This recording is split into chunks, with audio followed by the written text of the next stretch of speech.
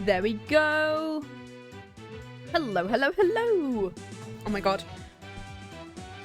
Oh, shit, my microphone's not in the right position now.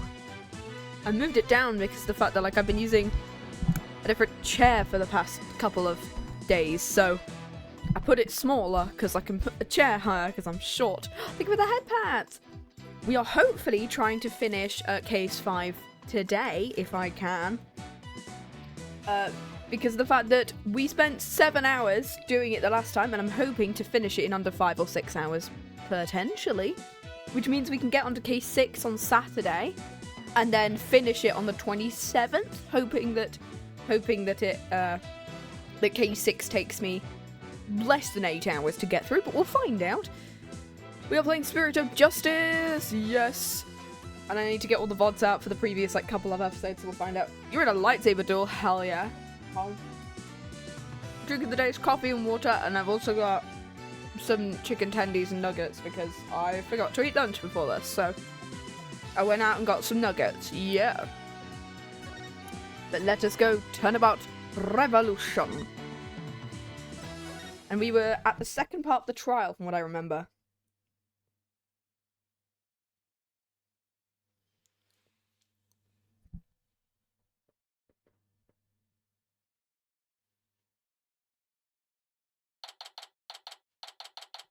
May 19th, High Court of Garan.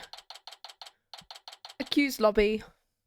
Not number anything, it's just there. Talk about some really close shaves. Well, you can't really get a closer shave than the Headsman brand blades, can you? That's for sure. The trial's not even over yet, and I'm already exhausted. Still, you were able to fight back the Queen herself in there. Well, maybe with Miss Faye's help, I won't have to keep playing her game much longer. Also, why am I not allowed in this? Are we not allowed to mood matrix? Is it because of Nayuda being stupid? Speaking of which, I guess it's a little late to be asking, but do you think she's well enough to testify, Mr. Wright? She spent all day out of exhaustion, apparently. But that's all it was, so she should be okay. Bobbed head, horn head. I realised how, like, I was looking back at the first VOD, and I realised how I've changed her voice ever since, because of the fact that I've kind of made her voice a lot more, like, bright, as opposed to, like...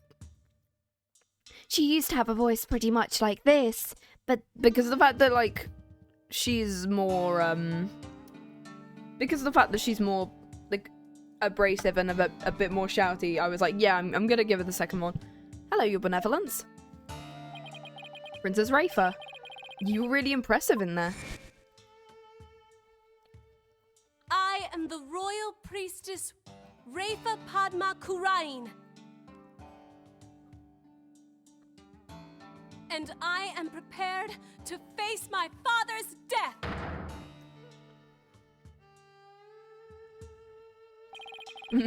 Voice line. Despite your mother's opposition, you stood your ground. And in doing so, you fulfilled your duty as the royal priestess. It was all thanks to you and your friends. Your belief in me gave me the courage to follow my path. So, you have my gratitude. Don't mention it. I know, I shall thank you with a gift. What would you like? A cow? A horse? Or perhaps shall I reward your efforts with a royal shoulder massage? Oh, that's okay, your benevolence. Your gratitude is more than enough. But I thought you Americans liked massages. My technique was highly praised by my father, I'll have you know. Hey, where's your accused? Dirk, that's a good question. Hey dude, I let him get out. What the fuck is wrong with you? I blew it. Shut up! What's going on? The scoundrel tried to escape with the accused. What? We were able to nab him, the accused is nowhere to be found. Where are you hiding him, you miscreant? I keep telling you, I got no idea where he went. I mean, yeah, we booked it together, but I lost track of him. So Dirk's on the lam? Probably, but who knows? He vanished in the brink of an eye. Vanished? Oh, pause to check. Oh! Thank you for the posture. You know something, AJ? Dirk said to me, I can't put Amara in danger. I have to set her free before it's too late. What? Don't tell me he's going to rescue her. That's what I am telling you. If I helped him escape in the first place. Do you realize what you've done? Well, what's done is done. So why did you choose to go rescue her now? Maybe he didn't want to die with any regrets or something. You know, just in case he ended up on the chopping block. Why, Dirk? I thought you believed in me. Don't be like that. I'll be back as soon as we freeze Amara. That's not the point, Dad. Listen, you let us know if the accused contacts you. The trial will resume. See you're ready. Wait, the trial's still on even without the defendant? Those were Remnant's orders, so you will return to the courtroom at once. Let's go, Apollo. All we can do is see where the next testimony leads.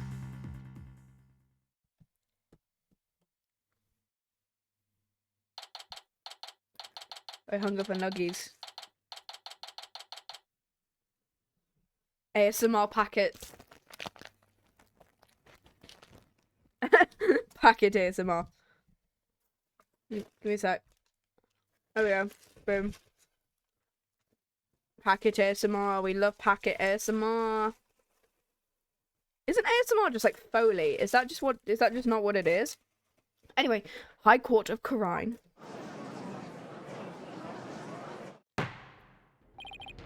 Now then, let us resume the trial at hand. These nuggies are very good.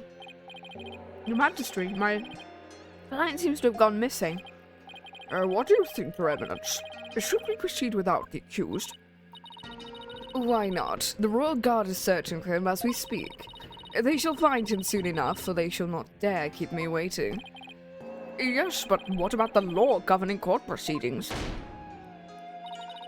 Then I shall simply revise it.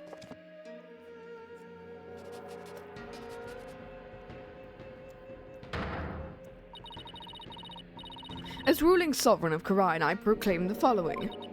Should the accused be an enemy of the crown, they may be tried in absentia. Well, in that case, I guess there's no problem with proceeding. Jesus Christ. Will the witness, Mrs. Maya Fay, please approach the stand?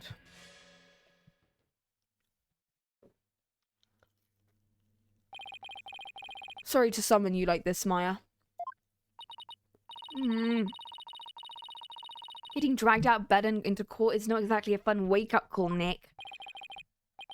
I'm sorry, Miss Fay. It was my idea. Huh? And you are... Oh, right. I'm Apollo Justice. It's nice to finally meet you. I've been in this case... I forgot that we've not met once in any of these games. Oh, so you're Apollo. Nick's told me all about you. You're the new guy with the loud voice and a bit of an unreliable streak, right? Unreliable? Well, that was 2 years ago. You've come a long way since. So why was I called here anyway? Am I under arrest again? Seriously? I guess no one's filled her in. Well, she has been asleep this entire time. Miss Fay, this is a trial for Dirk Sudmardi, and you're here as a witness. What? Dirk's been arrested? But... That's not exactly the reaction I was expecting. Miss Fay, you're suspected of playing a part in the murder of Justice Minister Inga. What? Someone allegedly forced you to channel the minister to obfuscate the time of his murder. At least that is what the defense claims. Wait, what? How could you? How do you even reach that conclusion? I'm sorry, but this is the only way this whole case makes sense, unless there's another spirit medium, you know? You know how we, possibly cracked the case in the previous stream? We might have done that. If your name is Amara. Potentially. So she's gone missing. I wonder why. Your understandable angered the defense aside. Will you testify? Yes, Your Majesty.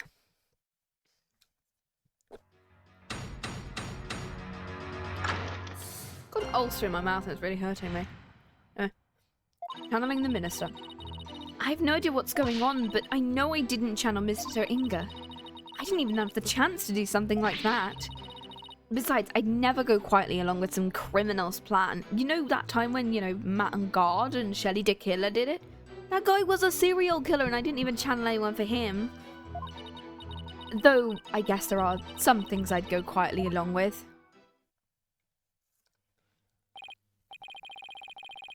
Okay. Who's that?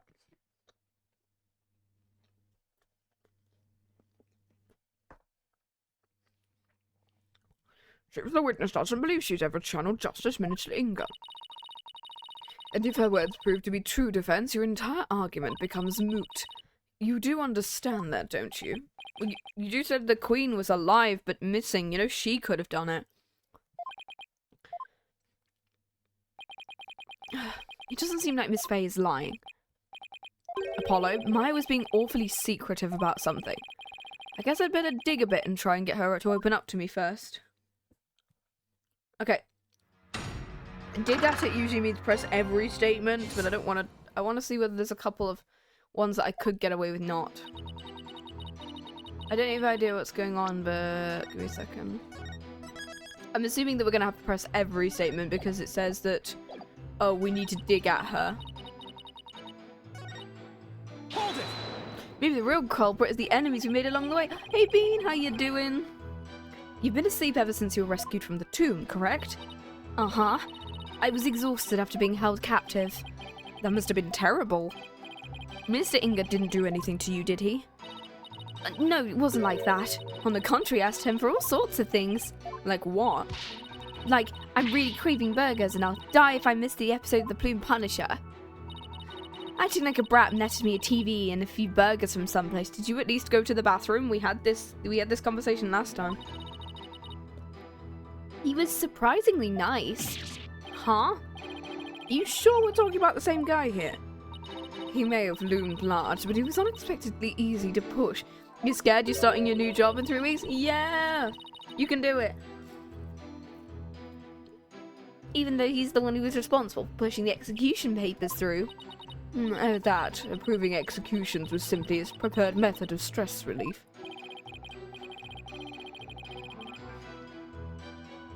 With a wife like her, he's probably really pushing them out of fear.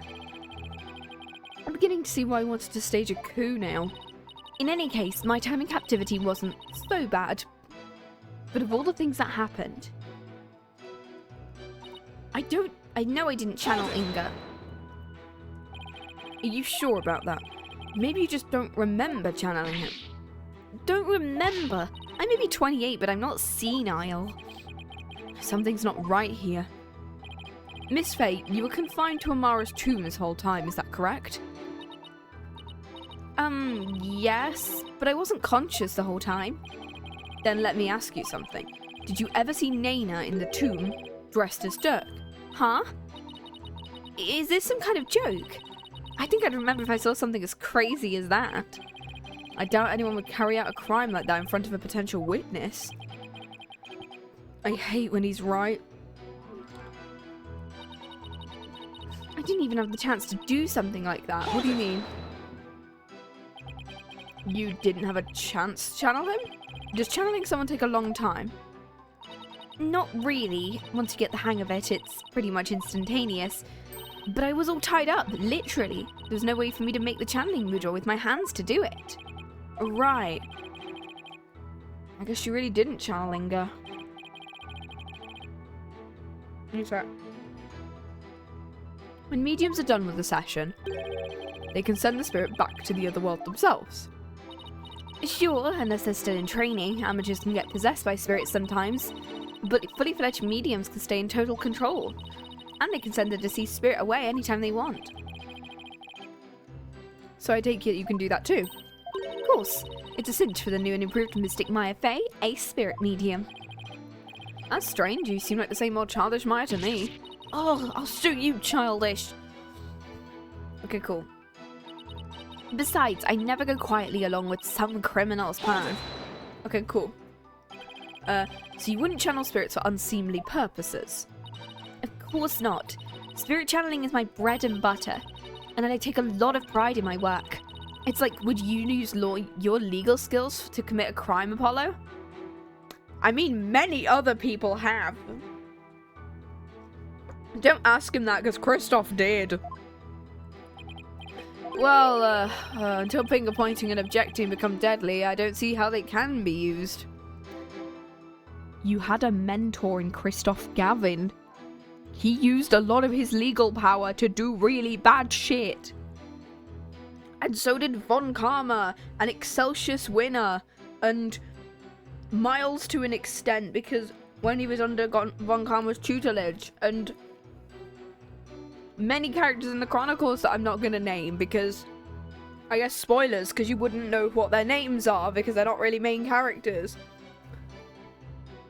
Until finger pointing and objecting becomes deadly, I don't see how they can be used. Well, you're a regular Mr. Smarty Pants, just like Nick. Always at the ready with some sarcastic comeback. I think I'll save my many objections for after the trial. Yes, please. Anyway, I'd never go along with something like murder. Though I guess there are some things I go quietly along with. Like what? Sounds to me like you're trying to hide something.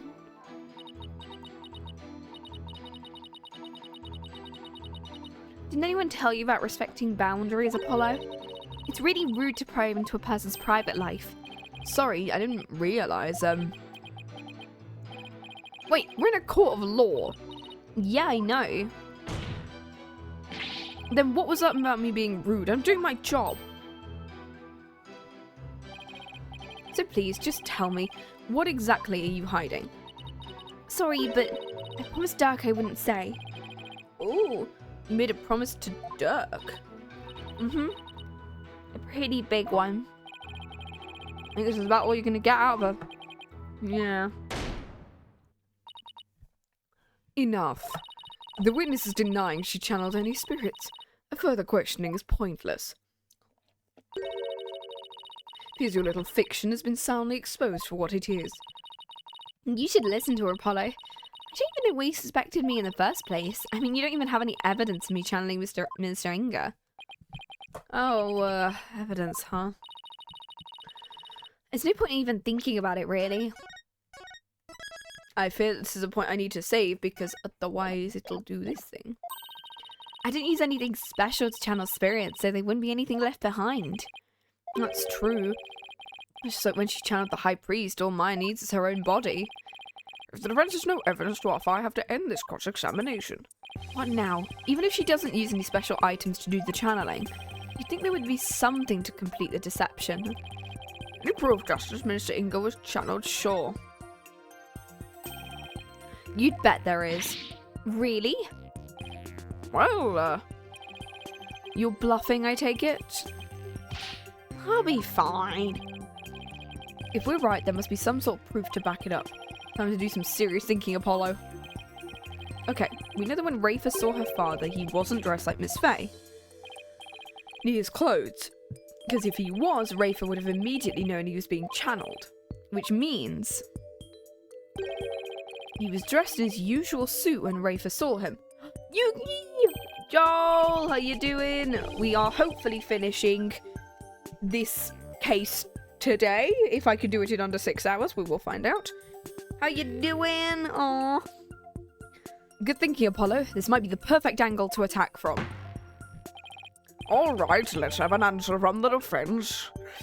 What proof do you have that my fate channeled Justice Minister Inga? Something akin to his clothes, most likely. So, not gonna be Dirk. It's not gonna be his law book. What's got this in it?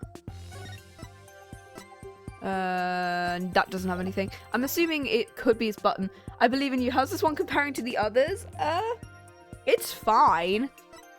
I think it's better than I thought it was gonna be. Because I heard so many people saying so many bad things about it. And I was like, okay, so I'm preparing for the worst. But it's honestly, it's better than I thought it was gonna be. It's not as good as, I would say, games 3 or 4 or the Chronicles, but there's a lot of good. Thank you for the head pats. I think it's this one, right? Could be this, because that's containing his clothes. Take that! That's a gemstone. I heard the same things. You think it's still... I'm glad it's still enjoyable. Yeah. Sorry, I'm just eating while I do this because I forgot to get lunch beforehand and I'm trying not to, like... do it. It's me going, oh no. Such a gemstone. We found this among the ashes of one of the tomb's incense burners. Does this gemstone ring any bells? Ah, dang it. What was that doing in the tomb? So you do recognize it, but then as his wife, how could you not recognize the gemstone from your husband's jacket? Yeah, because we were indicating that she wore his clothes, or whoever was channeling him wore his clothes. I don't get where you're going from this. Channeling Minister Inga alone wouldn't have been enough to fool someone like Princess Rafa, especially if he were wearing your clothes. So you would have had to change to the minister's clothes before channeling him. Oh! Miss Faye, you used the minister's clothes as cover while going from his room to the tomb, where you burned them once you no longer needed them. What? Oh, she seems genuinely surprised by that, Apollo. Oh gosh, Miss Faye. Yes? You know my husband's name. I'm currently cooking in the air fryer. I'm hoping not you, but your food. I hope you're doing good. Oh, he goes, help, I'm burning in the air fryer. Please. Anyway, it was, Inga Garan, right? That is correct, in part, but there's more. Much more. Yeah, I remember this character. Guys, I'm too hungry. I didn't eat lunch before this, so I had to get both. Yeah, you're cooking yourself in the air fryer and your food. Yeah, I had to go out to get food, and I was like, oh, Lord. There's much more. Oh, this is the one where it's super long name. Inga Garan, how could this name be any longer or more pompous than it already is? Garan III. That is his true name. Could it be any longer? Ignore my text, I'm gonna describe it, it's a warning. That's it, I'm ordering food. Fair. Home. There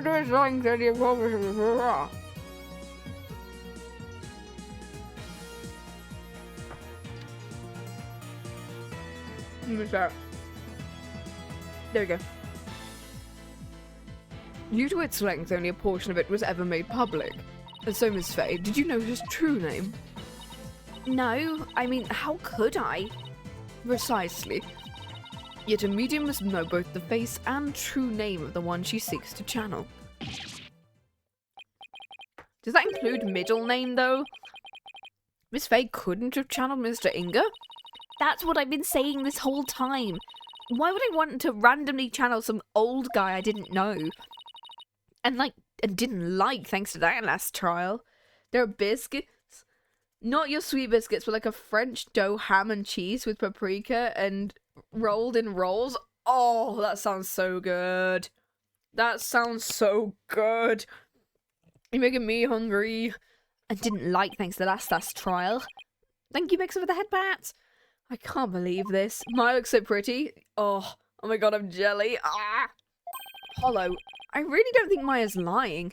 However, your line of reasoning still seems credible to me. I agree, but there's something tripping us up in the details. There could be somebody else channeling. Once again. Didn't we literally crack this case last stream? Maybe we're working off of some wrong assumption again. That Maya's the one doing the channeling. Apollo, I was thinking. Yes, you do that? Since I didn't channel Minister Inga, is it possible someone else did? Wow, what did I just say? Someone else? Like, you know, Amara, who we know is alive and could secretly be any one of these potential characters. Oh, look, I wonder who the missing character is here. Anyway. Who else could it have been? You mean like Jelly isn't jealous or Jella? Both. I haven't thought that far yet. Such chatter is without merit. Let us move on. Oh. I don't care what Garan says. I'm gonna figure this out. If it wasn't Miss Faye and the Queen has an alibi, all of the above, yeah. Forget about who is capable. I should consider the circumstances around the channeling. We know Rafa saw her father come running out of his private quarters. If he was being channeled, who could it have been? Naina. Because we assumed that Naina attacked him at one point. It had to have been someone who was in Inga's private quarters. I'm hiccuping now. No. Oh, shit. It was you. Oh, my God. Well, I'm waiting defense, and you know how much I despise waiting. I wonder who the villain of this game could possibly be. Yeah, but there was someone else besides Miss Faye who could have channeled Minister Inga. It was Freddy Vesper. Whore. Also, my control is no longer low battery, so Garan has saved Phoenix's controller. Yeah. Well, we saved Phoenix's controller from Garan's low battery. There's someone else besides Miss Faye who could have channeled Minister Inga. There's one more person, and they were in Inga's private quarters. It was Naina, right? That person is our only hope. Speaking of the devil, I'm going tomorrow to the cinema. Hell yeah. So the defense believes there was another. And let's have your very serious answer then. Freddy Vesper, the best bear. No. Oh, please, no. I'm saving because I'm not losing all of my stuff to this character. With pleasure. Horned Devil. Who could have channeled Mr. Inga? Naina could have. Naina? Your Eminence said it yourself. Ba ba da ba ba da ba. Flashback, flashback, flashback.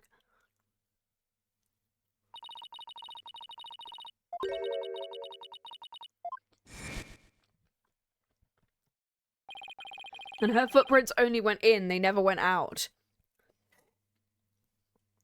Then there's her benevolence's statement.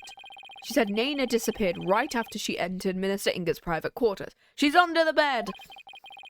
The room from which Minister Inga himself came running out of not long afterwards. Got something on the mic? No? Okay, you're not seriously suggesting.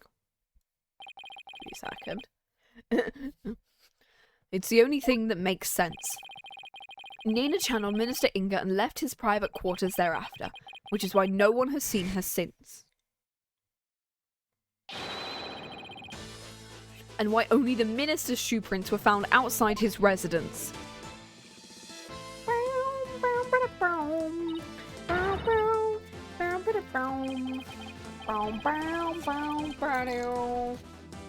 This song is in my playlist. ASMR packet at the back. Yeah.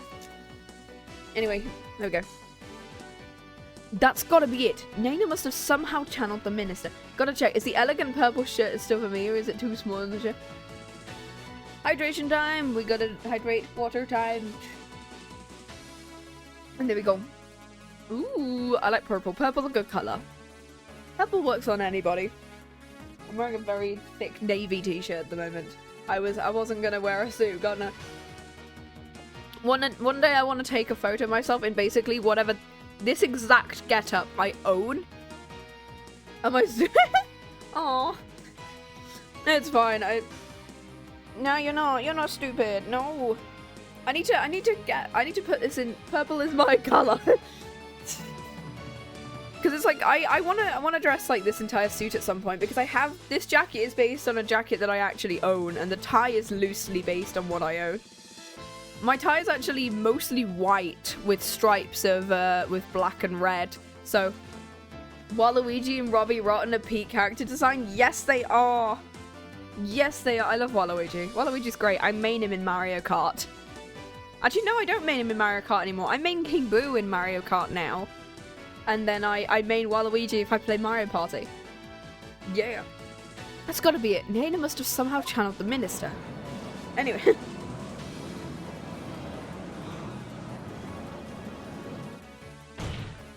He's giving Reform St. Trinians. Oh my god, I need to rewatch that.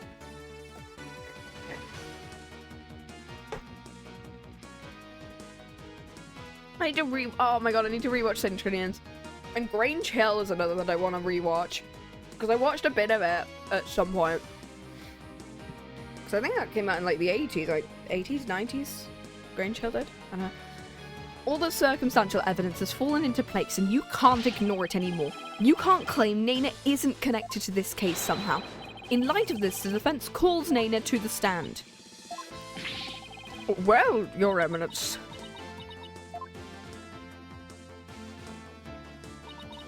Very well then, let us call Naina to testify. Now we can finally crack this case wide open. Let us adjourn while the witness is summoned. There is no need. Naina is in the waiting lobby. What? Naina's here? I thought she'd gone missing. It seems like she was feeling unwell and simply wished to rest undisturbed. But her concern for Rafa brought her here today. She took time off without Rafa's knowledge or consent? I'm betting there's more to her disappearing act than meets the eye, Apollo. Or maybe she channeled the spirit, you know? And if she channeled the spirit, then she's gonna be Amara, and that means that she's the one who has been channeling spirits. Oh my god, she got a lot of hair. Miss Naina, do you understand why you've been summoned here? Yes, of course. Eminence has informed me. This man here suspects I committed a crime. So this is Naina. Quite the hairdo. Though I will say... I suppose I'm not as old as I thought. If this horn-headed nincompoop would take me for a criminal... Nincompoop? Isn't that Rafa's favourite insult? Guess Naina rubbed off on her with all the time they spend together. You there, young hornhead. Yes?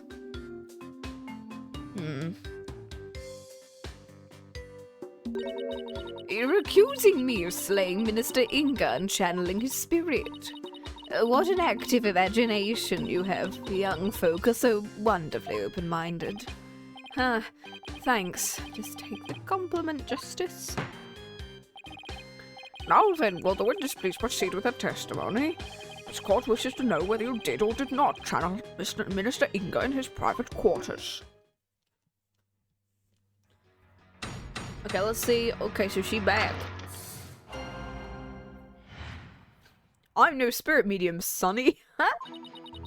I was feeling under the weather yesterday and decided to rest these weary bones. Besides which, a lowly servant such as I could not possibly be an honourable spirit medium.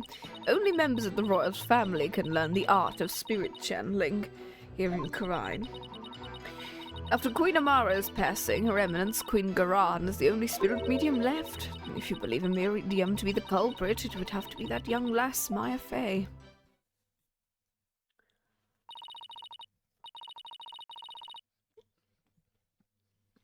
And there you have it. Sorry, I'm eating. Yep. Having a great time, guys. There you have it. Seems we've summoned her for nothing.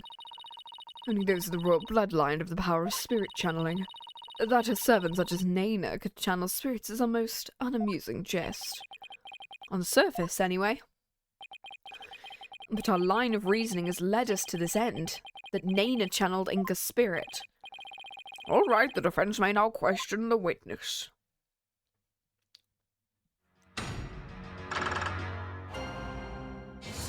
Okay, here we go. I'm no spirit medium.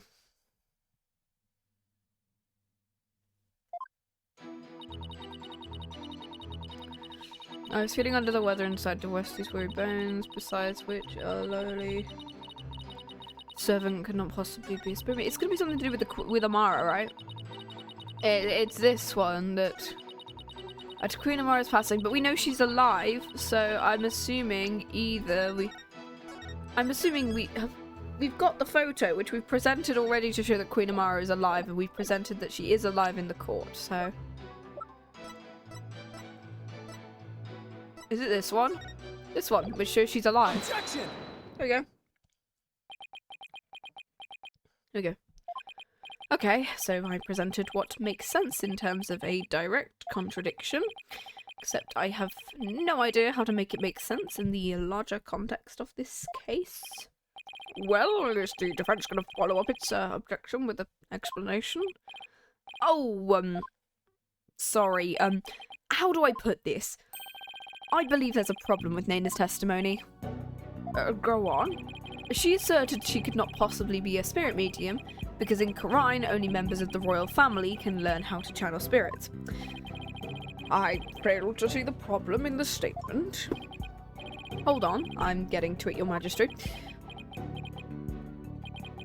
Naina stated an absolute falsehood. Since we know Amara is still alive, at the same time, circumstantial evidence points to Naina channeling Inga. After all, just after she entered his private quarters, Inga came running out screaming, despite having been killed at 2 PM.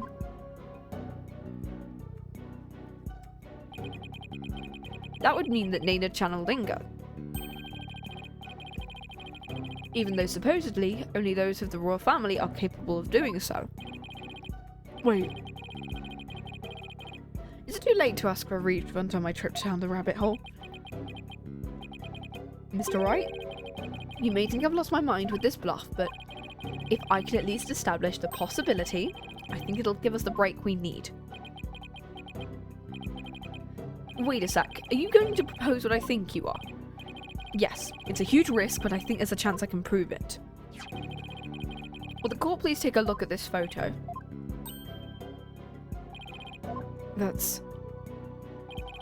This photo's very existence, to say nothing of the person in it, contradicts the witness's claim that Queen Garan is the only remaining spirit medium in Quran. You mustn't. But I must. Under these circumstances, the outcome of this trial depends on it. You already knew that, didn't you, Your Eminence? Well, friends, please explain who is shown in that photo. The person in this photo is the previous queen, Amara Sigatar Quran. Contrary to popular belief, she was never assassinated. In fact, she's very much alive. What? That's nonsense. Take a good look at the law book in this photo, Your Majesty. Okay, well, I didn't make us point that out. The mark of the dragon could only have been placed there after Queen Amara's supposed assassination.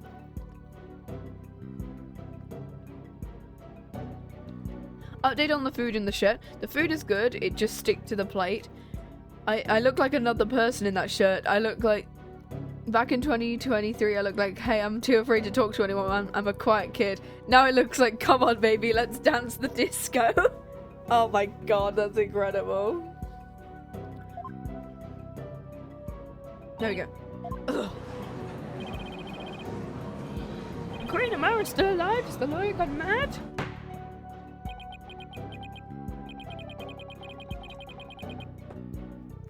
Well, I personally find it hard to believe. I'll allow the defense to continue. I don't know what I'm sorry, I don't know how to call myself today. Fair. Oh, I gained a subscriber. Yay. Cat emoji. Yeah. We love a cat emoji. I could make one at some point. Queen Amara's death was staged to keep her safe from her would-be killer. According to Dirk, she's actually being held captive. Can't you prove the queen is alive simply by trying to channel her spirit? Oh yeah, but we were... From our deductions, last case... Okay, this case, we basically, I think we cracked the entire case in the first half of this. Being that photo proves that Rafa is related to Amara, not to, you know. But how could you play Apollo Justice instead of, you know, playing Maya Fey? Exactly. The real truth is that Queen Amara is not being held in confinement. Rather, she walks freely among us. In this very courtroom today. Oh fuck, he's not happy. Do not be deceived, Your Majesty. The red pepper is skilled in weaving plausible lies. It's the cunning lawyerly art known as bluffing. But knowing this, there is no need to fear his false tongue. That's where you're wrong, prosecutor. Because you'll be quaking in your boots soon enough. You said the funny word. Yay! Is that so? It's my turn, Nayuta, to wake you up to the truth right before your eyes. As long as you're... Queen Amara, and she's been disguising herself as Nana. That's your mother. Look. Oh. This is the simplest and cleanest explanation for everything we've covered so far.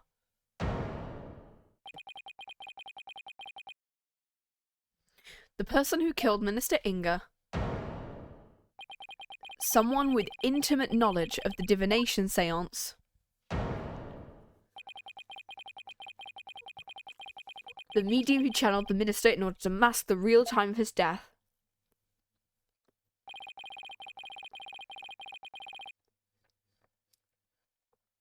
condense these traits into one person, you get a spirit medium of royal blood. Could also be Garan, you know, that's also a potential idea. Garan could have, you know, just killed her husband. Fairly sure she did, so... Because my assertion is I think it's Garan, who is using it because her sister became queen before she did. She tried to kill her sister. There's an imposter among us, and the internet ruined the words. Oh no.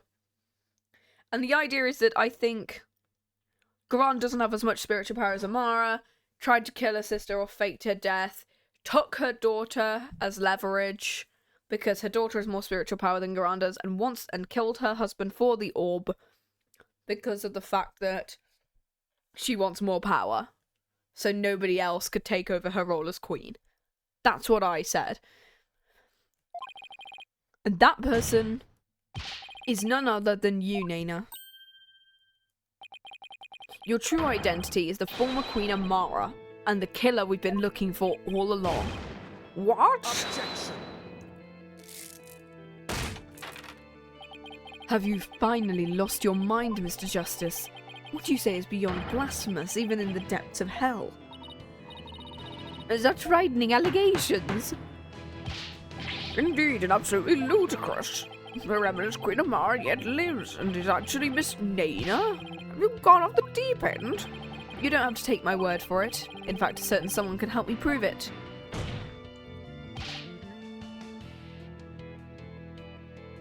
Your Eminence. Oh. If Queen Amara truly is dead, you should be able to channel her spirit right here, right now. Oh, you did say that someone had to do it? Yeah.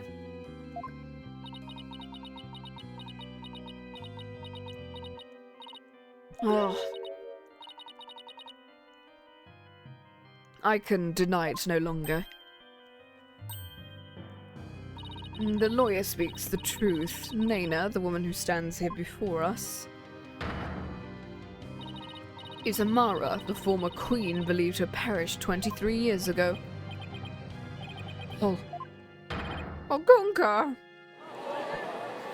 Because that means Nana is Nayuta's mother, by the way.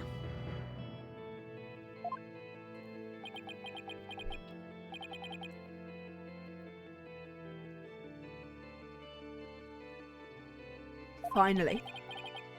We finally got Inga's real killer on the stand. Nana, no. Amara Sigatar Karai. Please drop the act and tell us what really happened.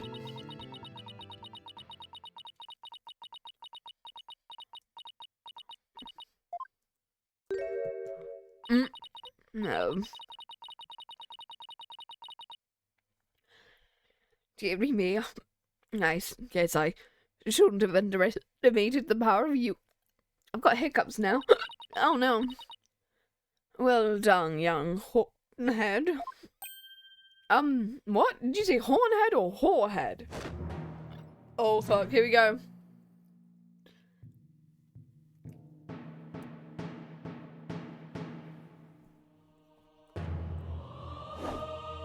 Let's see it.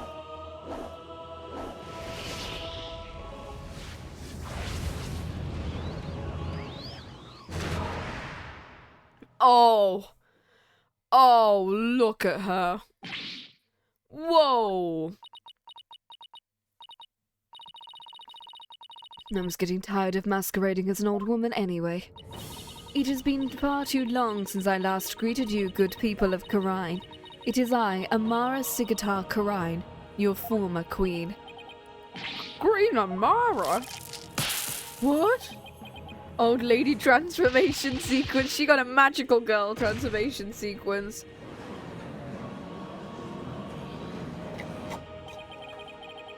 I thought Garan's makeover was extreme. Can it really be true? You are alive and well. It is true. I feel as if I've been called back from the Twilight Realm. I fear I've caused you all a great deal of distress. Amara, I'm sorry I was unable to keep your secret any longer. I hope you can forgive me. It is quite all right, Garan. I am safe now. For Dirk, the blackguard who threatened my life, will be recaptured soon enough. I need not conceal my identity any longer. Queen Amara, what does this mean? Were you not killed in that fire? I barely escaped the blaze with my life. Though I survived, I knew the scoundrel who made further attempts on my life. Therefore, I staged my death and abdicated the throne to my dear younger sister Garan. But the building of the great tomb, disguising yourself as a servant, why would you do that? Garan, I would have you explain. I wished for her to be close at hand. It was the only way I felt I could protect her. It was the best way to hide her from the eyes of the public. After all, who would conceive of Amara lowering her station to that of a servant? She's got that right, even though Dirk thought Amara was being held captive in some far-off place. He never even guessed she was living as a servant right in plain sight. I must say, a life dedicated to the servitude is not the least bit disagreeable. It is a quiet, humble existence, far removed from the tedium of regal duties. But those days of peace have ended. And it is all because of you, Hornhead. You should consider yourself lucky if this is all that ends with. If there's something you wish to say, then say it. It doesn't matter who you are. You won't escape the crime you committed. The defense moves to indict you as Justice Minister Inga's real killer. Oh.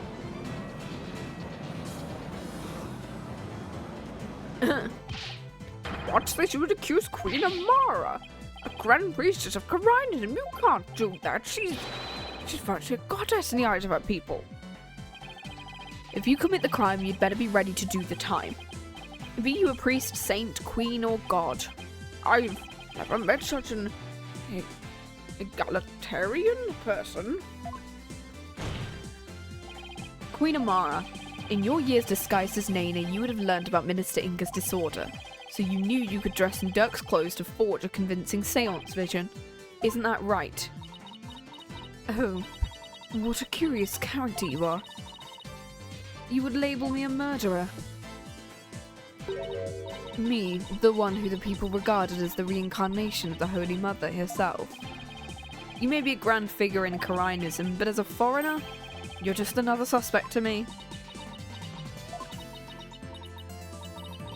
It would appear your words are not in jest. Am I to suffer the sullying of my good name for accusations of murder most foul? Please, Queen Amara, forgive his impudence. The lawyer knows not what he speaks. Fear not, good Majesty, for this is the sacred hall of justice. Though I'm a grand priestess on this stand, I'm but a witness like any other. I shall face his accusations with grace and benevolence. Your compassion overfloweth your mercifulness. Young lawyer, in my benevolence I must warn you your assertion suffers from a tragic flaw. There's a flaw? Now you tell. Yes, your mercifulness. Who was present in the tomb when the murder was discovered? Dirk said Marty might have found the victim, Minister Inga. I see. That is a fatal flaw indeed. Yes, Queen Amara couldn't possibly have gone to the tomb as Minister Inga. Why not? I do not keep up the defense waiting now you to explain how wrong he truly is. Yes, your mercifulness. Her benevolence, Princess Rafa, saw Minister Inga head to the tomb around 2:30. Yet you, the defense, claim the person she saw was the minister being channeled by Queen Amara. However, if her mercifulness had channeled him and moved to the tomb, and when she was done channeling, Queen Amara would have re-emerged and been left stuck in the tomb. Hello again, have you played these games before? This one, no. I know a little bit about this case, and I'm fairly sure I cracked it last section, but I've not played game number 6. It was the only one I hadn't played. You back with food? Hell yeah. So what I believe is I think that... Gotcha, yeah. But it's cool. Oh, gosh. Stretch. There we go. Oh, gosh. Yeah, I think it's, I think... She's getting Amara to do her dirty work, basically. I think Garan's the villain who's getting Amara to do her dirty work. Oh, yeah. But she tried to exit before you all arrived. Princess Rafer, who had been looking down upon the courtyard, would have seen her. Her benevolence saw nothing of the sort. In conclusion, Queen Amara could not have left the tomb without being observed, and yet she was there in the tomb when the murder was discovered. No, she wasn't. Now do you see? Your flimsy claim has been uprooted like a sapling in a flood. Oh. Well, that was entertaining. Prosecutor Sadmardi has assumed the prosecution of this case and clear your mother's good name. You wish me to take over? Yes, prosecute your father to save your mother. What a poignant fate you bear, but to bear it you must. Are you ready? Yes, Your Eminence. And there you have it, Your Majesty. I shall watch the rest of the proceedings from the sidelines. I relinquish complete control of this sacred hall to your authority once more. Thank you, Your Eminence. Your mercifulness, your testimony, if you please.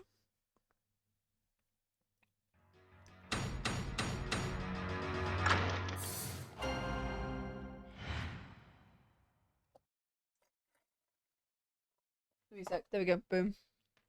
Me trying to drink something through a straw and going, well, I've not got it all out, no. Food sent on Discord, yeah! The lawyer's theory is absurd. I shall destroy your utterly absurd and barbarous theory. Give me a sec. Let me have a look. Oh, those look so good! They're kind of like, what are they called? Oh, they look so nice. I was about to say pinwheels, but I don't think that's right. Where it's like you have meat layered in like a spiral of like pastry, like puff pastry, and sometimes you have like ham and cheese in it. It's like, oh, those are so nice. And they taste better. Oh, you make me even hungrier. I was not anywhere near the tomb following the murder. Were your theory correct? I would have been in the tomb once I'd stopped channeling. And my husband Dirk is the killer, but he's fled from this sacred hall. May the Holy Mother rain judgment upon the traitor Dirk Sadmardi for his crimes. Oh, that looks so good. Such marvelous testimony, you're truly a treasure. This, too, is by the grace of Her Holiness. No doubt my unmasking here today was her will as well. Holy Mother, you say? Yes, surely Her Holiness has guided me to the witness stand. Oh, okay, animals, sure. And to the purity of truth. How magnificent! Queen Amara, the Holy Mother's messenger here on earth. Praise be for Queen Amara! Blessings upon her mercifulness! Where did those animals come from? Now then, the defense may question the witness. Remember, she's a grand priestess, so disrespect will not be tolerated. This means no pointing out conflicts, inconsistencies, or any other flaws. So we need to just, like, present.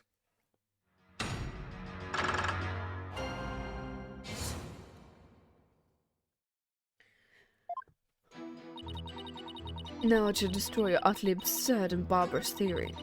I was not anywhere near the tomb following the murder. Where were you then? Well, maybe. You were hiding inside the sarcophagus.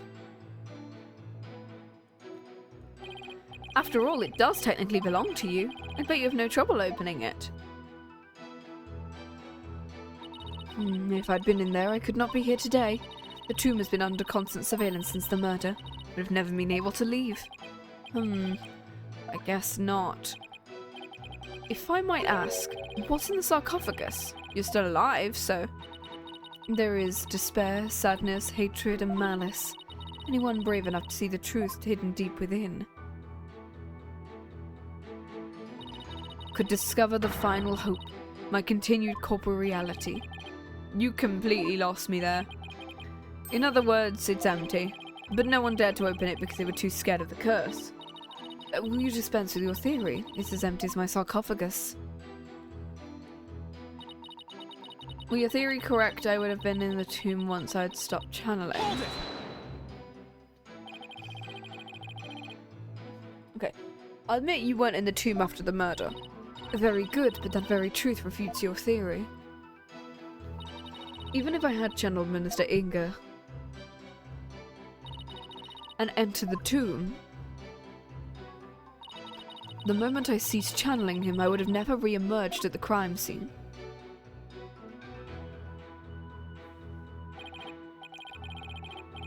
Precisely.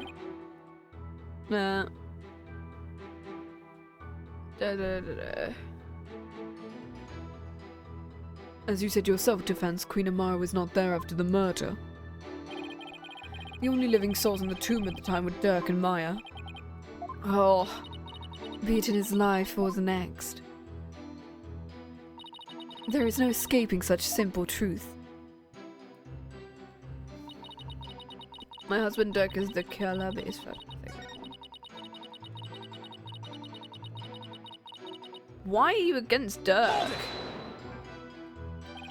The Holy Mother is going to judge him.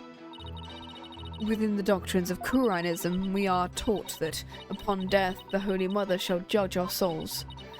Those of pure spirit, her holiness shall be as warm and merciful as the sun. But to those of depravity, her wrath shall echo of an angry mother to her child. An angry mother?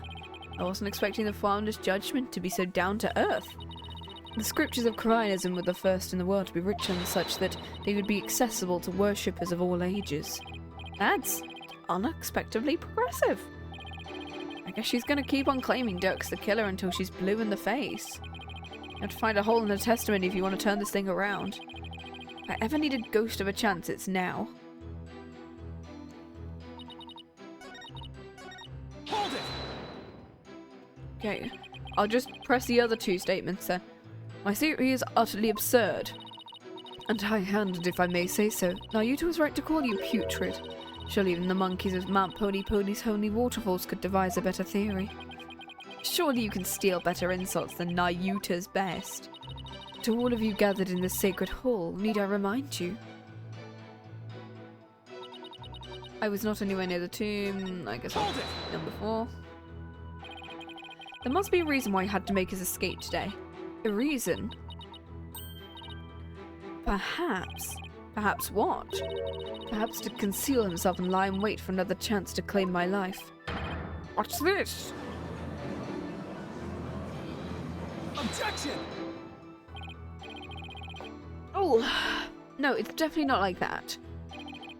First of all, you don't really believe he's trying to kill you, do you? After all, you two ran off together after he rescued you all those years ago. That was only because he had the audacity to claim it wasn't me, you must believe me. It was my duty as a wife to her husband to bend an ear to him, was it not? Communication after disagreement is the secret to a long and happy marriage. Sure, I guess. What do you think? Ask me. That's why I listened to Dirk. However, he didn't have a shred of evidence to support his claim. It grieves me to admit, but my husband truly did try to murder me. That's quite enough. It's abundantly clear Queen Amara's testimony is flawless. Do you understand now, lawyer?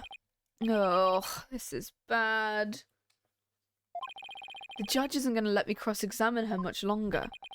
Amara should have been in the tomb after the minister's murder, but she wasn't.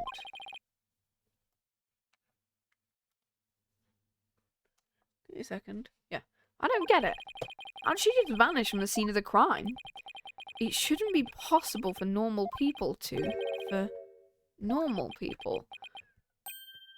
Ah, maybe. Maybe what? Your Majesty, I think I can explain why Queen Amara wasn't there in the tomb after the murder. Very well, do explain. I believe it was accomplished through a method only she is capable of. I'm assuming spirit channeling then, if it's necessary. By using a special method, it would be possible to her to literally disappear. Don't us waiting, let's hear it. How did Queen Amara disappear from the tomb? She channeled someone. Clung to the ceiling. All she had to do was channel someone, then she could easily disappear from the scene of the crime. After all, she would literally be someone else. If that makes sense. What do you have to say to that, Queen Amara? You believe that I, a Grand Priestess, would use the sacred power of spirit channeling to commit murder?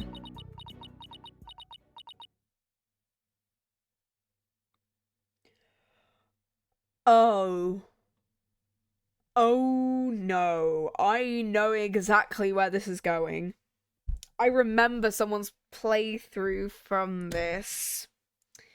This is the bit that I vaguely remember from someone's playthrough. Because I watched it someone's playthrough years ago while I was playing the trilogy. Because I had no idea I was going to play the second trilogy afterwards. Oh, I know where this is going and I'm not liking it. Oh. What the? Mercy or mercifulness.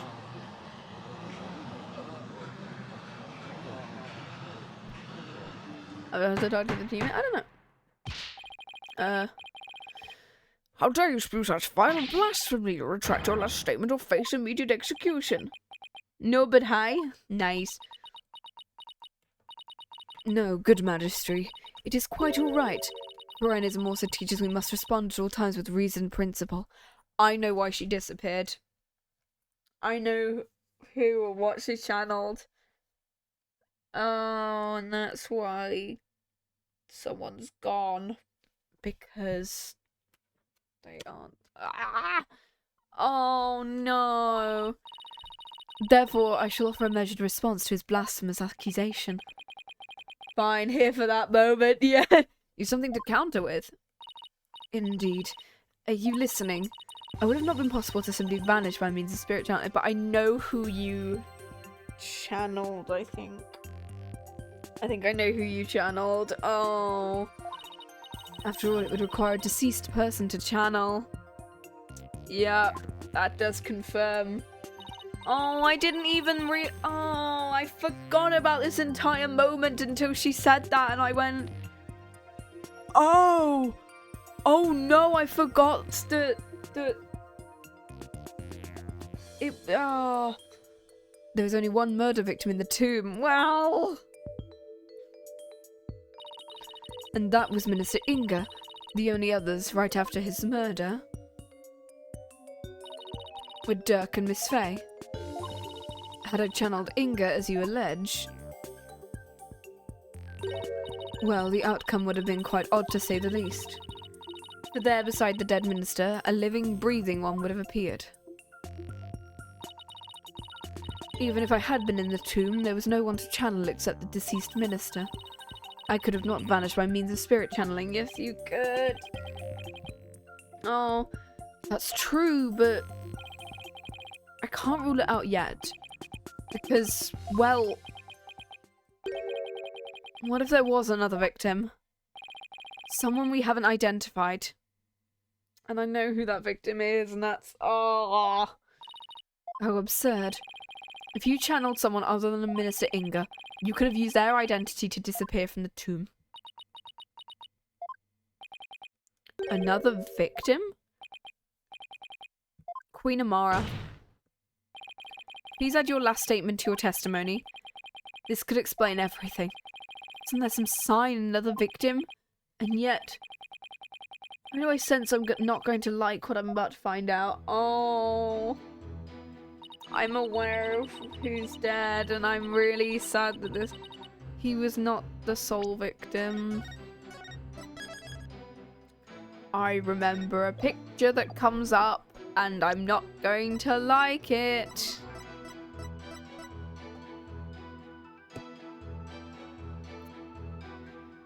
This is who she could have channeled. Not that one.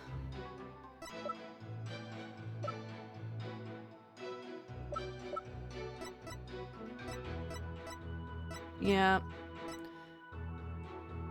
Staying with the victims. It's one of these two. I think it's this one.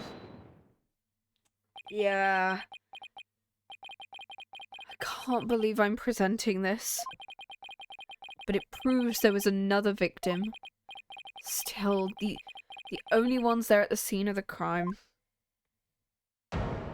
were Maya and Dirk.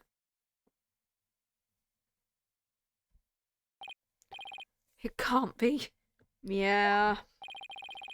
I forgot that he was... which is why he left. And you, don't forget you, sorry. Yeah, you were also in the tomb.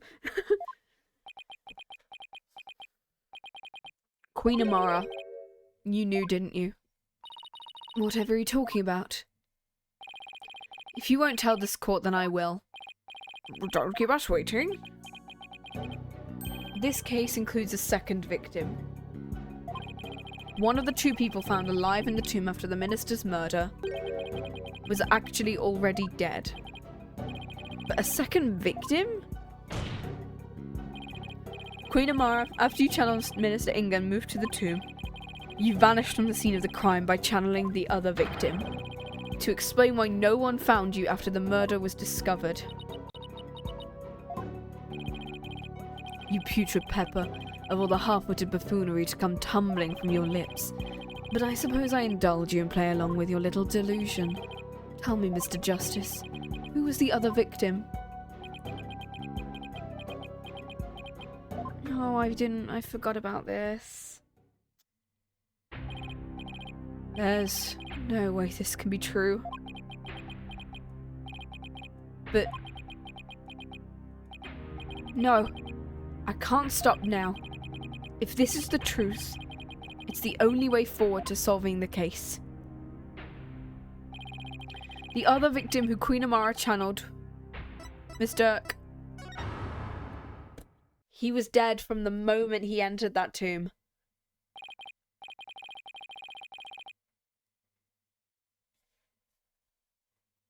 It's why he doesn't have much to live, because he was already dead.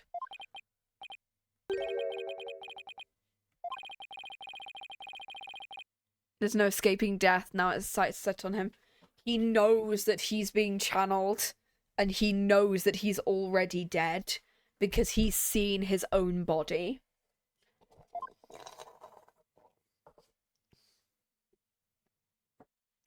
Dirk knew everything, but he couldn't bring himself to tell me that he was already dead. I have one more big secret. I can't tell you what it is. I'd be betraying a certain someone if I did. Yeah. The moment he entered that tomb, he was killed by either Inga or Amara. He couldn't accuse the love of his life. The sad truth is, the other victim channeled by Amara... Take that! You can't. That's not possible. The defendant, Dirk Sadmadi, is the one Queen Amara channeled. He's the other victim. This is insanity. Well, Conker.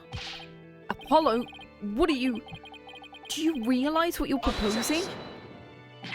I demand an explanation, Mr. Justice. I don't know when or why Dirk was murdered, but the facts and evidence speak for themselves. And this is where they've led me. After Inga's murder, Dirk and Maya were the only ones in the tomb. But if one of them was actually dead and was being channeled by Amara... But it can't be, can it? Dirk's blood stain at the scene of the crime was the clincher. Because I thought it was Amara's blood at the beginning. He wasn't even injured. So how could he have possibly bled that much? The only logical explanation is Dirk had also been murdered. Objection.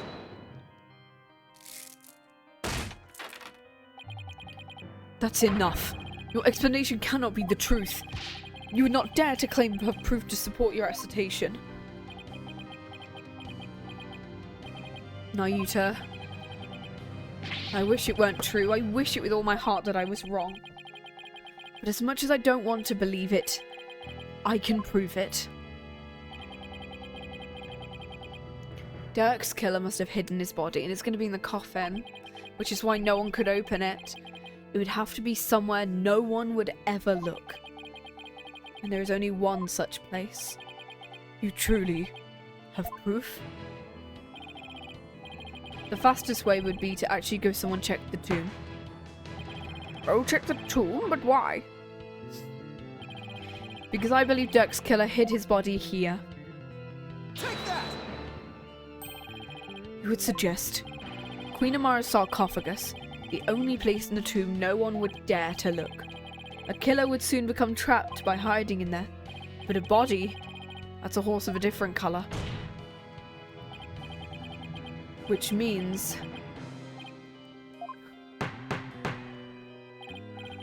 I believe you must search the sarcophagus at once. Oh, Eminence, being that Queen Amara yet lives, I trust we may now open it. If we must. Your Majesty, I believe Detective Skye is still there. Let us contact her and have her conduct a full investigation. Oh, shit.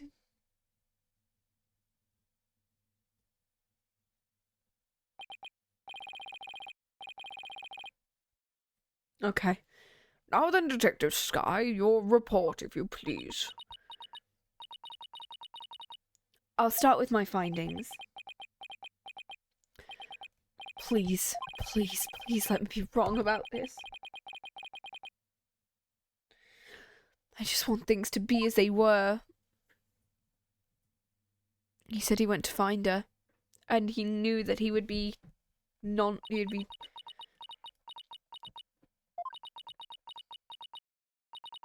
A search of the sarcophagus revealed a body that appears to be several days old.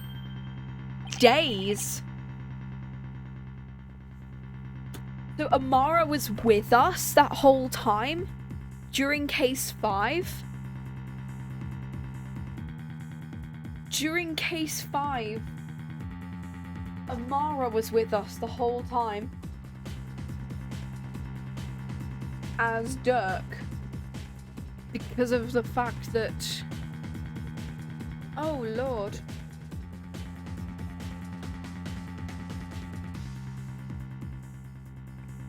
Oh, God.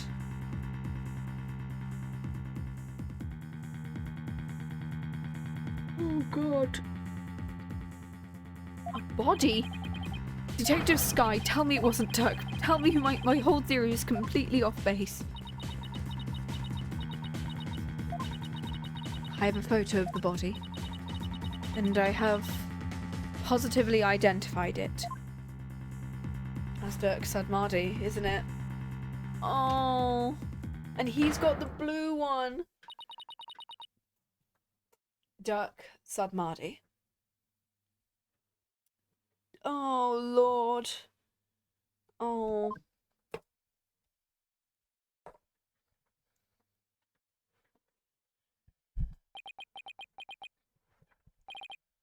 Dirk. No.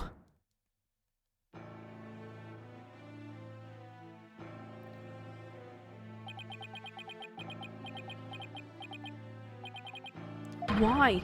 Why'd this have to happen?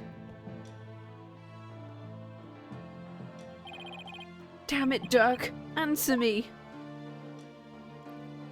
Is that why Maya was unconscious? And Amara was... Was his soul switching between Maya and Amara? Is that how Dirk was doing his... Is that why Inga was so surprised? When Dirk came on the phone and he was like, what? Is it because he knew he was dead? How can this be? Oh, God. The traitorous snake, the very head of the insurgency, murdered. What a joyous day. Those fools shouting for change and revolution will finally return to whatever rocks they crawled out under. Oh, God. Wow, I wonder who the villain is. Meanwhile, his two sons are like crying on both stands.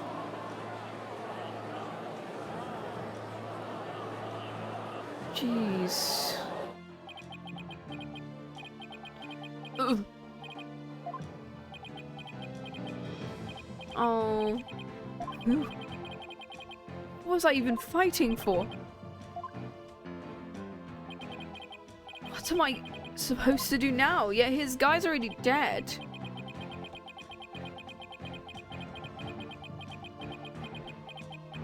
Oh.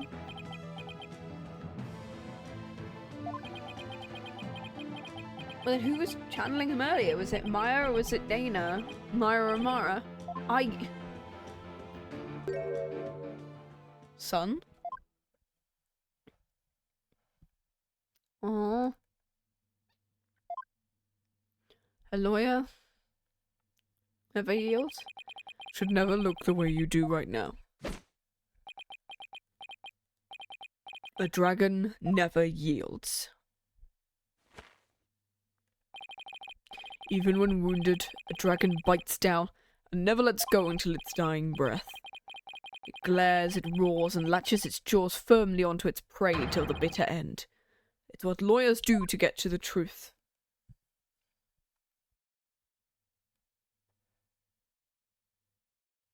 Oh. What if that truth is that you're... Apollo, in court, you may find yourself faced with the truth that is difficult to accept. But I know you, and I know you can handle the truth no matter what it turns out to be. I know because I believe in you. You're my son, after all. Oh. You believed in me that much, Dirk?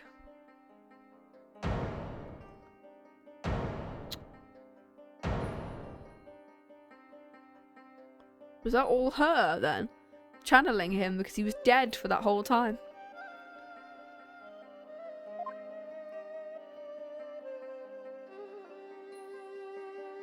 Dirk, I think I finally understand.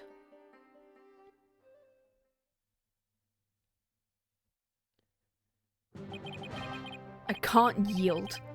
Not now. Not ever. Not after Dirk believed in me, despite knowing what was about to happen.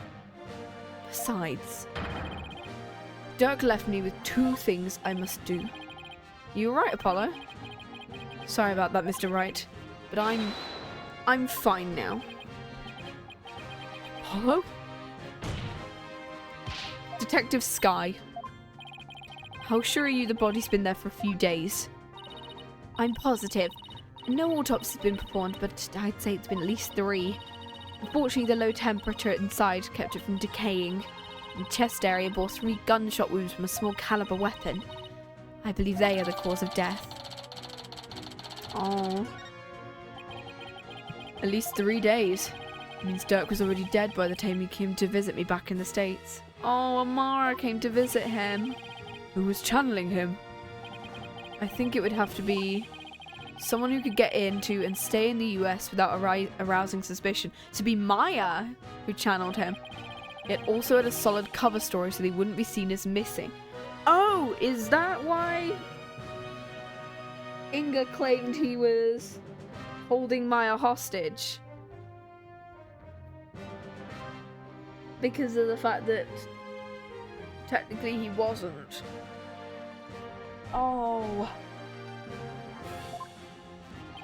I believe this is who was channeling Dirk when I saw him in the States. Where Maya at? Take that! Maya? Oh! She was being held hostage at the time, so it seemed only natural she wasn't around. And do you remember what she said earlier? Just tell me, what exactly are you hiding? Yeah, she said... You promised Dirk.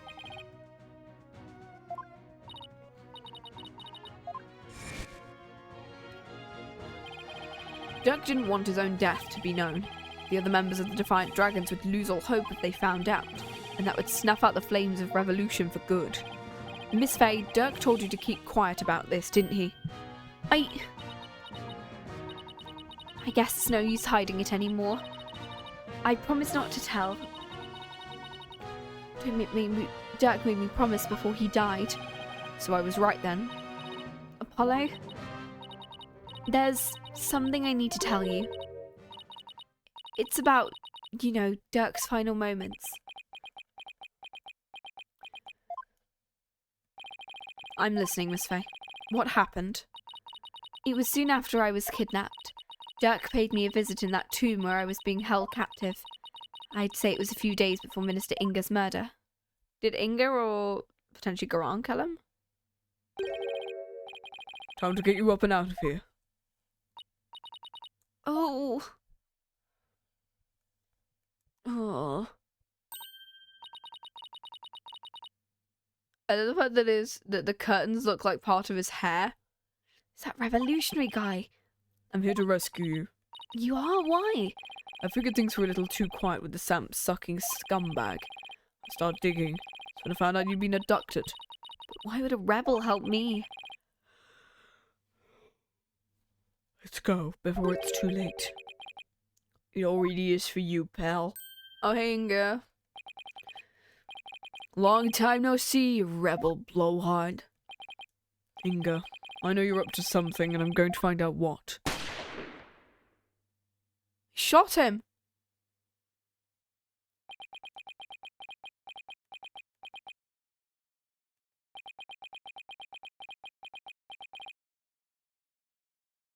Did he try and tackle him? Oh, fuck. That Scott is smart. Become a real thorn in my side, see, so it's time for you to be pushing up daisies.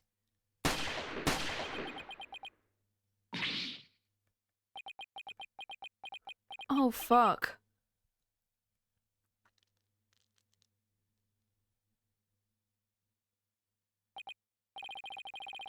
You think a pea shooter like that could kill a dragon? What the? Huh. What, you some kind of freak? Let's do this.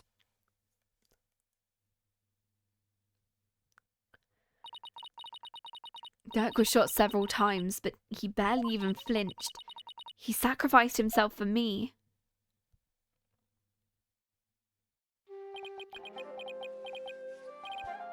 These ropes. Oh, I've got to help you somehow. It's gonna be okay. Sorry things turned out this way, but doesn't look like I have much longer. Don't say that. You're a spirit medium, aren't you? When I'm gone, I want you to channel my spirit. Stop it. Don't give up like that. If you do, untying a rope will be child's play. No. Please, hang in there. You can still make it. Promise. Promise me one thing, young lady. It's about my son. Oh. You'll go to the US and then channel my spirit. Dirk was talking about you, Apollo. He said he wanted to see you one last time. So he asked me to return to the US and channel his spirit. He really said that?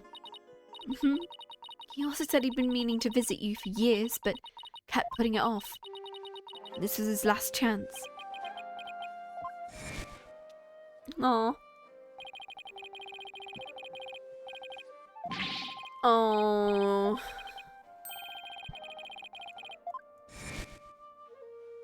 He could have just said, I'm dying and this is the last chance I'm gonna get, so. Dirk. You really did come to the US because you wanted to see me. I guess this means it was Inga that hid Dirk's body in the sarcophagus after Maya left the tomb. You can't stop now. Dirk would want you to keep pressing on. I know, Miss Faye. And I won't disappoint him. Friends, if you're ready to proceed, I would first have you answer this. Do you believe the accused's death will impact what we know about this case? Yes, and I believe I can explain everything. Okay. Your explanation, please. Dirk entered the tomb at 3 PM, the time the hostage exchange was to take place. Or rather, Dirk, as channeled by Miss Fey, did. By the time he entered the tomb at 3, Minister Inga was already dead, because the minister was murdered at 2 PM. But there was someone else in there. This person was already hiding in the tomb, waiting to channel Dirk in place of Miss Fey. Amara. It was you, wasn't it? In terms of, like, what? How old is Amara, actually? She's 44. So yeah, Garan is a year younger.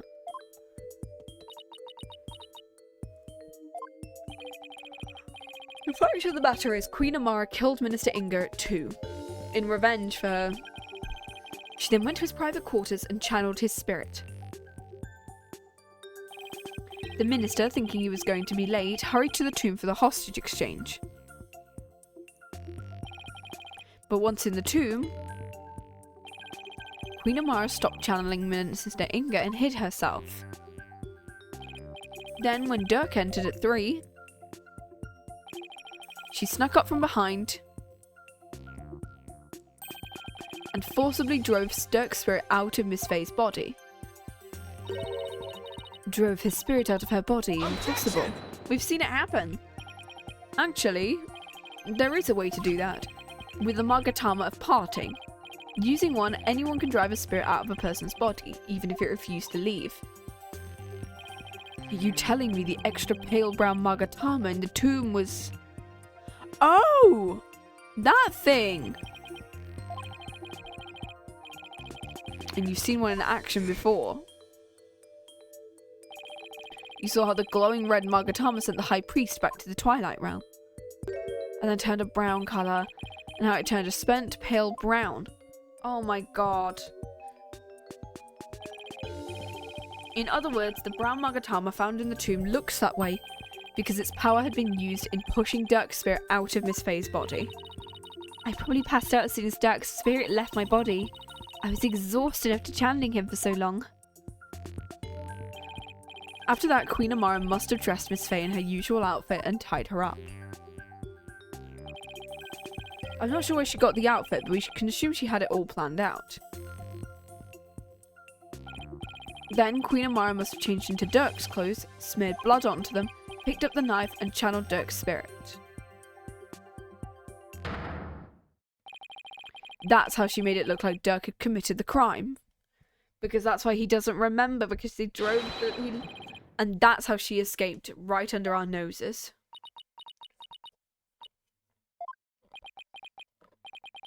I don't know, Apollo. The whole thing seems still a bit far-fetched. Dirk, what was going through your mind while all of that was unfolding?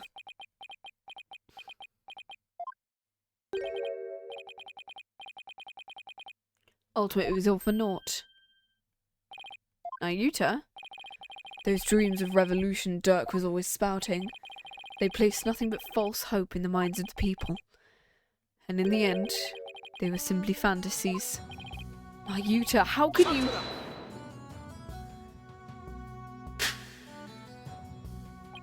Karma has spoken. No, that's somewhere else. She's in, like, Germany. This dream of revolution has withered on the vine. Its fate has sealed. The other insurgents will soon wake from their shattered dreams. Dirk's dream can't die like this. I'm not going to sit back and let that happen. I can't and I won't. Nayuta, don't forget that Dirk's been proven innocent. His name is no longer tainted by the charge of murder. Now the rebels and their sympathizers who've been calling for his release can't be charged with abetting the accused. So the revolution is far from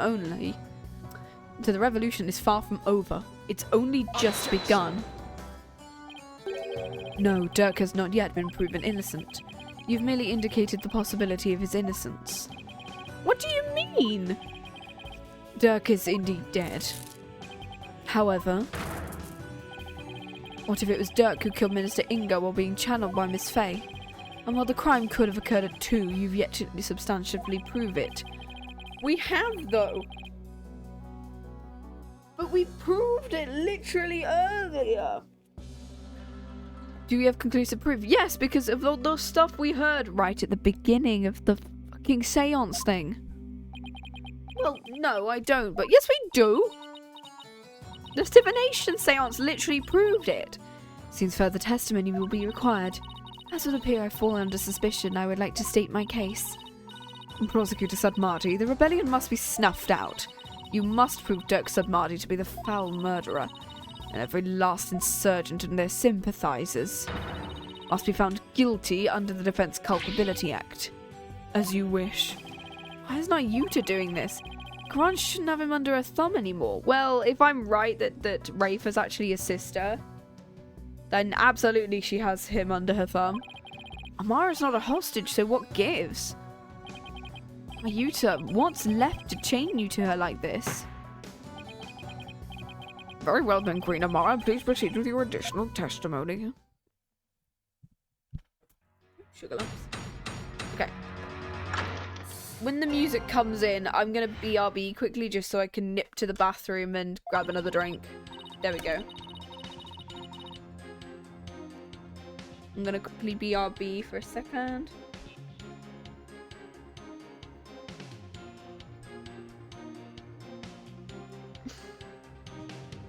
So give me a second.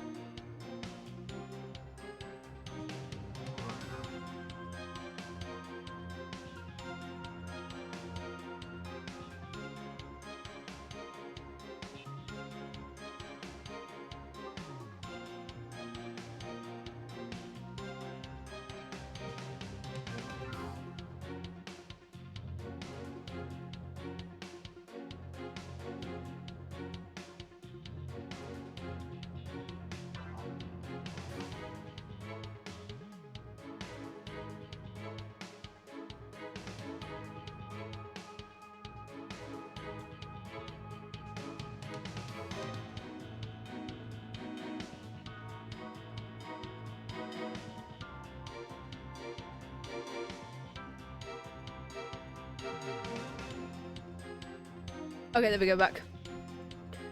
Well done, lawyer. You've painted me as a killer with nothing but your silver tongue. However, you have no evidence proving your distasteful theory. Furthermore, Dirk could have committed the crime while being channeled by Miss Fay. Let us end this charade. Oh, for the eternal glory of Garan and its people. Okay. Do you understand now, your putrid pepper? There is no point in defending Dirk any longer. It's all been in vain. Let it go and move on, right? Well, not today, Satan. Your theories are but a pillar of salt that crumbles at the slightest breeze. But no more. This ends here and now.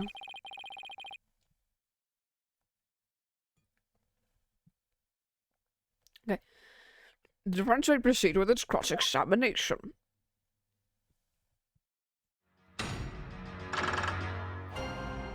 Okay, here we go. Okay, cool. You have no proof! Okay, well done, lawyer.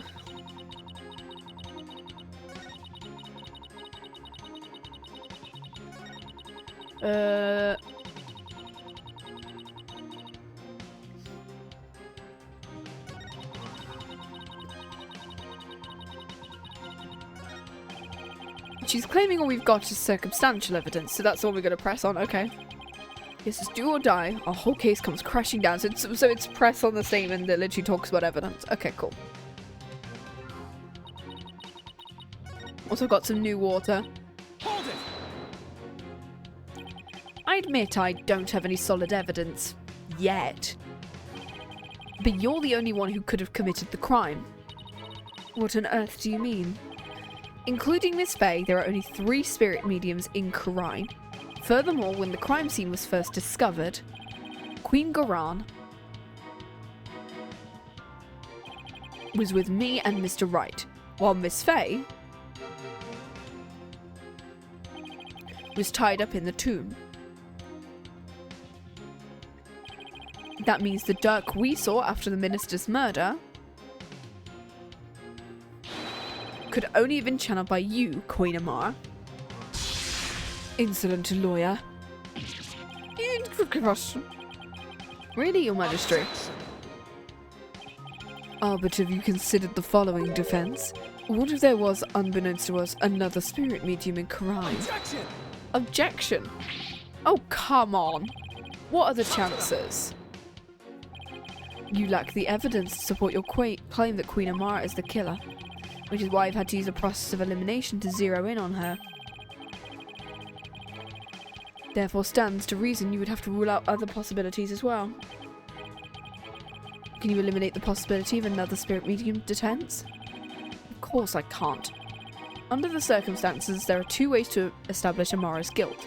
We either prove she killed Inga, or prove she was in the tomb. Second one. Which one can I actually prove? You can prove she was in the tomb. Because I want to assume Garan did it. I can prove that Queen Amara was in the tomb when the murder occurred. It seems you're ever bent on painting me as the killer. Well, if the shoe fits. Very well, let us see some evidence that proves I was at the scene of the crime. You do have some, don't you? Okay, this one... You want us to present something here? Beyond despair! Ooh. Okay, what would prove she was at... My dad! No. It could be this. Oh, it seems to belong to Dirk, but doesn't he already have one on? Because he has a blue one, doesn't he? Look, he got a blue one on. So, we could say it's hers. Objection! Yeah, because Dirk already has one on, and Dirk says the pink one's his, but it's not. Queen Amara. Does this pendant look familiar to you? Why, that is... We found it in the tomb, and it has the minister's blood on it, which means it was probably dropped in the course of the crime. And I failed to see how it's relevant to your argument. Did that not belong to the accused? That's what I thought too. After all, Dirk had said it did himself. He said that? Yes, but it was a lie, because I believe he was covering for someone. Covering? There's a certain piece of evidence that shows the pendant isn't Dirk's because here's a blue one here. It's a photo of the accused's body. Yes, it is, and I'd like to call your attention to a certain spot. This right here proves the pendant that wasn't Dirk's. It's the pendant that's on his neck. Wow. Take that! You will notice an object near Dirk's left arm. It's an identical pendant, except it's blue. Now that you mention it. Don't you find that it's a little strange? Why would he own two of them, but in different colours? Here's what I think. The pendants were meant to go together as a pair. A pair? Yeah, because the two sides of the butterfly. If the blue pendant was Dirk's, and the pink, then what about this pink one with Minister Inga's blood on it? Who do you suppose it belongs to? Thumbs are twiddling.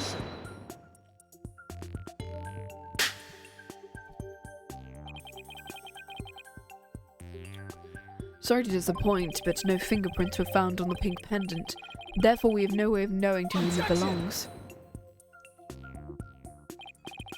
Ah, but that's where you're wrong, Prosecutor Sadmardi. I'm guessing you didn't know that this pendant is actually a locket. Come again. Now this is where it gets interesting. When we open this locket up, we found a faint fingerprint inside, on the back of the lid to be exact. What? No. So now the question is, to whom does the fingerprint belong? I wonder who it could possibly belong to. Queen Amara. It belongs to you, doesn't it? Oh.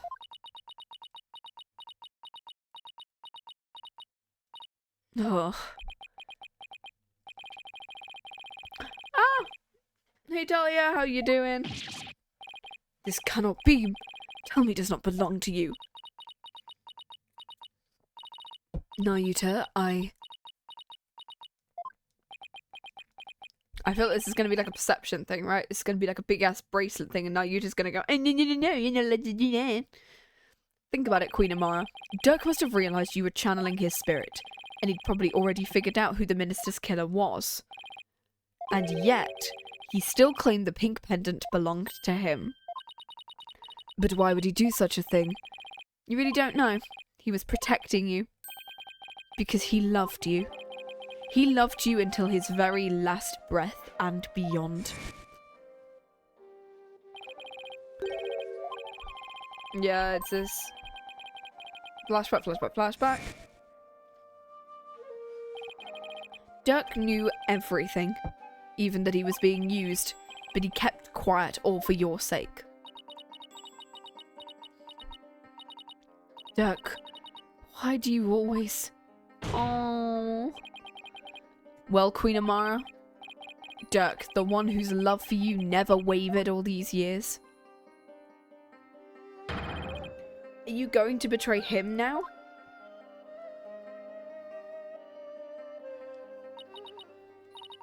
Dirk,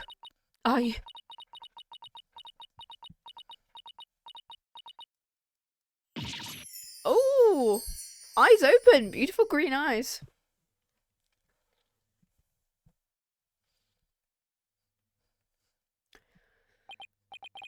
This cannot be. I refuse to accept it. Does Garan have green eyes, by the way? Give me a second. Garan does have green eyes. Look at how they all have green eyes. They all have green eyes, jeez. Are you ready to confess to your crime? Oh my god, it's like that one puzzle with that green-eyed group of people on an island. I used to love TEDx riddles. Anyway, Queen Amara, are you ready to confess to your crime? Open eyes now. I can deny it no longer. The truth is, it was I, Amara Sigatar Karine, who slew Minister Inga. That's preposterous. Why? I love his breakdown though. Oh no, he's back up. I would have loved to see like an image of it panning and he's on the floor. This is beyond belief. Mother, why would you? Forgive me, Nayuta. I never wished to cause you such sorrow. But I had no choice. It was the only way. The only way?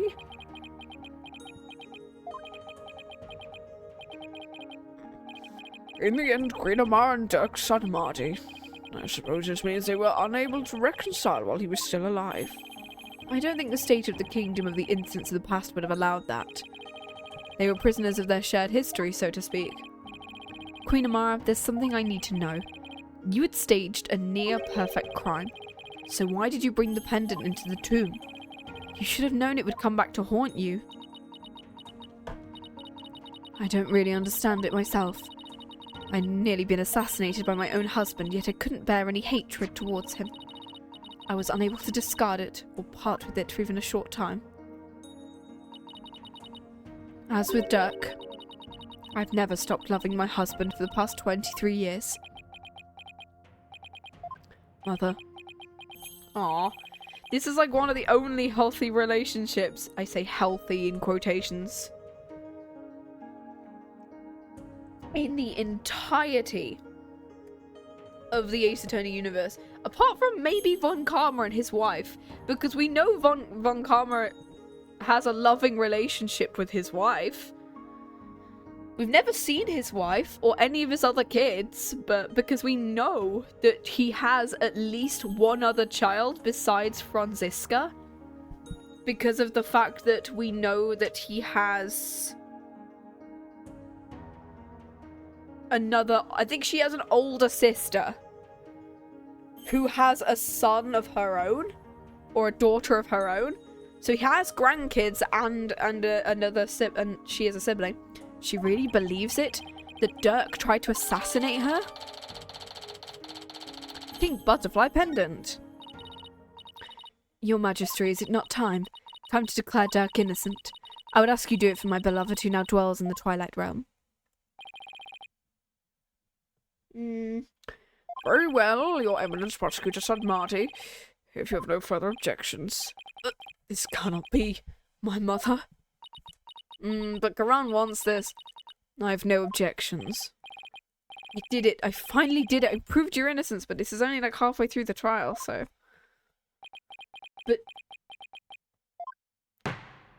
But, which means there's going to be more. Very well. Bring the Queen Amara yet lives. We can no longer charge the accused with an assassination that never came to fruition. As for the murder of Minister Inga, the truth has been laid bare for all to see. I will now pass judgment upon the accused, Mr. Dirk Sudmardi. Hold it! Who's this? Phoenix? Oh, Padma! Rafa Padma Karain. Rafa.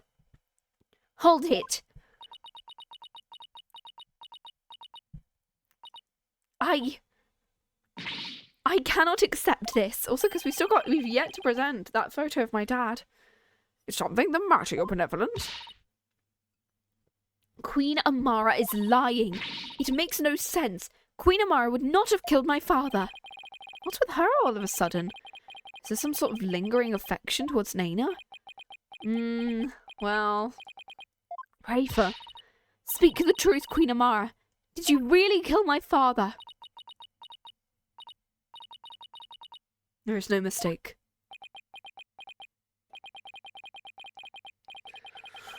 She's confessed to the crime, therefore clearing the accused.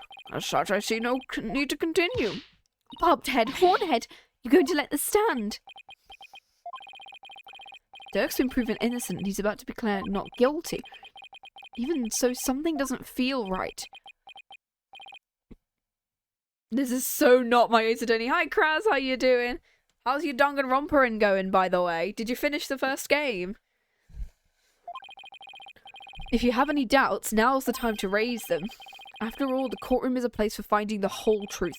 But it's all up to you. There are definitely things that don't quite add up. Does this mean the whole truth hasn't been brought to light yet?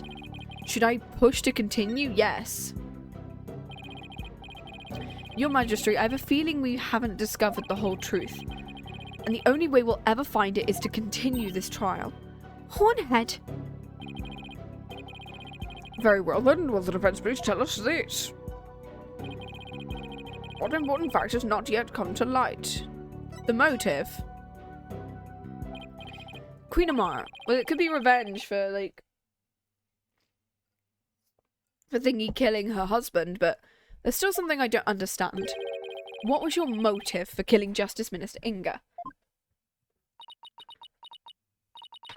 That is a fair question, and one I shall now answer. It was for the future of this kingdom I slew Inga Garan. Not revenge? Okay. To avert further tragedy, his death was an unfortunate necessity. You could have just said it was revenge because he killed my husband, you know? Further tragedy? Over the past several years, Minister Inga had been rapidly expanding his power.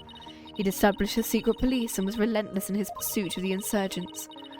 He even had the overwhelming support of the people, but still he was not satisfied. Hungry for more, he began planning a coup d'etat. You mean his plot involving the Founder's Orb, which led to Maya Fey's abduction? Yes. Minister Inga planned to use the orb to gain access to great spiritual power, after which he would assassinate Garan and usurp the throne.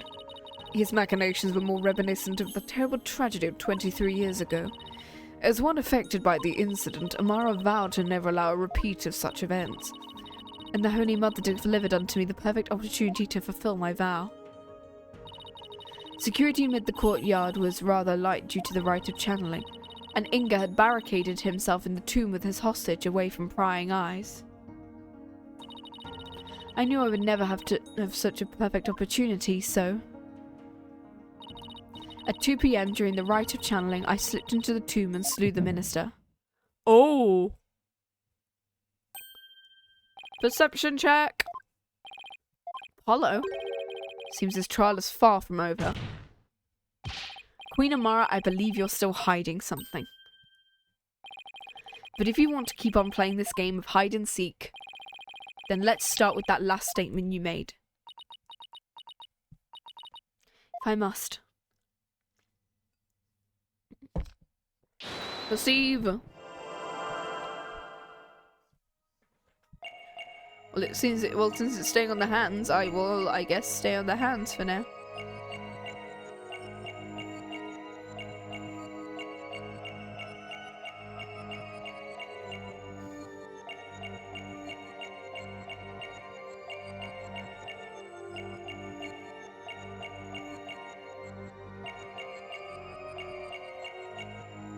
It's not this hand. We'll try the other one.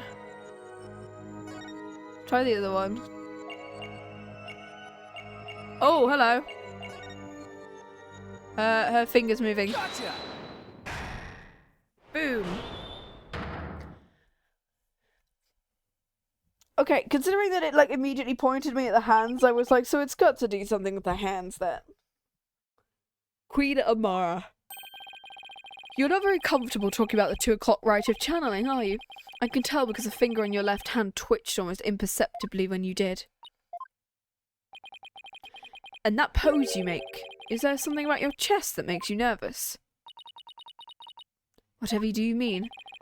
The murder occurred at 2 p.m, and I'm pretty positive Amara was in the tomb. So why is she so self-conscious about her chest when she talks about the rite? The rite of channeling? Didn't always snap a picture? Queen Amara, I have here a picture of the rite of channeling. It was secretly taken by a certain individual. Objection! Oh fuck, she's not gonna like that. Such insolence! Out of the perpetrator's name at once. Sorry, no can do. You see, I just happened to find it. Do you take me for a fool? How about we discuss the photo's origin a little later? Because right now, there's something much more pressing at hand. I believe this photo merits further examination. I just wish there was more to see in it than darkness and more darkness. We might be able to make out a few more details with some image adjustments. Let's ask Emma if she can help. So we're going to have to look at her chest then, I'm assuming. First, summon Detective Sky, because we need to know whether that is Garan or it's Amara that looks like Garan, I guess. Because they're siblings, so they can look quite similar. Here you are. I was able to obtain a much clearer images by raising the brightness. That's usually not how that works, but... Ah! Wow. What's that? An injury? No, wait. I think it's a burn scar.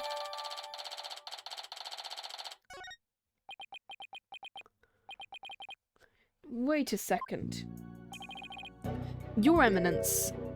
Oh, okay. Why did we need a close-up on the chest? Fucking hell. You don't have a burn scar like that on your chest. I love the idea if you can't tell where I'm looking, it's just Apollo's eyes, like Apollo's eyes, but they're incredibly long, just staring at her chest. What the fuck is wrong with you, Apollo? She's like, why the fuck are you looking there? What's going on? Why are they looking at me like I'm weird? If the person isn't Garan, then who is it? It's Amara. Queen Amara. The person in the photo isn't Queen Garan.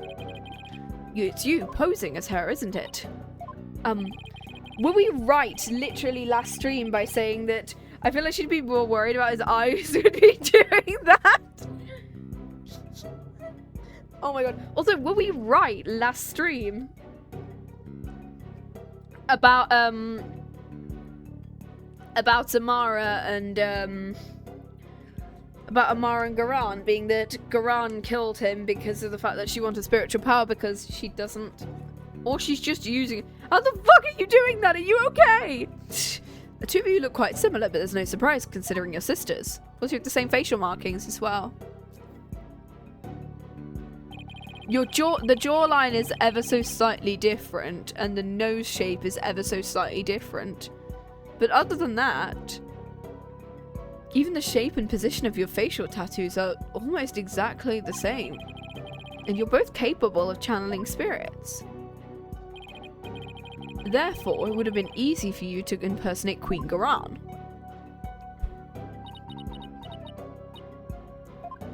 Ooh. Queen Amara, you have a burn scar on your chest, don't you? Please remove your round mandala so we can see what's behind it for ourselves. I feel like they gave Garan that amount of cleavage just for that zoom shot. Yeah, because it feels like... Oh, what's it doing?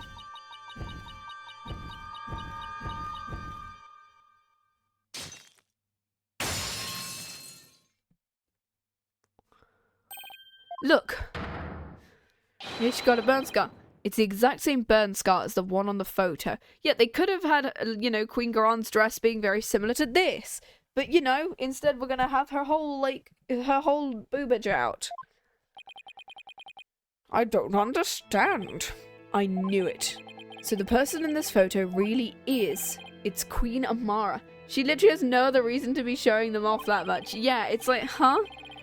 It's absurd you suggesting they switch places. Also, why do those swirls look like massive ass targets on her chest area?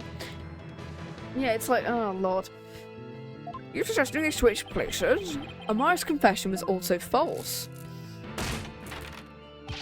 Yiddies. Yiddies with a Y. I thought it was just gonna be yikes! Titties! Oh no! What is the meaning of this? Don't you see? This changes everything. We know for a fact this photo was taken at 2, the exact same time the murder took place. But I mean, Queen Amara couldn't possibly have committed the crime. Exactly. She now has an ironclad alibi, so Inga's killer couldn't have been Amara. I'm afraid I no longer follow. Was it not Queen Amara who channeled the minister and the accused to stage the crime? Yeah, but she could have been like an unwitting accomplice to Garan. That's just what I think it is. That fact has not changed. We have evidence placing her at the scene of the crime. And Dirk couldn't have only been there in the tomb if she were channeling him. Which means, while Queen Amara did use spirit channeling to stage the crime, she didn't kill Minister Inga. His real killer is someone else. Or Kumka! Was her nevertheless covering for someone? Yeah, Queen Amara is not the killer, then who is it? Garan, as we've been saying for the past, 7 hours that we did this last stream and this stream. Isn't it obvious? Sorry, 9 hours, because last stream was almost 7 hours. This is my favourite telling the truth theme just behind the Great Ace Attorney. Yeah, this I love If there's anything I can give Spirit of Justice credit for is I adore its music. I love the music of Spirit of Justice. I have quite a few of just the pursuit themes and the telling the truth themes on my Ace Attorney playlist that I just listen to on a daily basis, alongside quite a few of them from Dual Destinies. If that's anything I can give the secondary trilogy, I love the music of 5 and 6. I love the Great Ace Attorneys one more, though. I love the Great Ace Attorneys music, it's so good. And it makes me wish that the crossover was also put their music on streaming platforms, because I adore the orchestral themes that fuse both Layton and Ace Attorney things together, and I went, yes, please. Why was this rite held in the first place if Garan wasn't going to perform it? Who was behind the two sisters switching places, and for what reason? The answer to these questions, along with the establishment of Queen Amara's alibi, obliterate a certain someone else's alibi, Queen Garan.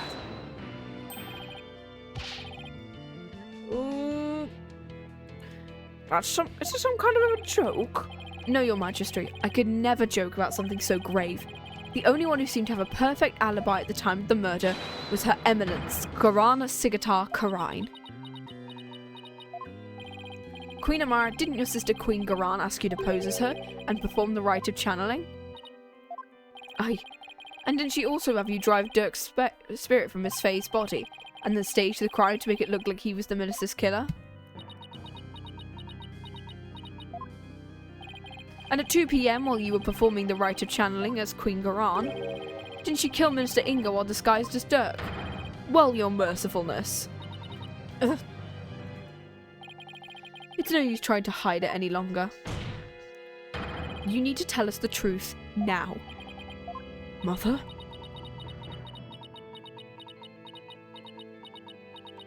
Oh. Justice Minister Inga's true killer is... Oh... What the fuck? What the fuck? They shot her? What the fuck? No. Jesus fucking Christ. I really did it! Your Eminence, my life is yours! Not again! Fucking hell, please tell me she survives. Isn't he one of Garan's royal guards? She's just smiling, going, good, she is dead and do it. She's like a... What the fuck is this case? I don't know. It's been going on for so long. Read Amara! Really arrest the guardsman. Mother, Garan couldn't have... Could she? I mean, fucking look at her. Someone call for an ambulance, but not for me. Quickly, now. What the fuck? Wee woo, wee woo. Please tell me this is the last part. What the fuck, man? What the actual fuck? Yeah, of course we're beyond despair. Our witness just got shot. No, I'm not returning to the games menu. Do you want to know if it is? I mean, I'm aware of kind of... Oh, ads, damn.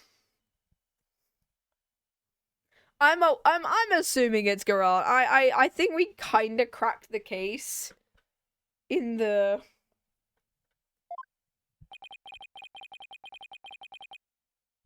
Okay, we're lucky the ambulance made it in time, but we've been forced into a recess for now while things get straightened out.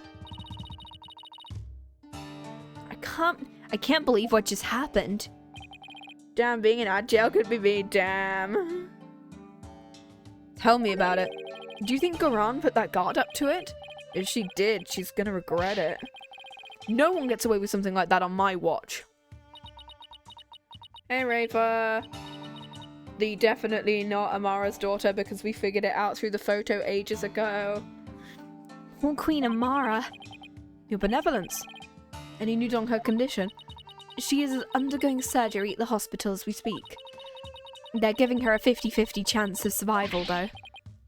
Garan! Justice will be served. Why did this happen? Just as we were finally reunited. Queen Amara. What was that about being reunited? Huh? It's nothing. Right. How are you, Hornhead? Oh yeah, the definitely not Amara's daughter because of the fact that we... Like, Dirk told us a bunch of stuff about that photograph that we have of Amara and said that the photo was taken less than 22 years ago, which means the person in the baby photo cannot be Nayuta, nor can it be Apollo, so it has to be Rafa. If they specify exactly what year it takes place, we'll know it's Rafa.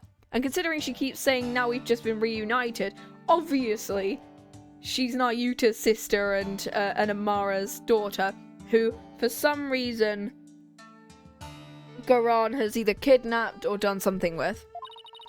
Dirk said Marty was your father, but in blood. Thank you for your concern, your benevolence. But I'm fine. Right now we still have a trial to see through. So that's what I'm going to stay focused on.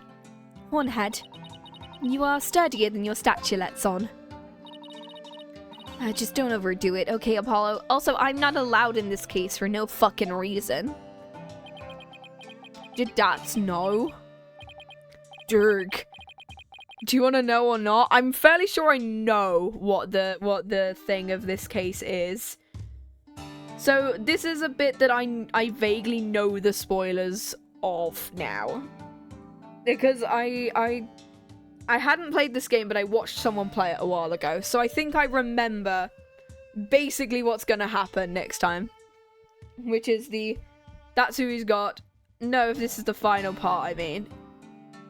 Yeah, I'd like to know if this is the final part of this case, please. Because I know I still have case 6 to do, and I will hopefully start that today if this is less than 2 hours. Hopefully. We'll find out. It was a real shocker. I can't believe the dragon's dead. Say, AJ, I was wondering. This is the final part. Oh, thank fuck. I was wondering when Dirk disappeared. It's because Amara turned back into himself. I suppose so, but I don't know if it was because of... It's about an hour and a half in a walkthrough. Okay, so... that means that we can start case 6 today, potentially. And that means we could either start it and, depending on how long the case is, we could finish it on either Saturday or the Saturday after on the 27th. So, the 27th will most likely be our final stream of the year. So, hooray. Or maybe 28th, depending on how we're feeling. I suppose so, but I don't know whether it was because Dirk's spirit willed it, or whether it was a part of Garan or Amara's plan. Man, our dream of revolution. What are we gonna do? Is this it? Lead them! Don't give up. There's a very good chance Garan is the real culprit. If we can prove her guilt in court, you're right. That could be just the push we need. The dream lives on. You know what that means? The fate of the revolution rests squarely on your shoulders. All in a day's work. Who am I kidding? That's a ton of pressure. But this is what Dirk gave his life for, so I have to do this for him. The Honourable Rebel Dirk said Marty. I would have loved to have spoken with him while he yet lived. Okay, depending on how much case 6 you do today, you could be done next stream. Okay, I'm planning on doing between 2 and 3 hours of case 6, depending on how long it takes. So hopefully we'll be able... because if we do a 6-hour stream on Saturday, we could potentially finish it. And that means we will have done all 6 games, plus the Investigations duo in 1 year. Which will let us do the crossover next year in either January or February. Really? Why not? I mean, you seem like quite an but not Great Ace Attorney, sad, yeah. We're saving that till after we've done the Layton games, because I played the Great Ace Attorney a lot more recently. So we might play the Great Ace Attorney after we do the crossover and after we do the Layton series. Or we could do it at the same time as we do the Layton series. which means we could start Curious Village, do that on a Saturday, or we could alternate between weeks depending on how we're feeling. I don't know. He seemed like quite an interesting man. Did you bump her head or something earlier? The trial is about to resume. The defense is to report to the courtroom at once. Already? After what just happened? The first thing Garan will do is respond to the last accusation, so you'd better stay on your toes, Apollo. I will, Mr. Wright. Ready or not, Garan, here comes justice.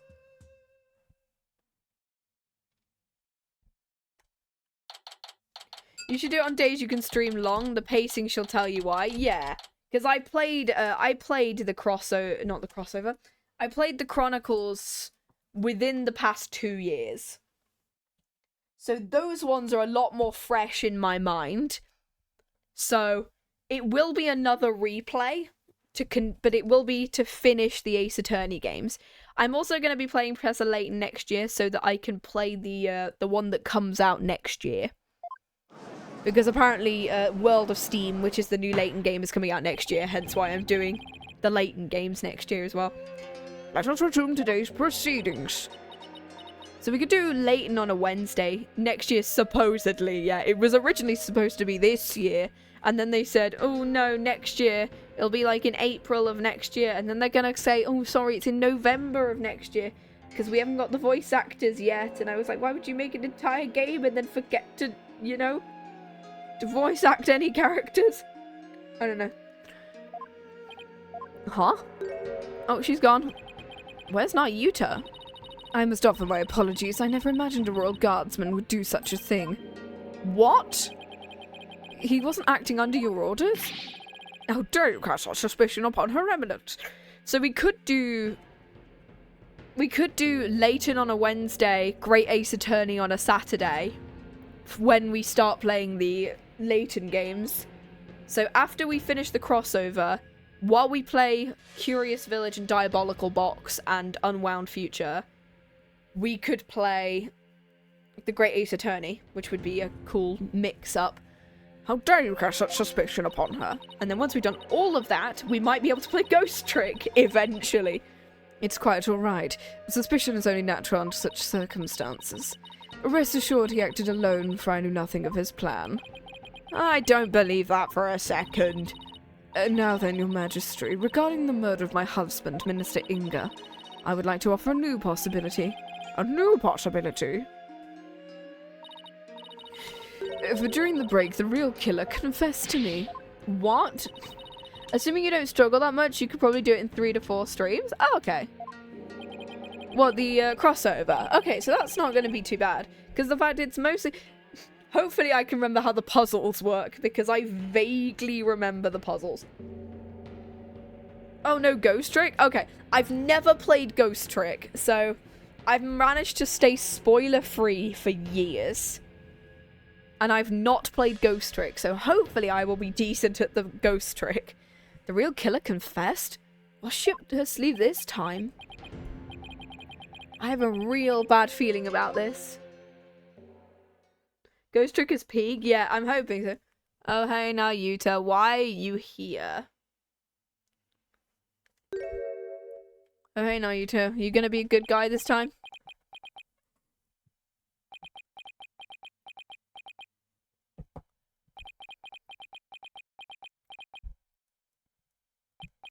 He's the one who confessed? Also, vaguely Ace Attorney related, but there's a guy that looks like Phoenix. Oh my god. Oh my god. Prosecutor said Marty? I questioned him during the recess, and I felt Amar had been covering for someone. So it was he finally confessed his crime to me. Nayuta, you didn't really do it, did you?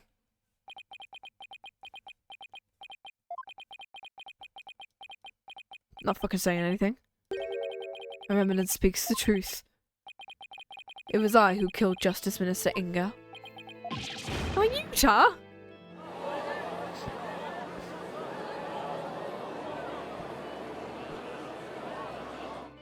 How the fuck is this scarf working, by the way?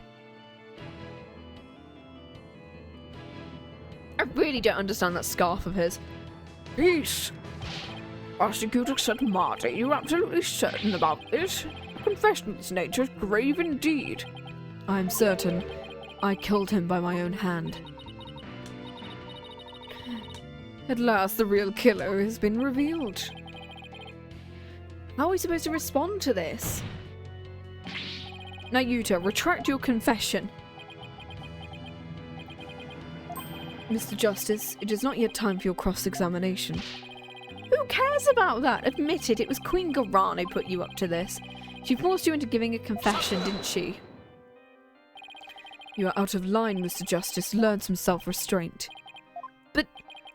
Or do you have something that might prove that I did not commit this murder? That is... Oh... What do you think you're doing, you idiot? Fucking look at her and say she's not the villain. Truly, the truth can set us free. Looks like Garan got him somehow. I definitely didn't see this coming. I did, from a mile away. Why would you sacrifice even your life to do Garan's bidding?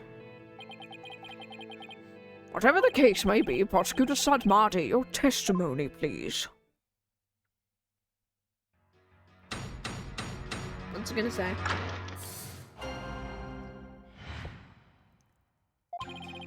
I could not remain silent while her eminence fell under suspicion. It was I who murdered Justice and Minister Inga. He had to die for the future of Quran. I consider it divine judgment. My mother was simply covering for me.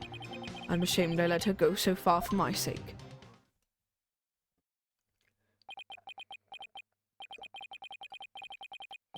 You do understand what you're doing right now, Yuta.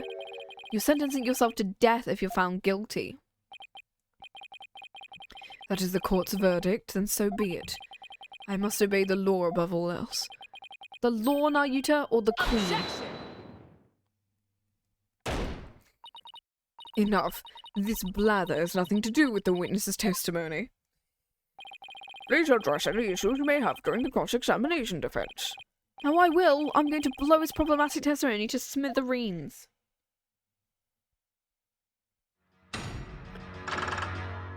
Okay. Right, let's see, have a look. I could not remain silent while her eminence fell under suspicion for this crime. Oh my god, let me fucking skip! It's time for you to cry. I consider it just an encounter on the fiend who sought to assassinate our monarch. My mother was something. This one is the only one that refers to the case in any way. So you killed Minister Inga and Queen Amara staged the crime. Isn't that how it went? Precisely. My mother is as clever as she's kind. She sought to conceal my crime by taking all the guilt. Yet another lie. I had to poke a hole in his testimony, but how?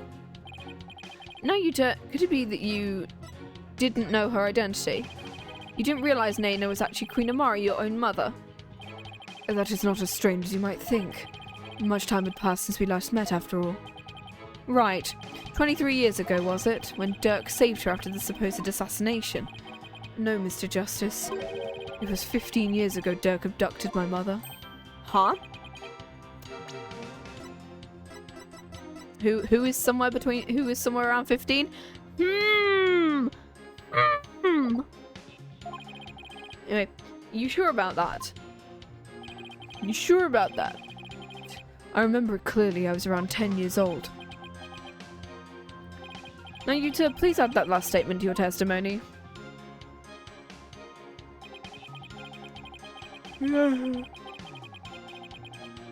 What do you mean?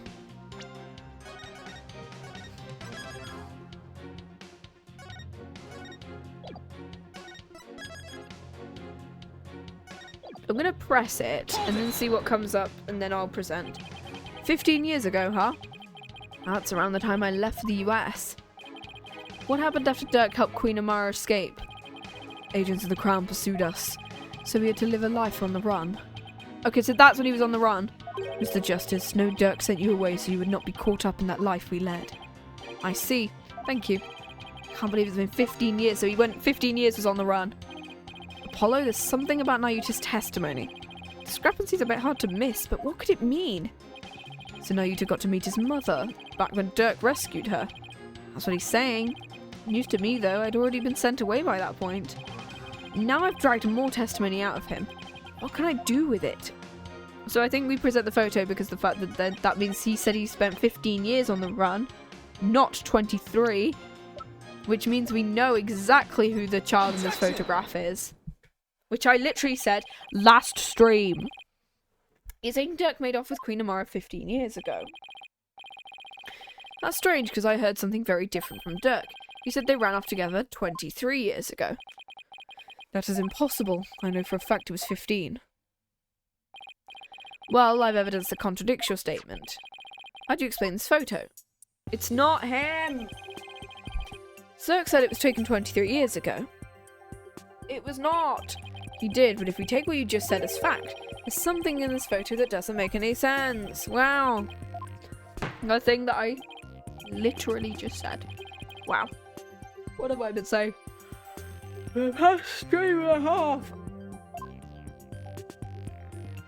What doesn't make any sense?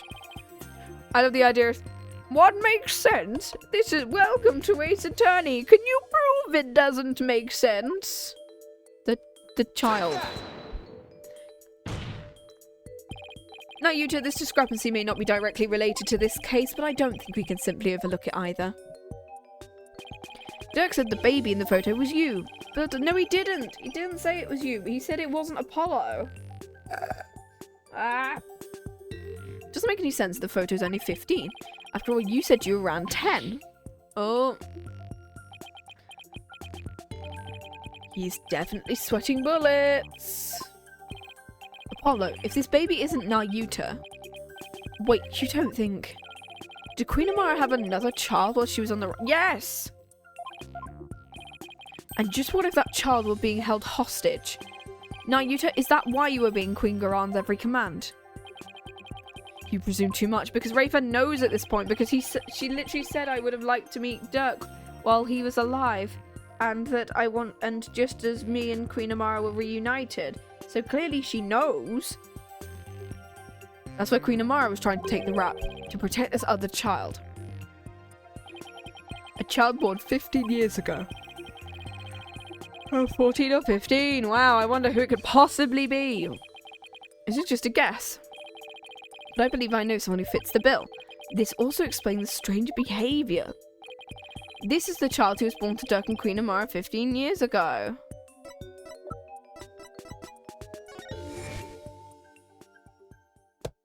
What did I say? Literally start last stream. All those strange statements she kept making, now they make sense.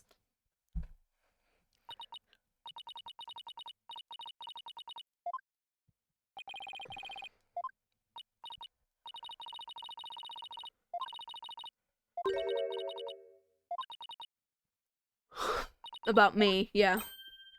Yeah, this was something that we picked up on.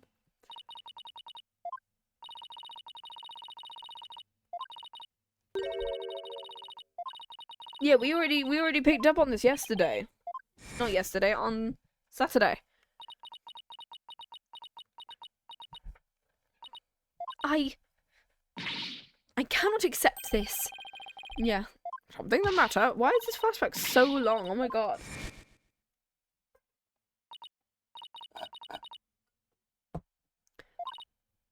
Oh my god, this is such a long flashback. Holy shit.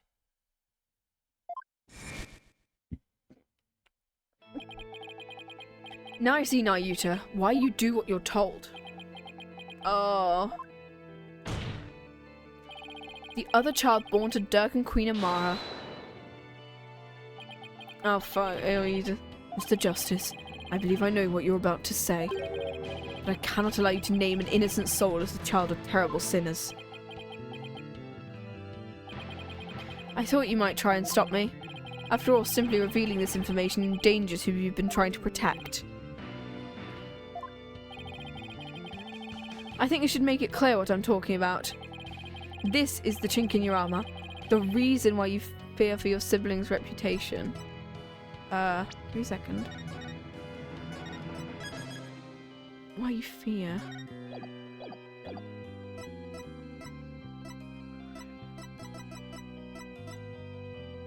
My badge! No. My dad! No. Inga's autopsy report? No. No. No, no, no, no. No. No. Maybe? No. No. Could be. Arson incident involving Alma's private residence. Mara was slipped a sleeping pill. The light found Dirk's fingerprints. Apollo's revishing. Without knowing his real name, no divination says could be performed. As the son. Oh! As the son of the terrorist, Naruto was expelled from the royal family. The idea of the sins of the father are visited upon his children. That one. Take that! And that is... A file full of information Dirk collected on what happened 23 years ago. A particular note right now is what's written here. The sins of the father are visited upon his children. This deeply held idea is why you were expelled from the royal family. Which means it wouldn't bode well for your sibling either, if she were revealed to be Dirk's daughter. You became a prosecutor to bring down Queen Garan, but at some point you came to serve the very regime you despised, and that was because the Queen found this chink in your armor. That is how she came to use your sister against you. Aye. Naruto, have you been keeping the secret this whole time? Have you been trying to protect me? Well, she's on with it now. You're an innocent party. I live only to safeguard the law and serve every country and queen from which it flows. One such as you, who is destined to ascend, need not fret over one such as I. No, I can't accept that. What you say is it's malarkey. Don't you even care what happens to you? For country, queen, law, and everyone's future, my personal feelings are of no consequence, which is why I resigned myself to my fate. I know I must accept the status quo without any thoughts of change. Spoken like a true prosecutor and a patriot, I shall continue to rule Quran until the day Rafa succeeds me, for that is what is best for our kingdom. I know, Your Eminence. Yours is no small sacrifice, but I promise, in exchange for your life, the child shall remain safe and the kingdom shall prosper. That is all I can ask for with my meager existence. Naruto, is this really the new you? Ooh. Resigning yourself to the will of another and killing any hope you held for the future? No, the Naruto I knew would never let himself be turned into this.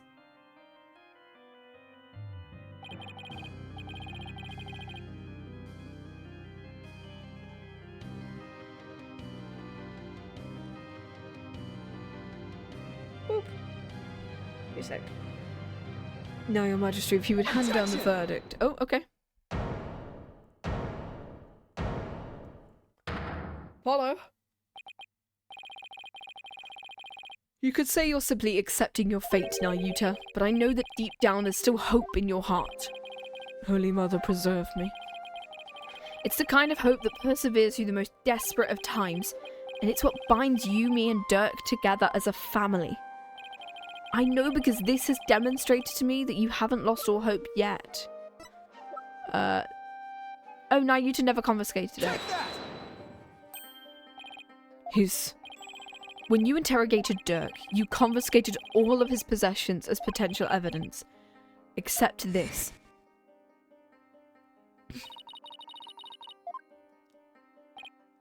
There we go. Aww. Oh, gosh. Am I tired? Tell me, Naruto, why didn't you take his badge? You couldn't bear to take it from him, could you? And I know why. It's because this badge means something special to us. Hey, Dirk. Why do you still wear your badge? You're not a lawyer anymore. This badge is my heart and soul, son. Aw. The dragon never yields. This is a flashback. Aw. I want to pass on to you two a world where you can live free from the fear of tyranny. You may say you've given up, but that's not how it is. You never gave up, and you never will, because you still believe that all the wrongs will be righted someday, don't you?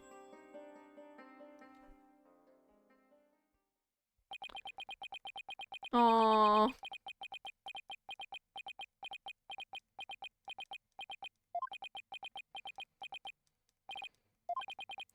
You are very perceptive, Mr. Justice.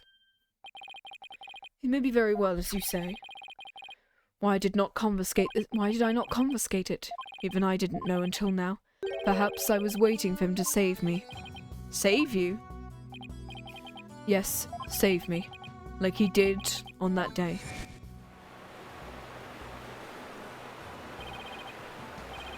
Apollo! Oh. My father wouldn't risk his life to save his own children. Ayuta, Apollo, don't you ever hesitate to call when you need me. Understand? Not gonna lie, after watching Kiva with all the gang, these two kinda remind me as Kiva and Saga. Like Nayuta being Saga and having all of like the holy imagery. Whereas he's Kiva and is wearing like a shit ton of red. Someday, he would come and free our family from the chains of the past. The chains are real, guys! The chains are real! Oh my god.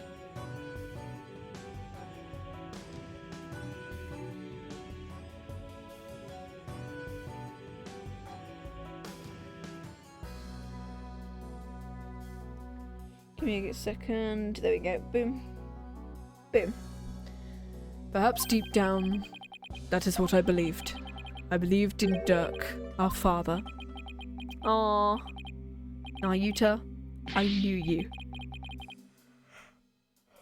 However, it was but a dream. And now that dream has died, murdered along with Dirk. So now as the eldest, the responsibility falls squarely onto me. No matter the cost, I must protect her. Please try and understand. Understand why I shall bear all this sin. It is the only way. But... Such insolence! Oh. You have wasted more than enough of my time, lawyer. Do you not see the futility of your desperate floundering? The immutability of this duty? It is time to accept defeat. Ugh. I'll just watch as the hammer of justice comes down upon your dear brother. No, that's me. Your Majesty, the verdict. Yes, sir, Eminent. Oh, wait. What do I do? Does the friends wish to raise an objection? Yes. There's got to be some way to save Nayuta. Apollo, it all goes back to that incident 23 years ago. It's branded him the son of a criminal. So if he could once and for all prove that Dirk didn't try to assassinate Amara, Nayuta and Rafa's father would no longer be viewed as a criminal. But I thought there wasn't any evidence left, because it was all destroyed in the fire. The hammer of what? Justice! Well, guess what? The hammer of Jove Justice is coming down on your ass, Garan. And Dirk investigated the matter for years, but never managed to learn anything new. Really? Nothing at all? Turtle. Oh god, no, that's not what I meant to click. Ah! No phone, don't do that. Could an exceptional lawyer like Dirk try that long and really uncover nothing at all? He had over 2 decades, Apollo. He's right. I doubt Dirk would have gone to his grave without discovering something new. He must have secretly planted something to topple Garan with. Take another look at the evidence. You might find what we need to break out of the situation within there. Got it.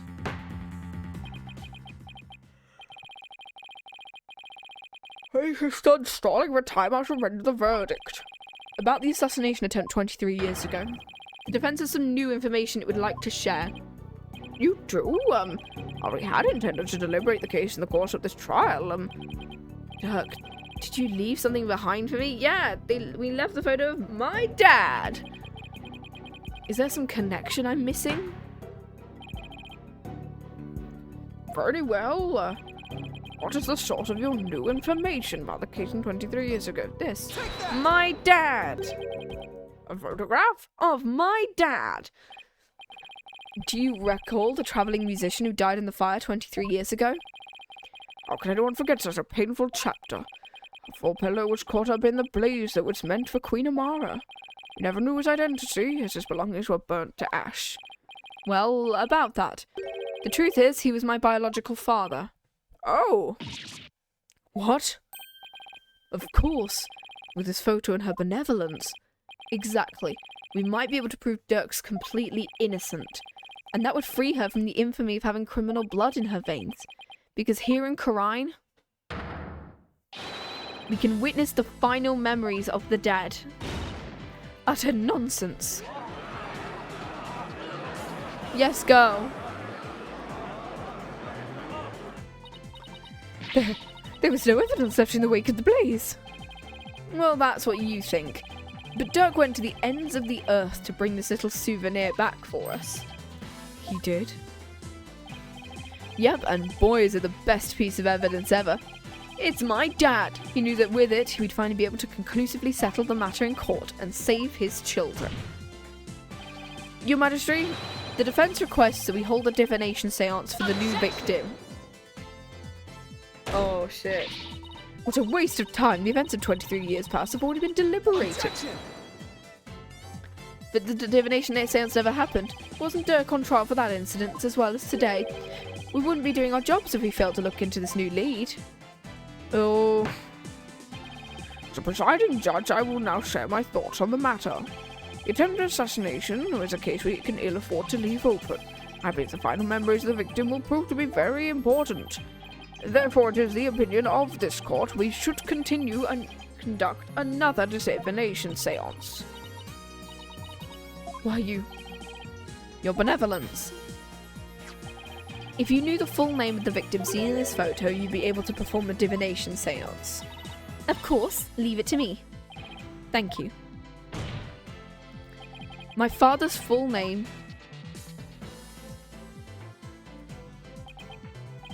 is Jove Justice. Alright. Do you need like a middle name as well, or is it just those two? I guess we're doing just those two. Your benevolence, please commence the divination seance when you are ready. Last one, here we go!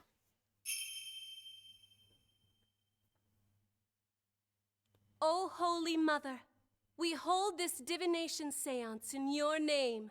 Let the eyes of everyone here be clear, and our ears be unstopped. O dance of devotion, guide the victim's soul to me, so that we may receive their final memories in the pool of souls. Let's see the last dance!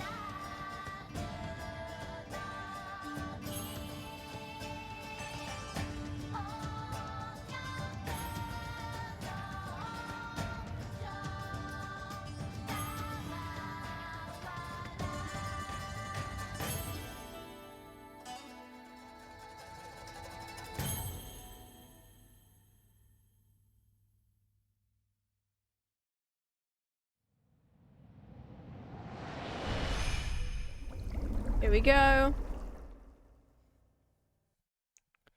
The last one. Jove Justice. Burning heat. Crying. Oh, baby Apollo with the little horns. Pain.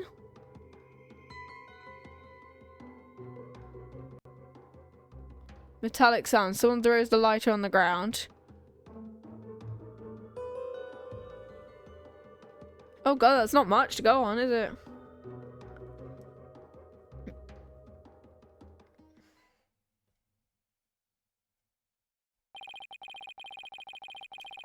Spirit of the victim has granted us a window into his final moments. Where the divination seance was a success. So those are my father's final moments. The baby must have been you, Apollo. I will now decide for the experience of the deceased. Are you ready? Yes, please proceed.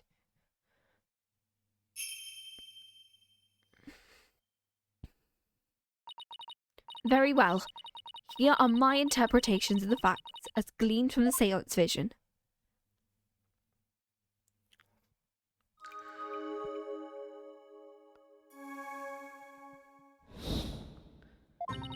Someone attempted to assassinate Queen Amara by setting her residence ablaze. Correct?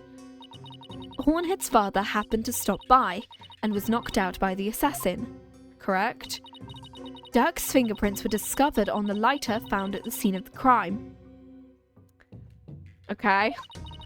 That is how he was determined to be the assassin. Hornhead's father tried to save his son, but sadly he perished in the attempt. Okay, so it's the fingerprints that are definitely going to be big. Because we saw the hand. But I don't know whether it was a hand or whether it was a glove. So we'll have to have a look again. That is everything the deceased experienced in his final moments. My father's final memories.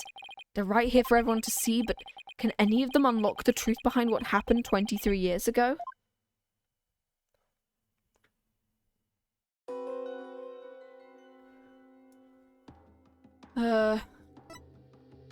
It's this one, I think. We'll have to have a look at the... Where does the hand come in? Here. Objection! It's that, right? Yeah, there we go. Dirk's fingerprints were discovered on the lighter that was found at the crime scene. However...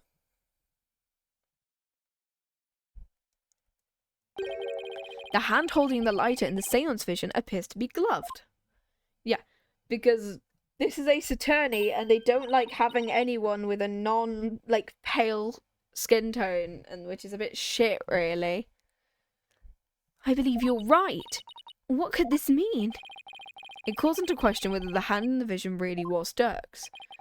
If only we could make out the details a little better. Very well, I will attempt to focus a bit more on what the deceased saw. Perhaps that will help refine the seance vision.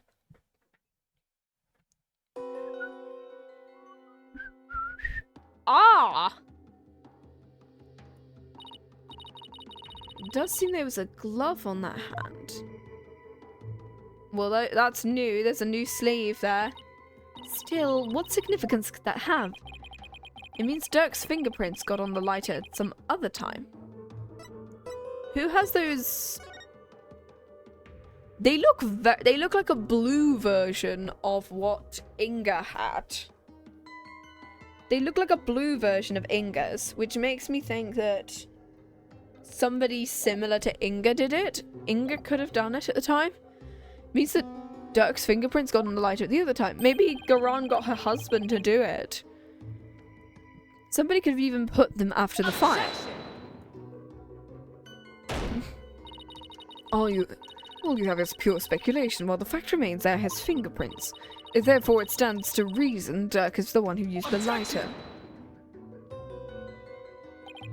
It just means I have to prove that the figure in the vision is someone else, using the information in my father's final memories. Either way, it seems I must revise my insights. Revised, okay.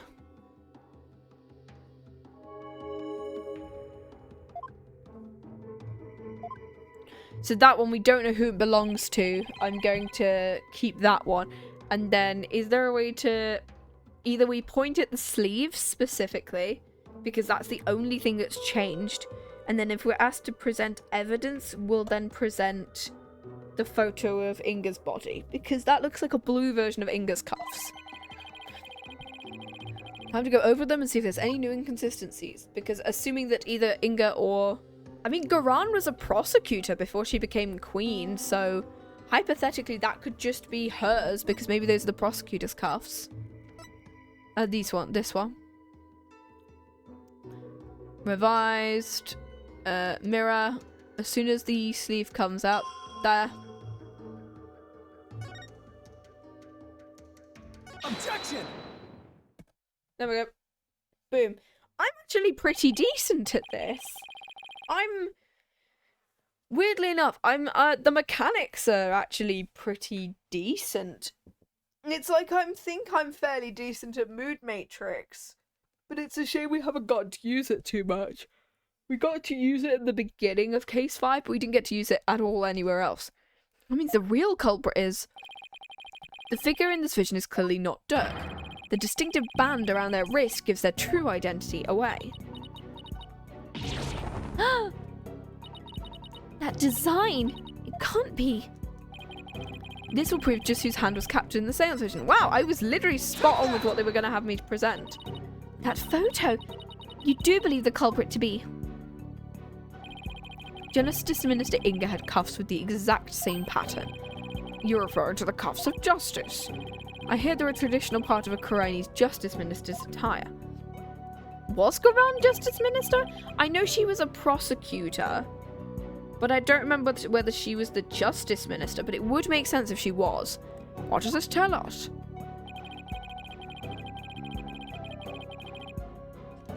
It tells us the figure in the vision is none other than Karan's late Minister of Justice, Inga Karkul Karan. Not my father!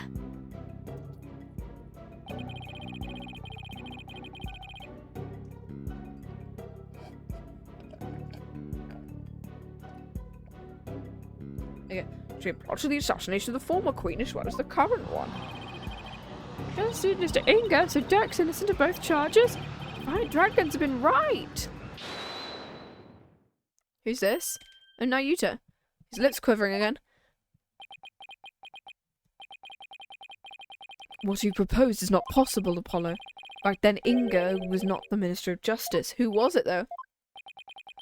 The Justice Minister 23 years ago was... Garan? Ah, you, Queen Garan. What? Oh, right, she served as the Minister of Justice before succeeding the throne. I guess she also prosecuted the assassination attempt 23 years ago. So the figure in this vision is actually... It's you, isn't it? This is madness. Why would her eminence do such a thing? Because she would ascend to the throne. She wanted to usurp the throne from her sister Amara? That's why she tried to assassinate her? Yes.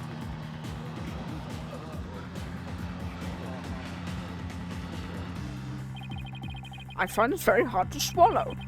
Your Eminence, are you the one responsible for tearing my family apart? It was you who killed my father. Well, Your Eminence, I'm asking you a question.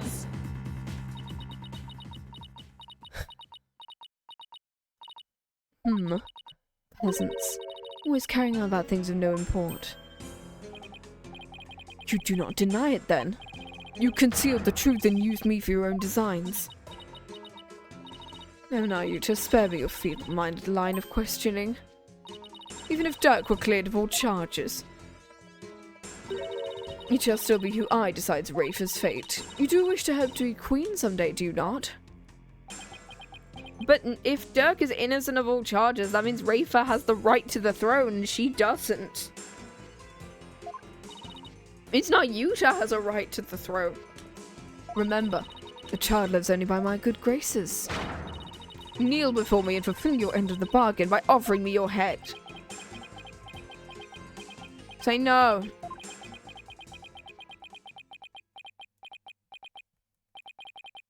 Your Eminence, I am done heeding your commands. Even as you used my sister against me, I still believed you.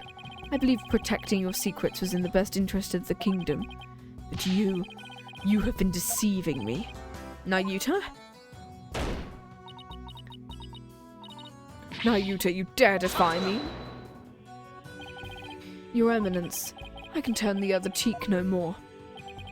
Therefore, I hereby retract my confession in the murder of Justice Minister Inga. Retract?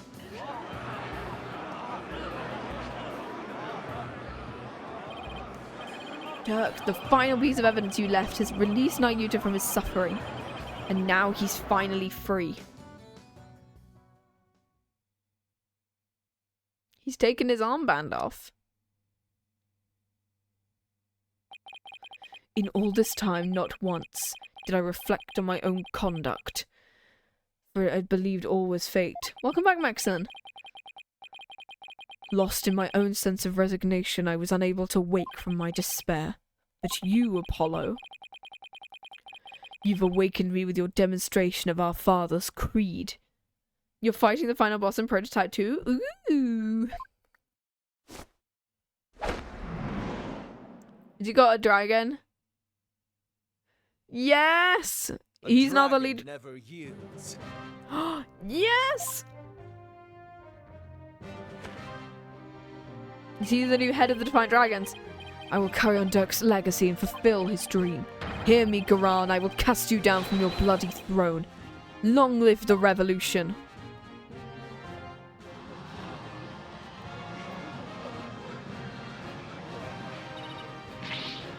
Insolent fool. How even you prattle on about revolution? Oh, she's cracked her nails. Would you look at that? Well, Apollo, seems we're finally making some headway down the road that Dirk carved out for us. Now if we could just prove Garan's guilt, we could continue on down that road towards the revolution Dirk dreamed of. Your Eminence, you have been accused of the crime committed 23 years ago. Would you like to say anything in your defense?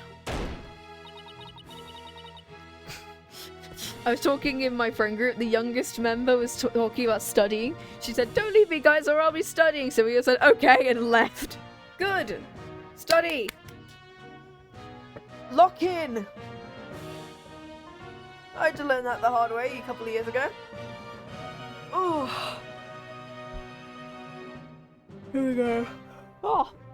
Not so fast, your majesty, for the cuffs could have been stolen and used without my knowledge. You can hardly be considered proof. Why, I believe you're right, But we know she's guilty now. We knew she was guilty before. Is there any good other evidence you would have me refute? Unfortunately, this photo is the last piece of evidence Dirk left for me. She pulls out a lighter like, Excelsius Winner and just burns it. So as far as evidence goes, I've got nothing else regarding the case from the past. However, now that Prosecutor Sudmadi has retracted his confession, we'll have to re-deliberate the current case from scratch. Yes. And apparently, especially because she's got a test tomorrow and she just found out about the source material, she hasn't a clue what that is. It's nothing good. She can do it! We're cramming. We love cramming for a test. I've done that and it's worked. Oh, thank you for the head pats. I've got hiccups again. No. The phone speaks the truth. Oh, hydration tank. Lost in my water. There we go. Even though it's clear who the guilty party is. Queen Garan, the defense accuses you of the murder of Justice Minister Inga Karkul-Karine. Do you have any evidence? Evidence that will prove Garan was the killer? There's still one more avenue for us to explore.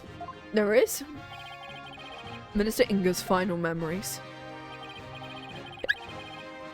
Keep the good word to yourself. She deserves competitive tests. No blessing today. Okay, cool. No blessings today. Figure it out. Oh my god, I'm bloody hiccuping all the time. In the minister's killer posed as Dirk. There was a cute hiccup. Yeah, my hiccups squeak and I was like... Oh lord. This is gonna happen for like the rest of the stream. It's just gonna be me stuck doing the hiccups. Like a kitty. Therefore, one must ask, how did the killer dispose of their disguise? They burned it? I don't know. You're right. A lot of blood would have splattered onto the killer. So the blood-soaked clothes would have had to be dealt with. If they're still around somewhere, then... I was wondering what absurd idea you would concoct next. Enough clothing can be disposed of most anywhere. I doubt you would find them now. Are they on the victim? I don't know. If he ain't got no more clothes... Ah! You don't know us very well. Your benevolence. Yes. On the day of your father's murder, you've been watching the courtyard. During that time, you saw Queen Garan, did you not? Yes, I did. Saw my mother entering the palace from the courtyard. I was told not to mention it because it had nothing to do with my father's murder. Raver, you would not dare squeak every time I hiccup. When the Queen headed into the palace, did she have Dirk's clothes? No, she didn't. So maybe she disposed of them somewhere in the courtyard. The police did a thorough sweep of the area following the crime, but they didn't find anything resembling Dirk's clothes. But you knew that already, didn't you, prosecutor? Is that a link? I don't know what that is. It might be if it's a link, it might not show up. I admit no clothing was found. Am I awful? Of course. If that was a link, it didn't pop up. Because it just appeared as 3 asterisks. You admit, yeah, it's a clip. Okay. If it's a clip, cool. I'll put it in the thing. Fucking hell! Well, give me a second. I'll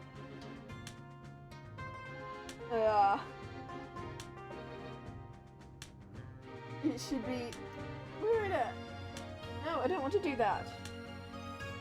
Oh. I'm gonna just copy link and then oh, here it comes. :3. Oh my god! I'll link it in chat. Give me a sec. Ah! I'm spreading more hiccuped again. Activity chat. Yay! Like a kitty. No, I don't want to select. I want to paste.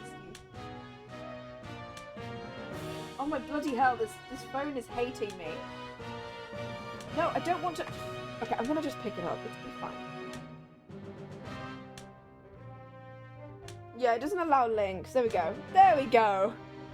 Bloody hell. My... Oh, lordy lord. There we go. There we go. We got there eventually. Oh, God. So you admit you were merely speculating? Chasing phantoms and delusions of evidence that never existed? No, that was Laster. I'll try and kill the final boss. Motherfucker's very adaptive. You can do it. You can do it. No, Phantoms and Delusions was last game. That was case 5 of game 5. Makes no sense. Clothing doesn't just disappear like that. If Garan wasn't carrying any clothes, she must have gotten rid of them somewhere. Somewhere where they thought they'd never be found. Where they'd never be found. In the sarcophagus. In the tomb? Take that! The tomb? You believe the clothing was hidden there? Okay. It's the only place it can be. Very well, where in the tomb do you believe the clothes were hidden? In the sarcophagus? On the body?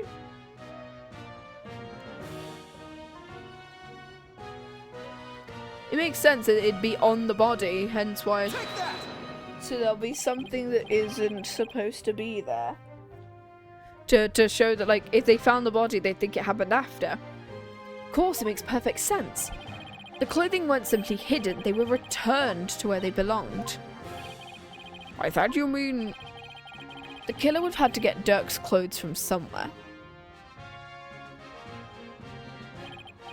Luckily, they were right there. Of course. At the time of the minister's murder, Dirk's body was already in the sarcophagus. So the killer could have simply borrowed his clothes. Before the minister entered the tomb, the killer put on Dirk's clothes, and then hid behind the curtain above the sarcophagus.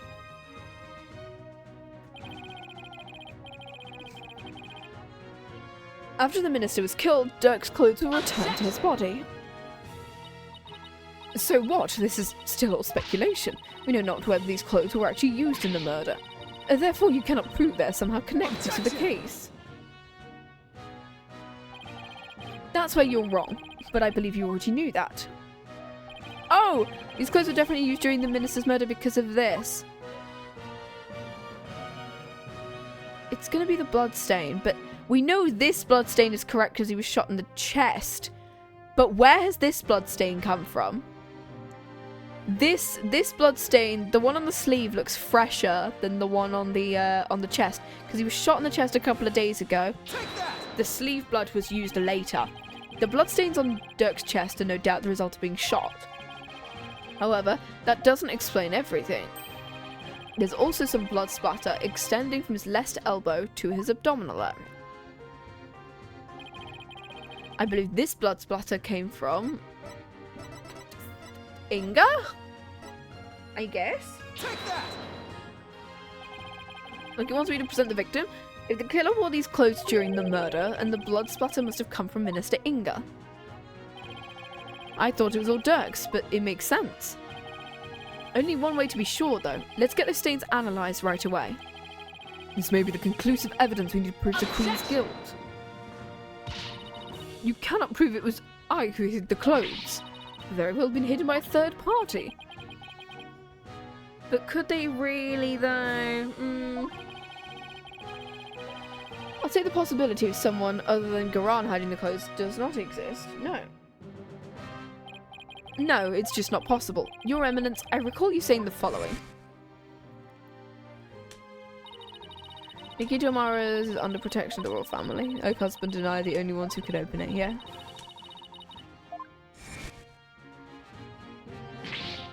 Ah! That was your own testimony, word for word. Why, you insolent. Admit it, only you could have hidden Dirk's clothes after they were used in the murder. And that means you're the one who killed Justice Minister Inga. I insignificant worm, you dare accuse me, the ruler of Quran? Don't think for one moment the impudence will be tolerated.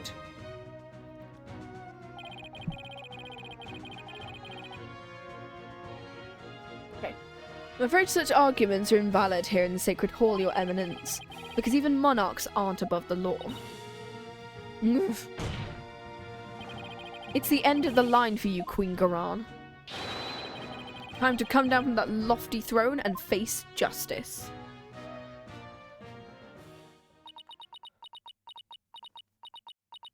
Oh no, she's not going to be happy. Oh, her nails are off. It doesn't seem like more of her breakdown though. It feels like, oh, has she got like a third form? Her hair goes into the horns? Was I right with her hair going into the horns?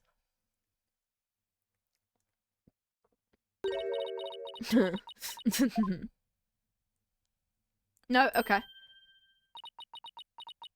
She's taken the fan away. Me face justice, surely you jest. You're in no position to force my hand, lawyer. Surely you haven't forgotten about the Defense Culpability Act. About those who would support criminals will be deemed just as guilty. Should I be convicted of murdering my husband, your dear brother who delivered false testimony, she'll also be found guilty. What? That can't be. By delivering false testimony in the course of protecting a guilty party, you would certainly be judged by this court as having supported a criminal. You could say, like, she blackmailed him, though. And the French Culpability Act would most definitely come into play. That law is so broad that anyone could be convicted under it. When it comes to the DC Act, even I'm conflicted, and yet as it currently stands, it's the law of the land. As you said earlier, no one is above the law. Of all the absurd things I've seen, this law really takes the cake. Now what? What can we even do at this point? You need not look so forlorn. Dirk has been cleared of all charges. So let us leave all thoughts of the real killer and revolution in the past where it belongs. She wants to let her off scot-free? And yet I don't see any other choice. We cannot yield to her here, Apollo. I will move the revolution forward. I will gladly face the act. Do it. Accuse her of the crime she's committed. Such insolence! We have to accuse her, because what you speak of is not revolution. Our kingdom will not function without its sovereign. Put Amara back on the throne, then. Put Amara and Rafa back on the throne. Rafa cannot ascend, for she is yet incapable of channeling spirits. Put Amara back on the throne, then. To excuse me is to wish destruction upon our fair kingdom. Terrorist? You will still insist on accusing me? Then as ruling sovereign of Quran, I proclaim the following.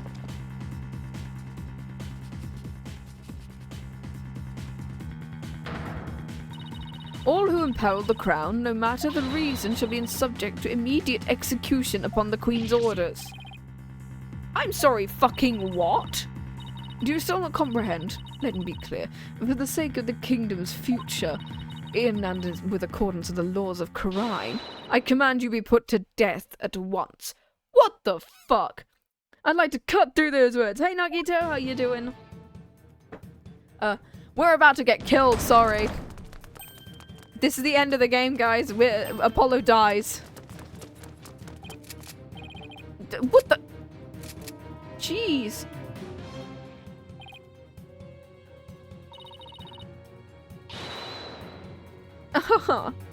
No! Isn't this going a bit too far?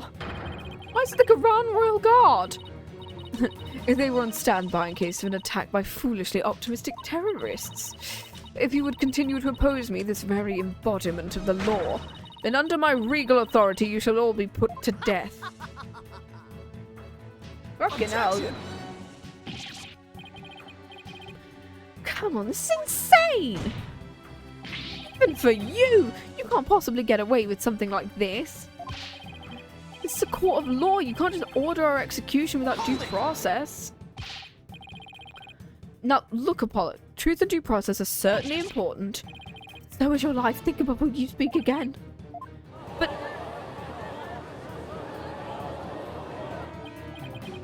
Please, Apollo, do not make this any worse than it already is. Not lose you to the Twilight Realm, too. What am I supposed to do? How do I win against an opponent that can rewrite the law as she sees fit? How can I ever bring her to justice? Is this really how it all ends? It is your life or your accusation, lawyer. You cannot hope for both. It is time to cease this insanity. What should I do? Yes, accuse her. I know what I have to do. Mr. Wright, you know that saying you're constantly reminding me of Athena?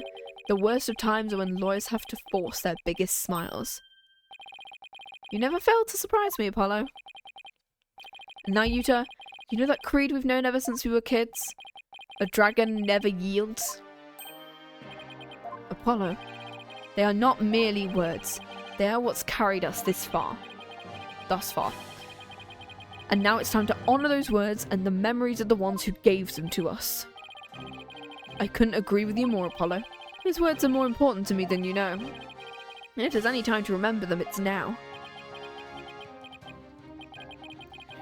It would seem, Apollo, that not one but two auspicious creatures dwell deep within you. A fierce dragon and a virtuous phoenix that shall scatter the clouds hiding the heavens. I shall join you in your death-defying bluff. Not a bluff, but sure. I think I finally understand what those words really mean, and the resolve they embody. Just stare at her. Are you smiling? Even in the face of certain doom? Is there no end to your defiance? Unfortunately for you, no. I won't let fear or even the law force me to abandon the pursuit of truth. Because there's another saying in my country, the truth will set you free. Indeed, that's precisely what Dirk sought to do through this trial. He wished for us to break free from a certain despicable spiders immobilizing silk threads. We won't be intimidated by unjust laws or given to fear. Abandoning the truth is not a part of my playbook. There is only one path before us. Revolution. The time to make Dirk's dream a reality is upon us. Your Eminence, if you are the law here in Quran, your very existence is wrong. Does your desperate bleating know no ends? I know it's a bit late to ask, but what's the plan here? Garan's going to execute us on the spot under the Defense Culpability Act. And the law itself derives its power from the authority of the Crown. We have to overthrow the Queen. And there's only one thing to do. We dethrone her. Right here, right now. Holy shit, yeah, this is a way to end the series, isn't it? Alright, but how? It's not like we have a lot of time to come up with a way to do it either. I doubt she'll allow you to perform another cross-examination while we think. Don't worry, I'll come up with something, we'll be fine. We can't give up, not now. We have to keep on fighting to the bitter end. I can't allow these broken trials to go on. It's time to make things right. Oh, okay. If I accuse Garan, Naruto will be subject to the Defense Culpability Act, which means he will be put to death in accordance with the law. The only way out of this is to dethrone Garan right now and rewrite the law. Could this be the key to dethroning Garan? The orb?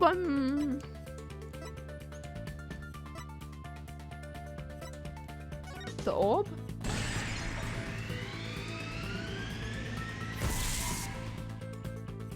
Because everybody wants it. Dirk was convinced the orb is the key to the revolution and Garan's future. In the light of Garan's obsession with it, it makes a large amount of sense. She probably doesn't want anyone to using it to gain spiritual power and right to the throne. Inga definitely tried to do that, but that's where it starts to fall apart. Inga couldn't have channeled the founder even after abducting Miss Faye. After all, he didn't know the founder's name.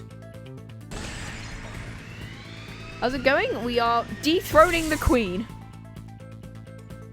We are dethroning her, and we're changing the laws. The name of the founder is only known to those who become queen, which means only people who currently know her name are Garan and Amara. Even if somebody else had the orb, they wouldn't be able to channel the founder, which begs the question, why is Garan so fixated on it? Let's not overthink this. Garan is obsessed because... Were we fucking right? Were we right? Last stream? Oh! And if she has no spiritual power, she has no right to the throne. If she wants spiritual power, does that mean Garan can't channel spirits? Explain why she had Amara perform the rite of channeling. Which is why she let Amara live, to stand in for her when the time came to channel spirits. We were right. Holy shit, we were right. She has no claim to the throne, because only the Queen can. Is anyone going to answer that phone? Because I fucking called it. Yeah! We called it! If she has no claim to the throne, the DC Act would become null and void. Not just the DC Act, all of the insane laws she's enacted would be swept away in one fell swoop. You gonna fucking stand there, or are you gonna tell her that? You claim the authority of the crown. You of all people. That's a good one. Have you truly lost it, lawyer? Have you gone mad? I would have the defense explain himself. It's easy, your majesty. Why is Queen Garan so obsessed with the Founder's Orb? Why did she let Queen Amara live? And why was she having her mercifulness perform the rite of channeling in her place? The answers to these three questions point to a single conclusion. A fact that will shake this kingdom to its very core. I still don't follow, Apollo. Who are you, Dr. Seuss? Your Eminence, I have just one question for you, and please be honest. You can't actually channel spirits, can you? Oh, fuck. What?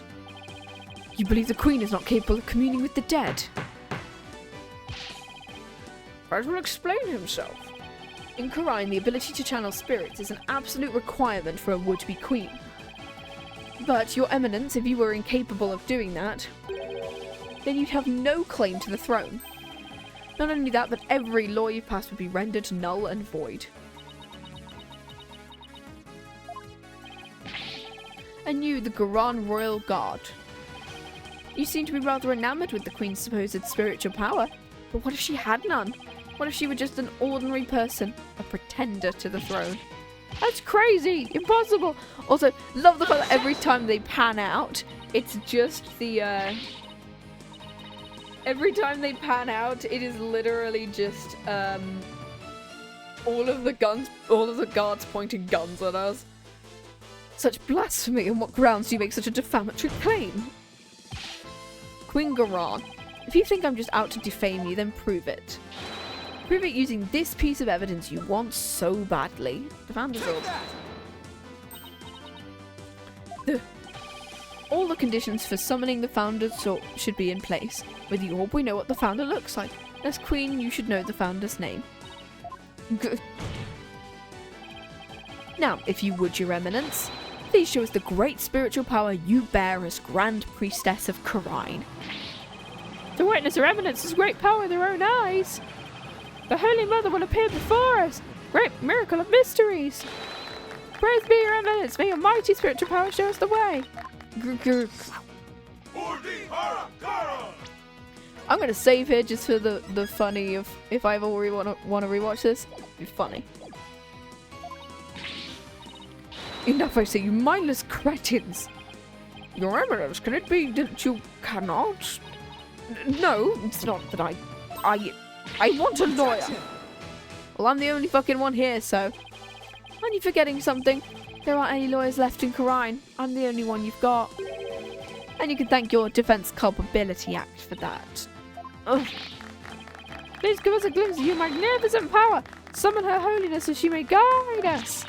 I've heard enough from you. Out of my sight, all of you. If you truly are capable of channeling spirits, then get on with it already, Your Eminence. Ugh. You sneaky, undoubted wretch of a lawyer. That reminds me, you said something to this effect earlier. It is time to cease this insanity. Don't you feel stupid for saying that now? Indeed, of all the things she has said, I cannot think of nothing more ludicrous. Apollo, teach this deceitful, putrid queen a lesson she soon won't forget. Gladly, because it really is time to cease this insanity. Garan, your reign of terror ends here. And sure, all the guards are going. Let's see it. Let's see her try. Very well, demonstrating my facilities as a spirit medium is simple enough. We hold the magnificent power to commune with the dead. Oh, your evidence! Oh, she has got spider imagery all over herself. Oh my god, all the spider imagery. Great spirit of the Founder who dwells in the Twilight Realm, heed the sacred covenant of the orb, and appear here before us. Oh, here it comes! She looks constipated. She's very spider-like, isn't she? And her hair forms fangs. Are you not feeling well? She's son. Oh, Spirit of the Founder, grace us. The time is now. I beseech you, appear before us. Heed my call, Founder, please. Ah, she really sounds constipated. Oh, fuck. No, wait. I was just warming up. The right actually starts from now. Look. The words that I can't pronounce. Holy Mother. She's exposed. Yeah. Well, I'm assuming Garan is a reference to, like, spiders, then, I'm assuming. Considering that's her whole motif. Prosecutor Sudmarty, how is Her Eminence? It seems she now believes that she herself is the Holy Mother. I see, but her attempt at spirit channeling failed, did it not? Sadly, she seems unable to accept the facts. I fear it'd be quite a challenge to question her later. What, if I may ask, was her motive? I understand she killed Mr. Inga in order to prevent his coup d'etat. But what of her attempt to assassinate Queen Amara? To become queen herself. Maybe she just craved power and attention. She likely developed a psychological complex from her inability to channel spirits. Which is why she kept Queen Amara alive to perform the rite of channeling. In that way, it would seem she had great spiritual power. In short, she built a cult of personality upon fear and lies. But then again, do not all tyrants. Do not all tyrants. So she never really intended to kill Amara, huh? What I don't understand is why Queen Amara ever listened to Garan in the first place. We were right about the child in the photo. Yeah! We pay attention! Woo! Why I don't understand is why Queen Amara ever listened to Garan in the first place. Especially 14 years ago, before Rafa was being held hostage. Why would she keep letting the people of Quran think she was dead? While she kept quietly performing the rite of channeling for Garan. My mother is a gentle soul by nature, and loves her sister dearly. So when Garan told her to hide because Dirk was out to kill her, she believed it. What's more, she did not wish to tarnish the name of her beloved sister, which is why she acquiesced so obediently to Garan's request to keep channeling for her. Bro, we're better ace attorneys than Apollo and Phoenix, and Athena's not even in this courtroom. She's not allowed to be here. Until she fled with Dirk and was told the truth, that is. So that's what happened. And since Rafa was being held captive, I imagine Amara had no choice but to help cover up the truth behind Inga's murder. Living secretly as Rafa's servant, Nena, no doubt only deepened her love for her daughter. She'd do anything to keep her safe. All the more reason to hide the painful truth from her. That was a case for the ages. Prosecutor Sadmadi had been cleared of all suspicion in the murder of Minister Inga. Has Mr. Dirk Sadmadi in the assassination attempt on Queen Amara. Now then, I think it's high time I handed down my verdict on Dirk and Nayuta Sadmadi. Not guilty! Woo! Woo! Butterflies that have appeared from the pond, sure. I just got it in my mouth. It's just... I love the idea of just him inhaling some of the confetti.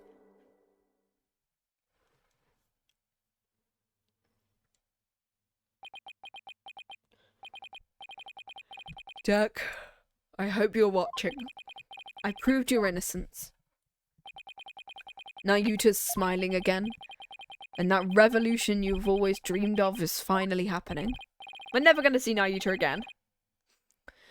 With this, I might finally say the court is adjourned. Woo!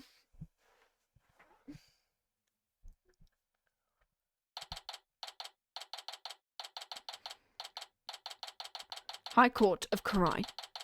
Is there a DLC case? Yes, we will be playing it after this, actually. Because I was planning on going for 6 hours.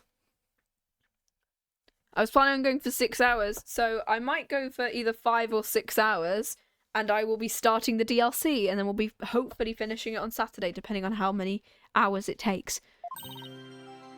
Way to go, Apollo! Where the fuck were you? They wouldn't allow 3 people on a bench again after what happened in Dual Destinies, so... I was on the edge of my seat when those guards stormed the courtroom. It was a shock, alright? Can't imagine anything like that happening back home. I know, right? I was ready to go on down there and teach them a lesson myself. Really? I was barely able to hold her back. Hold me back? You were about to go ballistic after a while there, Athena. Yeah, well, I was thinking about helping you smack a few of them down, to be honest. Remind me to never say or do anything to reserve a Maya Athena double suplex. No, that's the Chronicles. With the Susato takedown. Or Ryotaro takedown, technically, when they do the double version. You did a fine job out there, Apollo. Thanks for the great advice, Mr. Wright. No, it was all you. That perseverance and never-say-die attitude you showed was impressive. But you learned a thing or two myself. From me? That's a laugh. There were any number of times in which I wouldn't have blamed you for giving up. but you stuck it out to the end and came away triumphant. We need Apollo, Phoenix, Maya, and Athena on the defense stand. Best team. Exactly. And then we also grab everyone else who's assisted us at any point. So we need Diego. We need Mia. We need Diego and Mia's ghosts. We need Edgeworth just to be sat on the desk, as well as Blackwell is trying not to sit on the desk. And all of the animals. And Gumshoe is also here. And Kay. Because technically her father was... Oh no, her father was a prosecutor, not a defense attorney.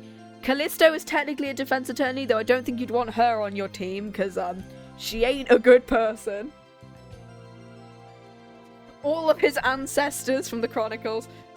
By sheer force of will and inner strength forged in countless trials, you overcame the most desperate and hopeless situation I've ever seen. I love the idea of just like 15 people shoved onto the defense bench, and and Winston Payne, the one prosecutor, is going, "What the hell? Wait, Diego died? I'm assuming he's dead. I don't know whether he's... Wait, Diego Armando died? Yeah, I'm assuming he's dead. Judging by, firstly, the poisoning, and secondly, the going to prison while the death penalty was still a thing.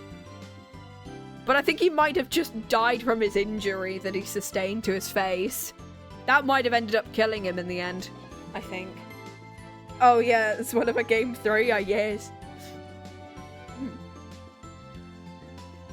You overcame the most desperate and hopeless situation I've ever seen. I don't know all about that. I mean it. You've really come a long way, Apollo. I have nothing but respect to your abilities as an attorney. At least Diego and me get to be together in the afterlife. Thank you for the head pats. Aren't you just exaggerating just a little bit, Mr. Wright? You did it, Apollo. You finally won a seal of approval. Now stick to it. But what about Ninek? My channeling's come a long way too. After all, I was deemed worthy enough to be used in 2 major crimes. Yeah, and 2 major chances for me to become someone for you to channel next, so... Honestly, I couldn't have done this without the support of each and every person here. Mr. Wright, Athena, Nayuta, and of course, Dirk. I killed the bastard! He didn't deserve the death penalty. No, I don't think he did. Like, he killed Misty Faye, I believe. I remember it was just, I killed him with my coffee. Yeah, you killed the boss! Brucey, why the fuck are you here? They wouldn't let me stay at home alone because I'm like 17. Is she 18 or is she 17? She's 17! It's magic! You know, nobody understands so. Anyway. I'm afraid she employed the old let's stow away in Mr. Edgeworth's suitcase trick. Kay's done it to me once, and so did she, so... I can't believe this queen was a scammer. I can't believe it. What? I heard... Though it certainly explained why my suitcase was so heavy. I could barely get it through security. He killed Elise. Yeah, Yeah, Godot killed Elise Stoneam, or Misty Faye, or whatever you want to... The many names she goes by. Tell me you at least noticed it was heavier than usual. Though she was, like, possessed by Dahlia at the time, I think. So technically, he just got a revenge kill against his killer who was already dead. Because Dahlia got the death penalty after what she did to Phoenix and what she did to Doug. And after she, like, murdered a bunch of people and pushed them off a bridge. Yeah, it was a bit... Trucy, do you even have a passport? Also, couldn't Pearl just watch Trucy? I'm fairly sure in the Spirit of Justice she's 18. Yeah, we met her in the first half of this case. Pearl's in Karine Village. She could have just gone there. My magic panties are in extra-dimensional space. It's like a mini-universe. I can produce a passport at the drop of my hat. Maybe some things in this world are better left a mystery. How the fuck did you get one head, barbed head. They're already besties anyway, yeah. I'm forever in your debt for what you've just accomplished in this Hall of Justice. Without your presence, I would never have changed as I have this day. Also, my Both my old parents and my new parents are dead, so congratulations, you've gained another child. It's pathetic, I know.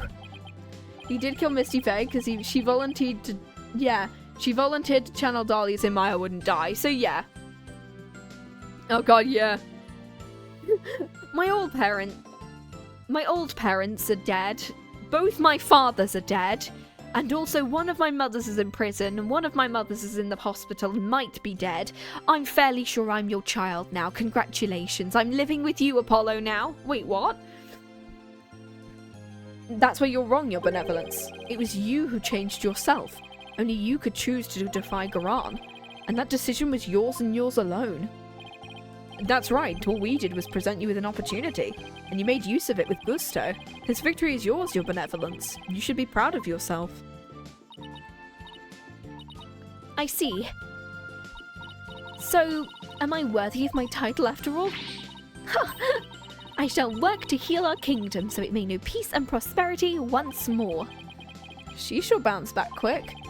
So, your benevolence, I take it you learned the truth of your origins. You're the daughter of Dirk and Queen Amara. Yes, my mother, Her Eminence, told me. She said it was part of my disciplining. If you can call it that. Sounds more like blackmail. Seems quiet, or I'll tell everyone you're the daughter of a criminal. My mother was so insufferable. Or should I say, my former mother. Sounds like there was no love lost there. Phoenix has more children to take care of now. Yay! It's just him and Edgeworth. It is literally just him and Edgeworth down at the law office having to take care of like 15 children. At this point, Gumshoe is the fun uncle. Kay is also there. Actually, how old would Kay be in this one? She'd be 26 at this point. No, this one's Apollo's problem, yeah.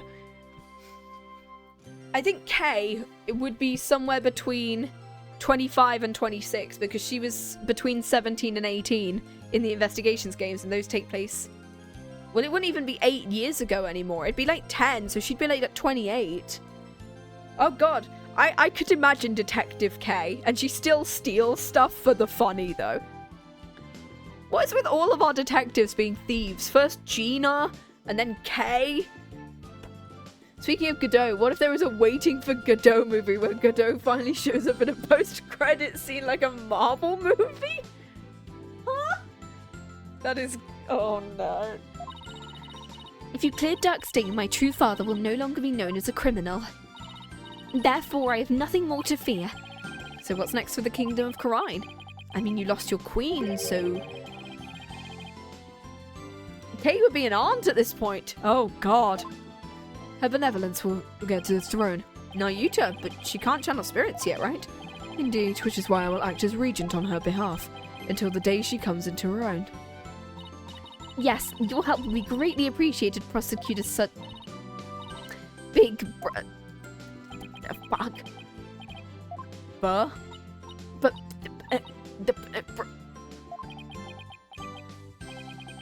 Is she gonna say what I think she's gonna say? What are you looking at, you horn-headed nincompoop? Ow! You punched me! In any event, I will be assisted by Nayuta and Queen Amara for the time being. Queen Amara? Our country offers as consult to the rulers of neighbouring kingdoms through channeling. It is a duty I intend to fulfill myself one day. But for now, I will have Queen Amara assist me in that capacity. Get Maya to help you as well. She's gonna be alright? It seems the bullet went straight through her without doing any serious damage. Kay would be not. God, that's terrifying. That's a relief. And also Eustace would be older as well. Eustace, who is 18 in the Investigations 2, would be 27. So Prosecutor Winner, as in the second Prosecutor Winner, would be older. Oh lord. You did it, AJ. Thanks to you both, Dirk and Nayuta beat the charges. You got the revolution rolling. The revolution? Dirk. I guess you're right to believe in me after all. There's gonna be some major changes. The legal system's gonna return to its rightful state, like how Dirk always wanted. And the name of Apollo Justice will go down in Karini's history. Yeah, right. Nayuta, before I forget, there was something I wanted to give you before I head back home. You wish to give me something? As Dirk's birth son, I think you should have this. the photo of my dad, a photo of Dirk's corpse. And no, his badge. This is Dirk's. I have to get back to the States, and I know you're a prosecutor and all, but as the man that's going to change Quran, it's only right you have it. To change Quran, huh? In Dirk's place. Apollo, I'm afraid I must refuse your gift. What? There is something I would like to show you. What's this all of a sudden? Mr. Wright, won't you and your friends please join us?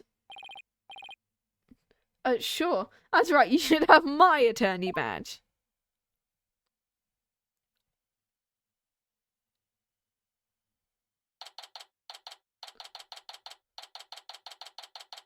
Former Submardi Law Office. Oh, we're back here. Why'd you bring us here, Naita? Apollo, I want you to stay here in Quran. This attorney thing is too crazy. I quit. Kay would be 26. Yes, I was gone because I was doing the math. Yeah. Oh god, Kay would be 26 years old. I would love to see a Detective Kay. Aw, her and Gumshoe attempting to do detective work together would be the stupidest. I would love like an investigations like with an older Kay. I've also discovered more ideas for a Chronicles investigation that one day I will be drawing and I will be like weirdly explaining in detail about every Ace Attorney pun name I've come up with purely for this hypothetical Chronicles game. Which the connection was Emma, yeah. This game in investigations was Emma because Edgeworth and Emma interact a lot, and also Edgeworth still has a photo of him, Gumshoe, and Kay on his computer from what we've seen in like any of the trailers for stuff. So it's cool to know that he still talks to Kay. But why? We've lost our queen, our kingdom stands at a crossroads. Most of all, we'll need to rebuild our entire legal system. Imagine if Ace Attorney, who would be a good support character? Ooh, I don't know. Ooh, I don't know. Naturally, that includes the reintroduction of lawyers to the court. Wait, you're not asking me to... I want you to take over this law office. With you as a lawyer and me as a prosecutor, we shall rebuild Quran's legal system from the ground up. Which means if there's another Ace Attorney 7, Apollo is not going to be in it. You want me to help you rebuild the legal system? There's a lot to take in. I cannot do this without you. As a lawyer, you are Dirk's spiritual heir. And having studied in America, your legal system will be indispensable. This is way out of my league. The revolution is still in its infancy, but it was Dirk's dream to restore the legal system to its rightful state. Will you not help me realize that dream? Come on, AJ, you know it's what Dirk would have wanted. Huh? Why am I still a character? Let's do it together. There you go. You must be taken aback by my sudden request, but please give it some thought. Yeah, this is me gonna be ranting about like random names I'm gonna end up creating, because I have ideas for random pun names now, which is stupid. Ace Attorney Athena Sykes, exactly.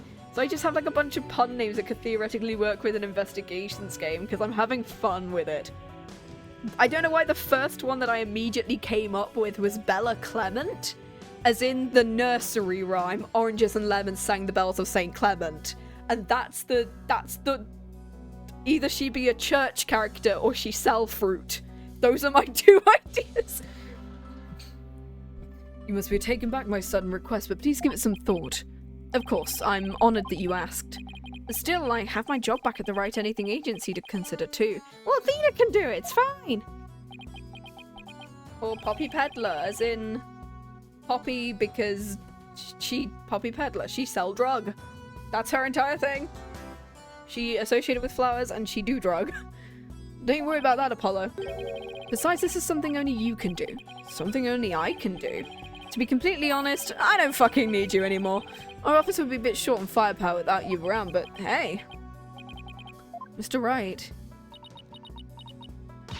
Actually, I'm sorry, but I can't get on board with this. Athena. I mean, there's still so much I want to learn from you, Apollo. And I would be the same without you. After all, they're never going to tell us that we're siblings if you leave. And everyone back home would really miss you too. There's no way I can agree to that. Still, if you really wanted to stay... Yeah, Athena's right. It won't be easy, but... Athena. Percy. Aww. No one but you can make this decision.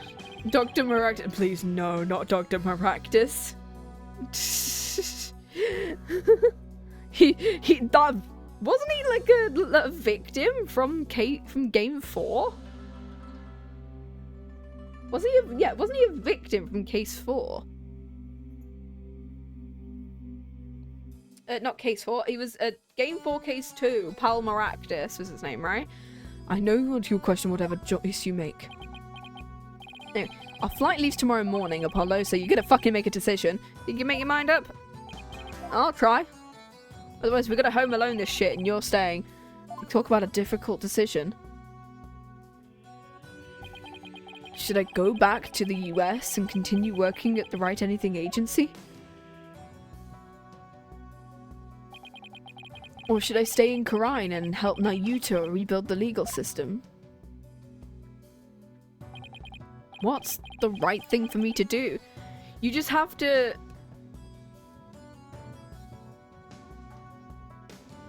Oh, I have no idea whether that's a link or... Look, that just censored randomly and I have no idea whether it is... Literally a Raktus type character. Okay. Like a maraca or a cactus? Both. Yes.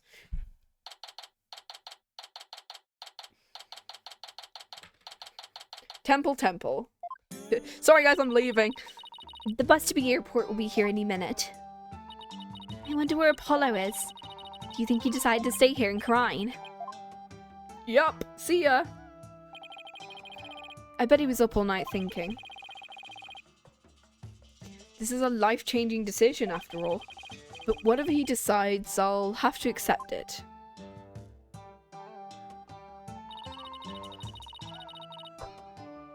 I guess this means no more courtroom battles alongside him. Hey guys! I knew that booming voice anywhere. It wasn't supposed to hyperlink. Oh no.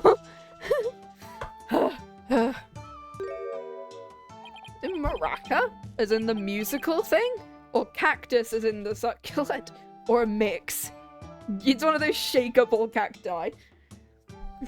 I made it. You're here. Does this mean you're coming home with us? No. Well, about that. Mr. Wright, I've made up my mind. Here it is, the moment of truth. I still have so many things to learn from you, but I've decided to stay in Quran because if there's another trilogy, they can't call it the Apollo Justice Trilogy. So either they're gonna have to get rid of, so they had to kind of get rid of me. So you're staying? But I feel like I have to pick up where Dirk left off. I can't let his sacrifice go to waste. Plus, I want to teach others everything you've taught me about being a lawyer, Mr. Wright. Hello? I didn't say the character's name, but I butchered it. It's fine.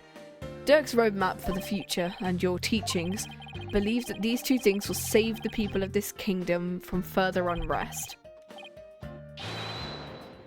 I want to do this. No, I have to do this. Apollo, I've never felt prouder. Proud to have such an amazing attorney working under me. But someday, I'll return to the US. Once the new legal system is firmly in place, I'll be back. Scout's honor. Will we really see you again, Apollo? You bet. Not that I have any idea how long it'll be, but I promise you this, everyone. I'll keep on learning and growing. And I'll come back to the US an even better lawyer. So don't you forget about me. Of course we won't, Apollo. There'll always be a spot waiting for you back at the office. Aw, dang it. Oh, hydration time. There we go. In the meantime, we'll be rooting for you, so knock 'em dead. You got it, Mr. Wright. Aww. I'm gonna miss you, Polly. But if this is it, then I'm gonna support your choice all the way. Thanks, Trucy. Good luck with your magic act, by the way. In the chat was a test who will play which role. Oh, I don't know. Who do you think? Because it's like, oh no.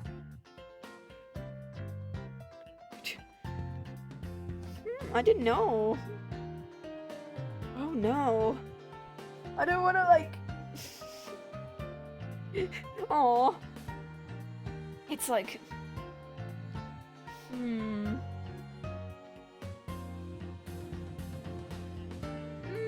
I don't know. It's me kind of going, oh no, I don't know who to pick for different. It's like, good luck with your magic act. I hope you do true Grammar proud. I don't know.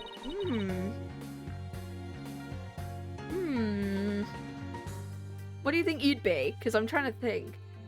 I'm not good at like placing people into roles. It's me kind of going, I'll be cheering for you too, Apollo. But don't think you're the only one with room to grow. Next time we meet, you probably won't even recognize me. She just puts her hair down instead and puts a pair of headphones on. In other words, game on. Most likely support or antagonist? Ooh, hell yeah. Will we ever see you again? Nope, Chronicles also ended like this and those characters were never heard of again. It's so over, dude. You bet, and I'm gonna win. I'm gonna miss you too, Apollo. But, this was your Apollo trilogy, so, go fuck yourself. I can't wait to see where your new adventure will take you. I guess that's it, Apollo. I'll never forget everything you've done for me, Mr. Wright. I don't know how I'll ever repay you. Here's to seeing you back in the US again someday. Until then, you know where to find me. Aww. I could see being a mix and either being like support, detective, or antag. Like one of those three. Because that'd be cool. Aww. All the people who came before us. Is handed down from parent to child. 3 more Ace Attorney games with Athena Sykes? Yes. Because if Capcom is bringing back bloody Street Fighter and Mega Man and Resi 9, give us Ace Attorney 7. Is handed down from parent to child. Aww.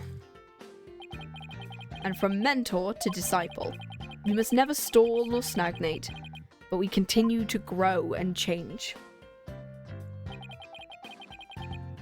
All that we've been taught, the beliefs and convictions that have been passed down to us, we must continue to nurture them so we in turn can pass them on to the next generation. Aww. Ooh, cutscene. Are you really sure you're okay with him staying, boss? Uh-huh. Hey, Wendy I Lee. always figured he'd leave the nest someday. Hey, Sam Regal. Oh. Edgeworth does need glasses because he can't. Oh. Oh, I think they're almost here. Oh, he has a voice. Just a little. Got it. Huh? Ooh, his Why tailbone. don't we go and check it out, AJ? Aww. Aww. Rafer. His face just going hi. Wow, I wonder who the main character could possibly be. They're the only character wearing red. What the fuck? It's Amara channeling him, probably. What the fuck? Aww. He's coughing the... Aww. The butterfly.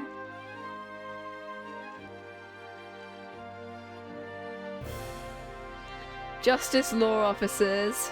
Aww.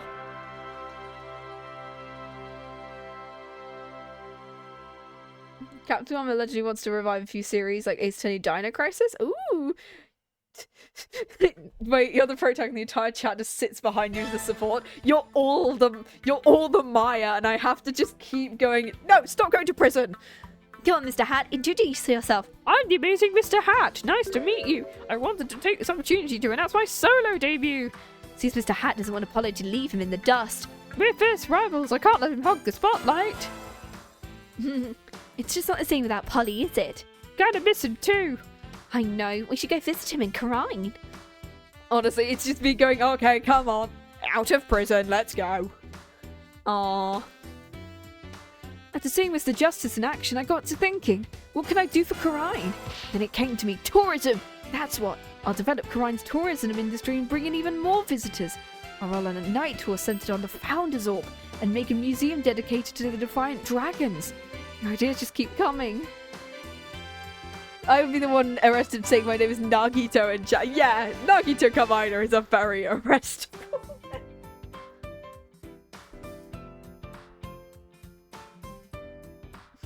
Aw. I want to congratulate you on becoming a forensic investigator, Detective Sky. Thanks, but Prosecutor Sadmadi says he has need of me. Starting tomorrow, I'll be working in Quine. Look at it this way, it's sure to be an educational experience. True, I can't let that kid show me up either. I'll see what I can do for Quine's revolution. Well, challenges have a way of helping people grow. I look forward to our next investigation upon your return. Investigation. All these two. Darn that forehead face. Ever since you revealed the secret behind her teleportation tray, show requests have totally dried up. We'll be out on the street if we don't find some work. Maybe we should take Trucy up on her offer. She said we can make our debut as magicians at the Right Anything Agency. Shut up! I'm gonna show her out, and on my own terms. Nothing fires you up like a bit of rivalry. Aww. Ba-ba-dow.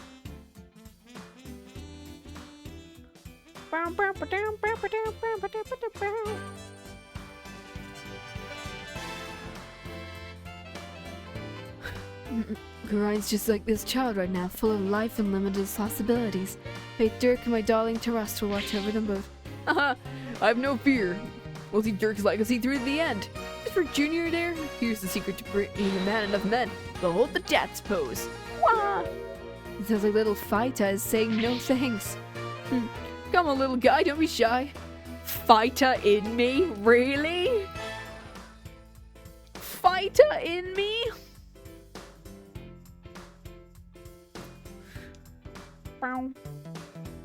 I've been pulling double duty ever since Apollo left, but that's okay. I'm gonna make Simon recognize me for the awesome lawyer I am.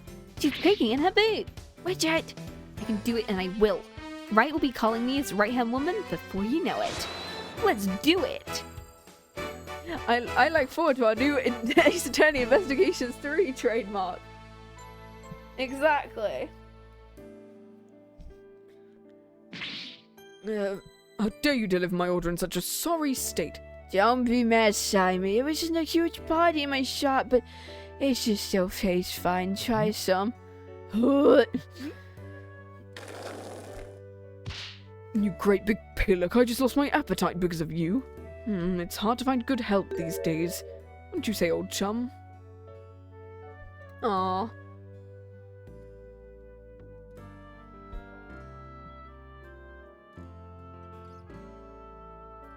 Oh, this guy. Tyler really inspired me. Created a Rakugo routine based on Shisha's case. Oh, this guy. Mystery story that'll keep flipping the audience's thinking on its head. It's called the Scary Udon Noodle. You're giving away too much in the title. Keeping the Tornado School going is our way of paying penance and repaying our debt to Shisho. And that includes Rakugo for that kid Owen. Who would be the prosecution, Hajime? I mean... He'd be more of the defense, wouldn't he? Because he's the protagonist. And Chiaki would be more the support. Huh! My newfound nobility, even ancient ruins and their fancy-smancy Tomb Raider traps, are no match for me. Fire! The university where my father worked has let me help with a dig. One day I discovered an unknown ancient civilization and dedicated to him. Will also be going on digging Quran. Yeah, I'm trying to think who'd be an antagonist. Private Justice better not be slacking off. I'm trying to think who would be the antagonist. Besides, like, someone like Akane. But I don't know whether that would fit her. We'll find out in 2x2, which hopefully we'll be playing next year. I'm gonna be super busy now I'm the head of the Fate clan. Don't worry, Mystic Maya. I'll do what I can to help. Soda? You could be Soda. Or Fuzuhi. Thanks, Pearly. I have an idea. How about opening a store where we can buy new outfits like the city girls wear? Well, look who's all grown up. But I think there are a few more pressing matters to take care of. You're right. I guess it'll be a while before I get my revolutionary makeover. Soda could be, or Fuhiko. Fuhiko and Peko would be a cool pairing. Because, yeah, those two. I can't wait to play 2x2. I hope it, if it comes out next year. Mother, now you've stopped being Naina. I want a new Naina. I wonder if that would be anyone willing to serve you in that capacity. You are quite a handful. I am? With a simple wave of your hand, you would have your attire changed, meals prepared, and even your teeth brushed. Think I put undue burden onto you, a Grand Priestess of Garan? And fear not, you had plenty of time in which to make amends. Perhaps you could start with one of your famous shoulder rubs.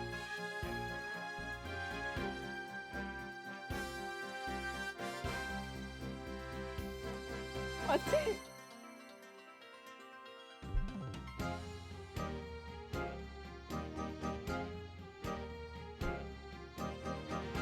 Her benevolence has taken to calling me Braidhead, in where she trembles and her face turns red when she speaks. What have I done to deserve such animosity? While it is true I'm merciless within the Hall of Justice, to be given such a dismissive name is entirely uncalled for. Perhaps I should consult Apollo about this. They would have an Edgeworth and K-type relationship, and weirdly enough, Peko would be the Edgeworth in this scenario, because she's the more serious one. Would, what's this? Would Nekomaru effectively be their gumshoe then? Because he is kind of like that. How is he doing, Mr. Oh, he's a respectable lawyer in his own right. Even has his own practice called Justice Law Officers. Oh, this wouldn't have been possible without you. Before I get, I made a copy of this photo for you. A photo? Oh, this character, Jove. It feels so good to see him again. Don't you think it's about time we told them the truth? After all, they've both grown to fine young people now, and it's been fucking years. You're right. Perhaps it's about time they knew. Because that's Thalassa, finally. You're gonna leave us on that? You're gonna fucking leave us on that? Do I have to sit through the entire credits in order to get to number 6? Okay, I guess we're sitting through the credits. Show us their mom. I mean, Thalassa, we know what she looks like because of the fact that she was in Game 4 a lot. Well, this is fun. I'm just kind of like chilling here while I wait for the...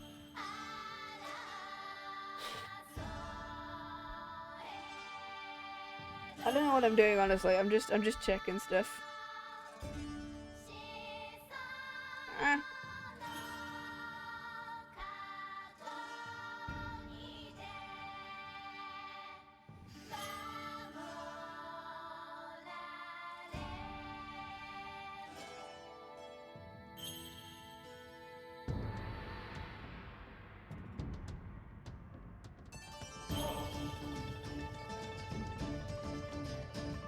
Oh my god.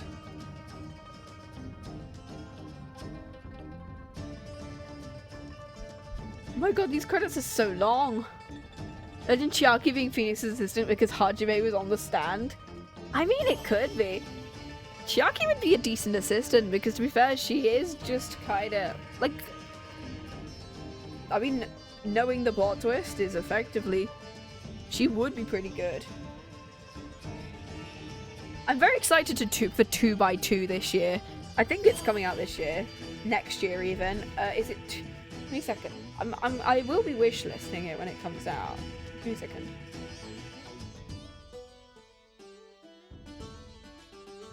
Two by 2. When is it coming out? It just says 2026. I don't know when it will come out in 2026, but I'm hoping... You can already wishlist it? Nice, I will be doing so when I go back on Steam.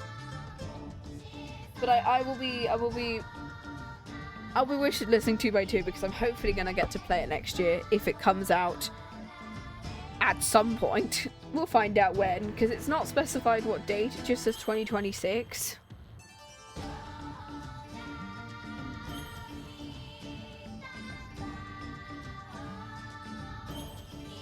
But yeah. It's been good. I enjoyed this game more than I thought. Why did Dirt get killed? The character animations in 2x2 look so weird. I mean, yeah, they do, to be honest. Why did Dirk get killed? Because of the fact that, you know, Inga just wanted to shoot him was all. I don't know. Inga tried to save Maya from the hostage situation, and in response, he shot him in the chest.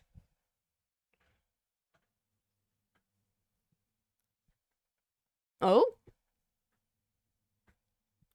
Dear Mr. Wright, I can't really admit it's a few months since I decided to something I haven't. No! Let me see it. Dear Mr. Wright, okay, it's giving us the actual letter. I can't believe it's already been a few months since I decided to stay. I'm sorry I haven't been good about keeping in touch, but things have been really hectic. Rebuilding a legal system I'm not yet familiar with is a real challenge. But I'll say, it's given me plenty of work to keep me busy.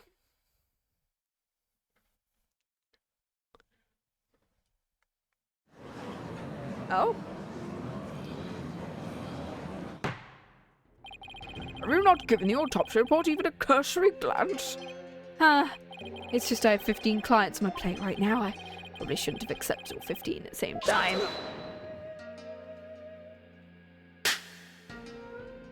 I did the same and I'm fucking better than you. Oh, please.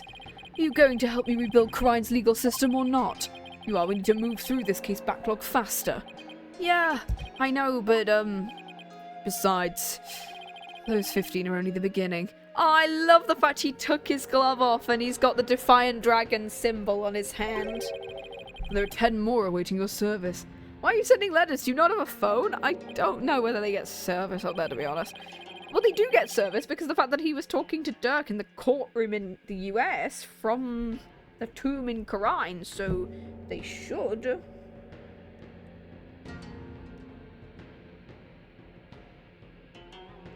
What the fuck? What did I do?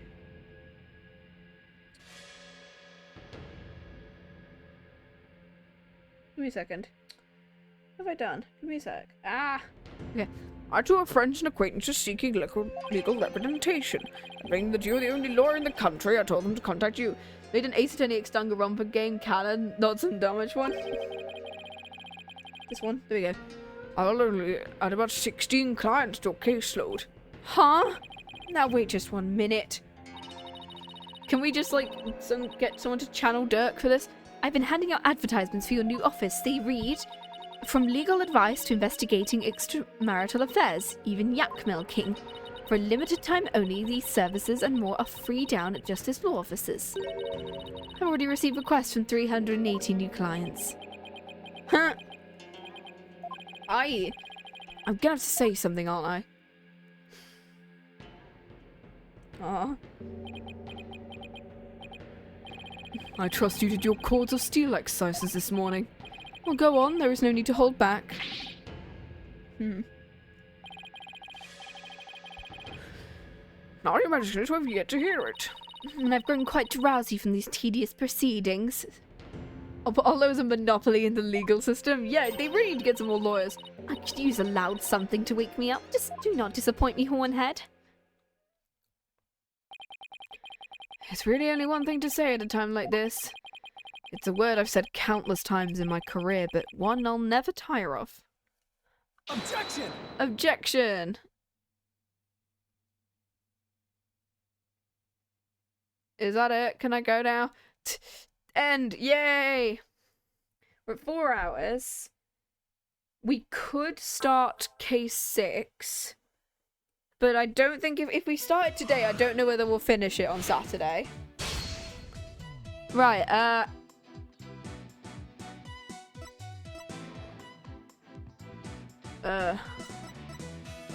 here we go.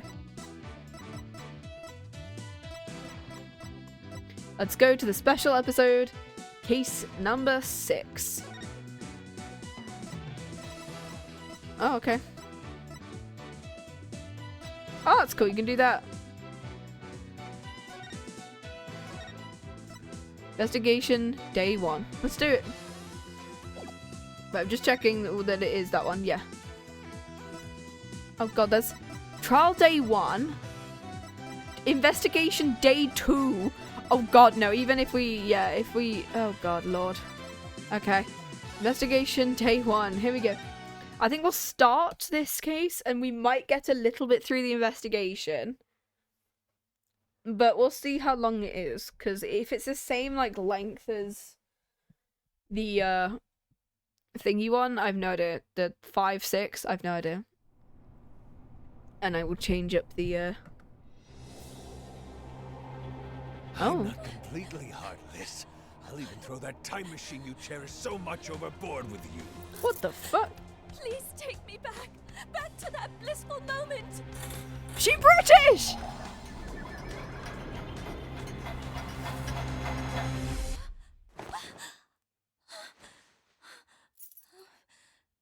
It's almost time for the reception, milady. It actually really worked. Ooh. Okay, second. It should be this one.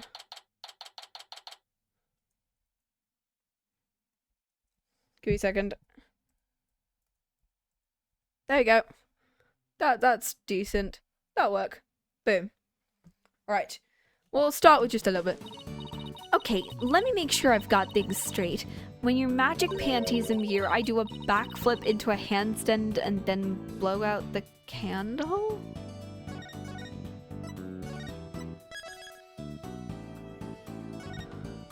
Okay, there we go. No, you've got it all wrong. You do a backflip through the ring of fire while holding the candle in your mouth. There's no way I'll ever be able to do that. Sure, I believe in you. Trucy, what are you and Athena up to? Athena's agreed to be a part-time performer in my magic show. Couldn't say no to some extra cash, but since they know some extra cash, but I probably should have thought it through. Now it's a human cannibal this, guillotine that. It's not like I have 9 lives. You made your bet, Athena, now you gotta lie on it. No, I'm too young to be taking out a life insurance policy. My name is Phoenix Wright. I'm the head of this law office. And since when did you become the head of the office? I mean, who exactly does all the cleaning, accounting, and scheduling around here? You've got me there, Trucy. This is Trucy Wright. She's my adopted daughter and a magician. And I'm Athena Sykes, the rising star lawyer at the Write Anything Agency. Or rather, the rising star assistant to Trucy. If I don't get back into a courtroom soon, I'm gonna forget everything I ever learned. Speaking of the courtroom, we haven't actually had any clients lately, have we? Who's this? I'm assuming this is Maya. Business as slow as ever, Nick. Bet you made more money back when you played the piano. What the fuck? What the fuck? Why are you back? Okay, cool. I guess I gotta reread those lines. Business as slow as ever, Nick. I made you more money back when you played the piano. Long time no see. Larry? I haven't seen you in years.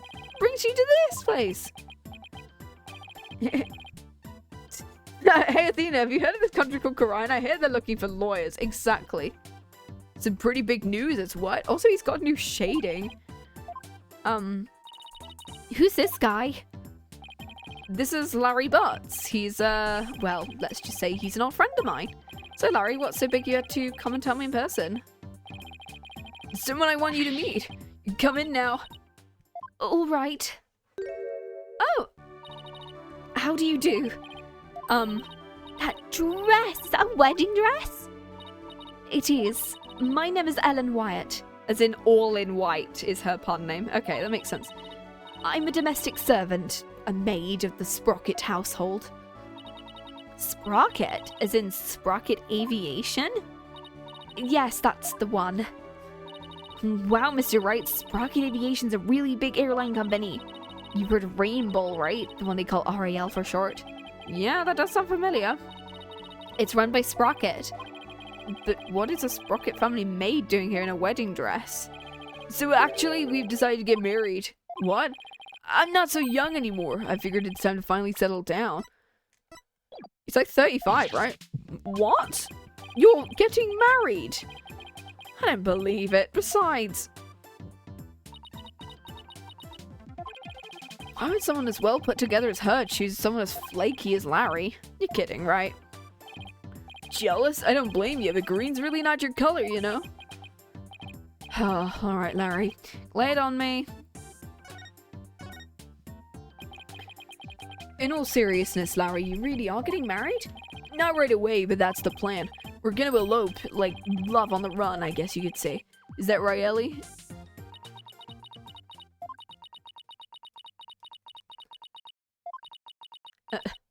Girl? Larry, I do believe there's been a major misunderstanding here. What's Larry's artist name? Laurice Doneem is his name. That marriage is totally falling apart by the end of this case. I believe there's been a major misunderstanding. My heart already belongs to another. Huh? I'm in love with Soren. Not you, I apologize. Say what? Aw. Well, that's about what I thought. Never mind, that was good. Ellie, weren't you running away with me so you could get married? As I said, you misunderstand. You said you'd help me escape. That's the only reason why I ran with you.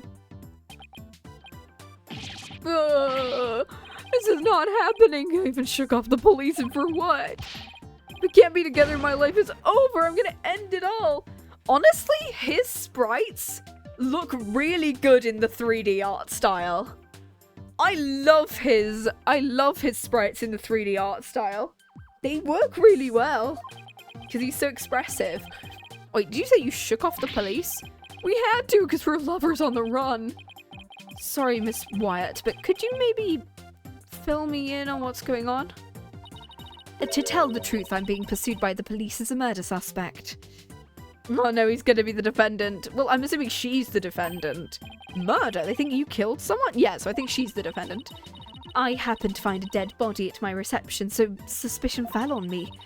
They had me confined in a separate room, and that's when Larry came along and helped me escape. What? Nick, me and Ellie, we're gonna be elope. We're gonna put all on the line for love. Police tried to stop us. We had to scramble to shake him off. Why did it all go wrong? I feel a migraine coming on. We're gonna go until we hit 5 hours, I think. Please help me. The police are sure to be intensifying their search. It's even on TV. More news on the murder suspect and an unidentified on the man from the run from the police. A photo of the suspect, Miss Ellen Wyatt, has been released by the police. Sources say the 21-year-old is suspected of clubbing the victim. Slap his face. 25-year-old Doomus Gloomsbury. Doomus Gloomsbury as in doom and gloom. That's great. In the wedding reception hall after her banquet, the two fugitives are said to be highly agitated and dangerous. If you see them... You've gotta be fucking kidding me. Oh, brother. I guess this means we're technically harboring a pair of fugitives, huh? Oh, Nick, what's I gonna do? Ellie's dumped me. I'm the one who should be crying. I haven't seen you in ages. Where have you been? You mean you don't know? You really gotta stop living under a rock and get out more. I'm the hippest, hottest picture book author in the business. Laurice Doneem. I fucking love the fact that he uses sunglasses and a fake mustache and it works. I can't believe a word. You didn't know I'm taking the picture book world by storm. The fake mustache. But I know you. You're the one who wrote Franzi's Whippity Whip Trip, right? Oh my god, they actually did it. That is a joke they made during game number 3. In which he drew Franziska with her whip, and she said, as long as you make me a good person. Now you mention it, I think I did hit something about a one-hit wonder. One-hit wonder? What the hell? I just created a brand new character to moderate acclaim. Molly Poppy with 18 to 24-year-old women everywhere. You can see his cute self all over his jacket. The heart-shaped pork chop? He's not a pork chop. He's the main character of my latest picture book. A lovable little soul pierces the hearts of lovers as arrows of a more Cupiclet. Ixie's adorable fellow makes his debut in Cupiclet's Lovey-Dovey Lark. In stores now. Are you sure? Because I've never even seen that book in stores. If you ever do see it, do me a favor and buy a copy, please. I thought you were taking the picture book world by storm. Who will defend Ellie in court, right? Please, I'm begging you. I didn't murder anyone. I swear I'm clean and pure as this pure white dress. No side clocks. I guess that means she's telling the truth. But helping a fugitive? What am I getting myself into? There's actually one thing I really need to tell you. You might find this hard to believe. The truth is, I'm a time traveler. What the fuck is this, Professor Layton? I'm not sure I follow, because I swear they do that. Unwound Future is all about time travel, and in which they're like, Professor Layton's funny because it's like, well, magic doesn't exist, so vampires can't exist, and all of these, like, terrifying monsters can't exist, but massive machine and, like, hypnosis drugs? Fuck yeah, that works. After the wedding reception, I was attacked. Phoenix never escaped Professor Layton's universe. Oh no. I was moments away from my death. But then, in that instant, I made a wish upon this pendant around my neck, and I went back in time to just before the reception. Only this time around, the man who was trying to kill me was already dead. Somehow I became the suspect for his murder. It's as if history had been rewritten. Wait just a bloody minute. I don't understand. Are you saying that... Oh, for fuck's sake, you two. Please, can Gumshoe be here? Can Gumshoe be like, Sir, what the... Phoenix! Hey, buddy, not seen you in years. Mr. Wright, there are police cars outside, and not just one or two, but like a whole bunch. Wee-woo! Kay is also here. Hey, can I steal all you random stuff? Oh, squad of officers in the building surrounded. It's the police. There's no escape. Drop your weapons and come out with your hands up. Nick, what do we do? Hell if I know. Oh yeah, Gumshoe can't be in this game since he's considered an investigations character. Aww. I mean, he was in game 4, so he could theoretically be in this game. I mean, if not, they could put Emma Skye in, or 44, 45. Wow, talk about overkill. Listen here, think about what you put your poor parents through. So how they raised you, think about their smiling faces and their warm home-cooked meals. Who in the hell are you? A detective? Hold on. You can't go in there, it's too dangerous. Wait! This is gonna be Emma. Is everyone okay in there, Mr. Wright? Emma! Hey, speaking of. Emma? I'm sorry for all the commotion. Oh, so what in the world is going on? Well, I raced over as soon as I heard it was Mr. Butts who'd holed himself up in here. With the murder suspect after he made off with her. And the fleet of patrol cars. The police are being extra careful. Because apparently a certain somebody yelled out, "Stay back, I have a bomb." I guess I'm sure who I'm talking about. Police were being so persistent I had to do something, so I tried bluffing. Like you do in court. He looks even more like Shaggy, and that's great. Please leave me out of this. Oh, well, I'm bringing this young lady in for questioning. If you want to talk with her, you'll have to do it down at the detention centre. I suppose I should thank you for your thoughtful gift of trouble and mayhem, Larry. Come on, Nick, we gotta get down to the detention centre. Listen, Larry, I haven't even decided whether I'm going to take on this case or not. I know it you will, because it's you. Guess I've got no choice but to tag along and help. And skip out on me. We've only just started practicing your repertoire. Huh? You better stay in practice for Trucy, Athena. A promise is a promise. That's cold. You gotta get me out of this. I can't take it. Let's get practicing, Athena. What? You're stopping her from doing her job? Stick your head in this bucket of water and hold your breath for 15 minutes. Oh, I'm begging you. She's getting away. You get back here. I guess I'm the only person cut out to be Trucy's assistant is Apollo. I guess we'd better get to the detention centre and ask Miss Wyatt some questions. Especially about the whole time-travelling business she was talking about.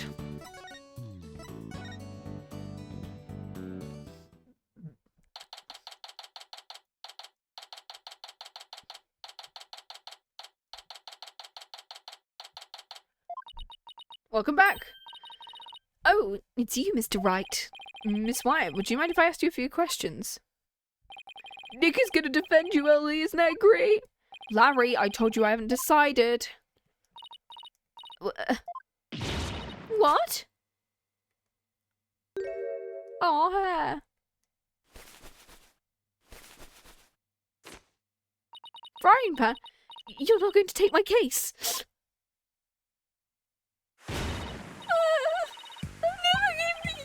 Wyatt, what the fuck?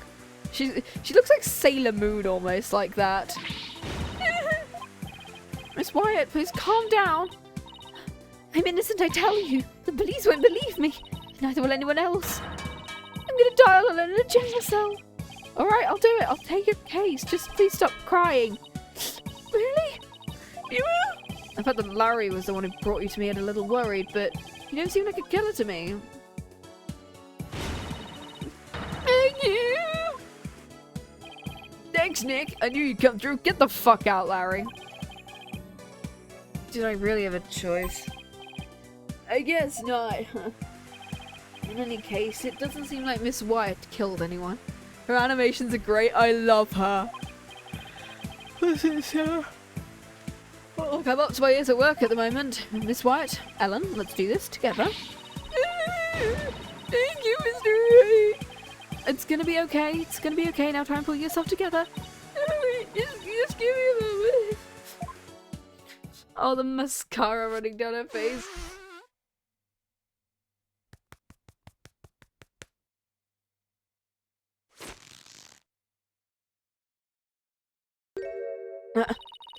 I'm truly grateful for you to take your defense. Sure, no problem. Wow, she literally pulled herself together.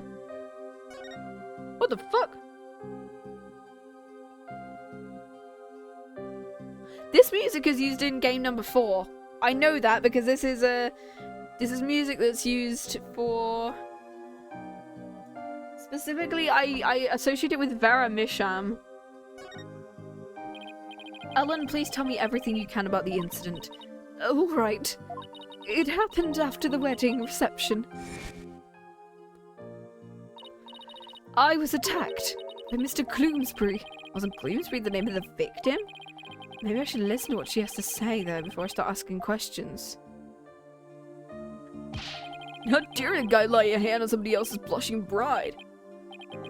That's rich coming from you. Do you have any idea why he'd attack you? No, but...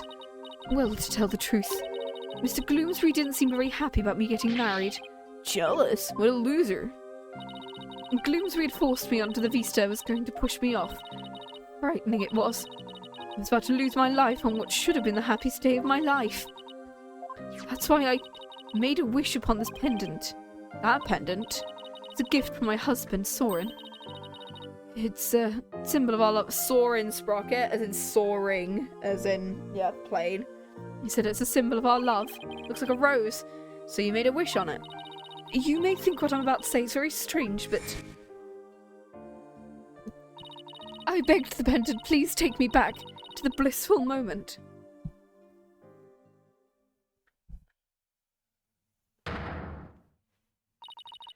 And you know what? It worked. It brought me back to just before the reception started. So that's the time-traveling thing you mentioned back at my office? I'm sorry, but I have to say it's pretty unbelievable. Unless he knocked her unconscious and someone took her back to her room. And maybe, like, as the reception was starting, she got taken outside. She got knocked unconscious, and then someone took her back and went, hey, the reception's going on, do you want to come out? I'm sorry, it's pretty unbelievable. Unbelievable? She looks like Peach. She looks like Princess Peach is what she looks like. And that I knew you'd never believe me. Nick! Ellie here is an honest-to-goodness time traveler. What the fuck? Why are you objecting? Don't you believe your own client? The magic of that pendant sent her back in time before the creep could kill her. Ah, sure, Larry, sure. It's really true. The pendant is an important part of the time machine Soren made. I begged him for help, but it really did send me back in time. Is she listening to herself? I even experienced the reception again, even though we'd already held it once before. But during it, everyone acted as though nothing unusual was happening. Could you not cook while we're talking? So, when and how did you come under suspicion for murder? After the reception into the second reception, I mean. Ghosts are a canon confirmed phenomenon. I don't think how time travel sounds that unreasonable. Yeah, this is the Ace Attorney universe we're talking about here, by the way. I went back to the reception, I'll start cleaning up by myself. Cleaning? Why were you cleaning on your own wedding day? As tasks and servant of the Sprocket household, I offered to take on the preparation and cleanup of the reception banquet. I see. I started to move on to the decorative lanterns. It was so heavy I lost control and causing it to topple over and break open. Which is when I saw Gloomsbury's dead body inside it. What the fuck? You simply happened to be the first person to discover the body, right? I just come across it by accident. I became confused and didn't know what to do. Then some of my in-laws saw me and jumped to the conclusion I'd killed him. This Gloomsbury guy tried to kill Ellen, then wound up dead after she travelled back in time? A time machine and a magic pendant. How could any of this be possible? Well, you know who needs this? Professor Layton. This feels like a job for me. Where's the hint coins, Professor? Why is everyone in prison? What? Luke, I don't think we're in London anymore. We're in Japanifornia, a mistaken place. A mysterious place. Who's that weirdo? His name is Larry. He is a bit of a weirdo. Anyway. I'm also in this case, remember? Flora, leave. You're not part of this anymore. Why am I not allowed to be part of this series? It's just the thing with, like... Oh, Lord. Eat your hamburgers, Luke. There's a hint... Professor, there's a hint coin in this hamburger. There's a hamburger joint directly outside the courtroom. You can do that. Genuinely, I've come across a courtroom where there's I've walked in a city before, and there was like there was a courthouse with like a fast food place directly next to it, and I just immediately thought of Ace Attorney through that, and I went, holy shit, I want to go there if I ever go back to that city. Just for the funny. Just to force my mate to do an Ace Attorney cosplay and come with me to that one stupid takeaway shop next to a courthouse. Look, there's burgers here. Anyway, why don't you tell Nick about the other thing? The shadowy figure you saw. What the fuck?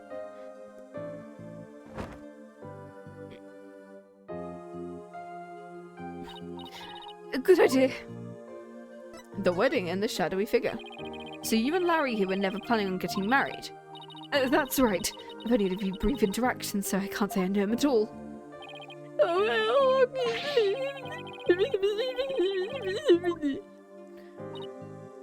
What?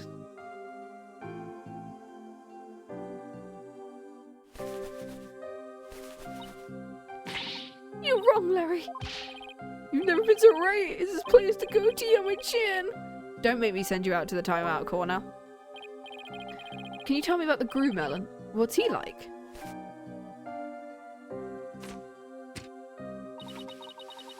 His name is Soren Sprocket. He's the most wonderful man. He is truly my destiny. Did you say Soren Sprocket? As in... that's right, the next president of Sprocket Aviation. He's in line to take over the company? Nothing but a rich sport brat. Clearly the better choice, clearly. Larry, you and Soren are as different as night and day. There's no comparison. Ellie, you're breaking my achy breaky heart. Do. Anyway. So she's marrying into money, huh?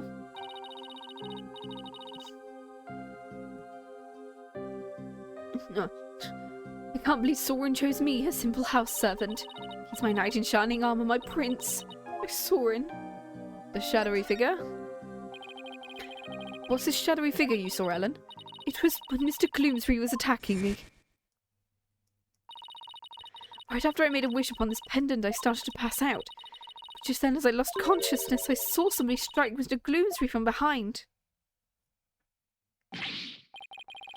Then that person must be the true culprit. Did you see who it was? I'm afraid not. Have you told anybody else about this? I told some of my in-laws, but nobody took me seriously. Said it was all just some kind of dream. I can't exactly say I blame them. I mean, time travel? Larry, for my peace of mind, please tell me that figure wasn't you. Of course it wasn't. Okay, cool.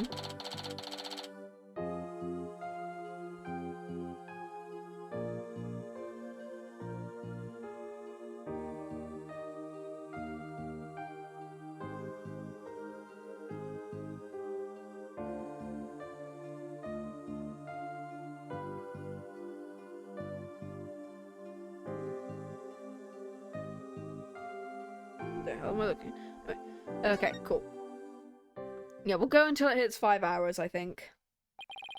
Because I'll be a bit tired and I want to go to bed in a minute. I don't know why, but it's it's like 9 PM, but it's me going, why am I getting so tired? I guess I've asked all I can for now. Spick and span. Ellen, what are you doing? I want to make everything clean and beautiful when Soren comes. I can't have my future hubby come into a dirty room. It must be spotless like this white dress. I hope we can wipe away all suspicion from you too. I hate that noise there. Better get to the crime scene right away. You're coming? Of course I am. I sold the case and revealed the true killer. Well, you might change your mind about me, you know. You'll never get the message, do you, Larry? Next up, the mooring dock in Sprocket Park. Come on, Nick, let's go. I guess we have to go.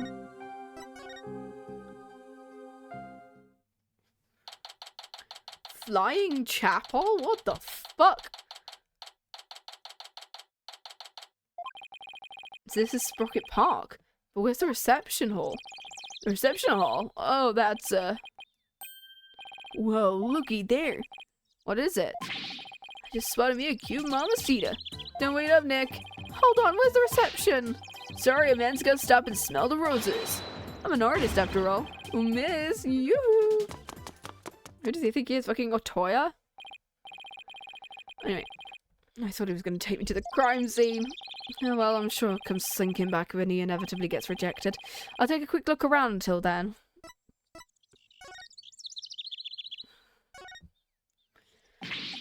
Wow, that airship is huge. I didn't mean to say that out loud. I've only ever seen airships like this up in the sky, but I've got to say they're mighty impressive when you can see them up close. This thing's really banged up. Look at the sign. They say it got damaged by heavy winds yesterday. That big gust just sent the bench flying into it. Well, that's what they're saying anyway. The wind caused that more like a tornado. The repair guy was saying don't touch. Saying don't touch, it's dangerous. Thanks for the heads up. It looks like it was a lot of work.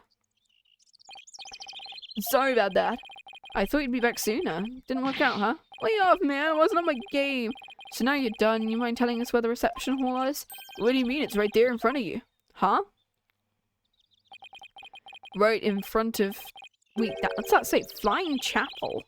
Don't you mean to tell me? Yup, Ellie's reception was on that airship. A sky-high reception hall. God. And this is where you find the crime scene. Man, not just only that airship fly through the sky, but on the space-time continuum, too. The happy couple's honeymoon got left far behind when it made that time skip, though. Check the airship out for yourself with this pamphlet. Larry? Yeah, Larry. Older Larry. By the way, I figured you could use some backup, so I called in some help for you. Yeah, Larry is 34 here. God. 34-year-old Larry. Alongside...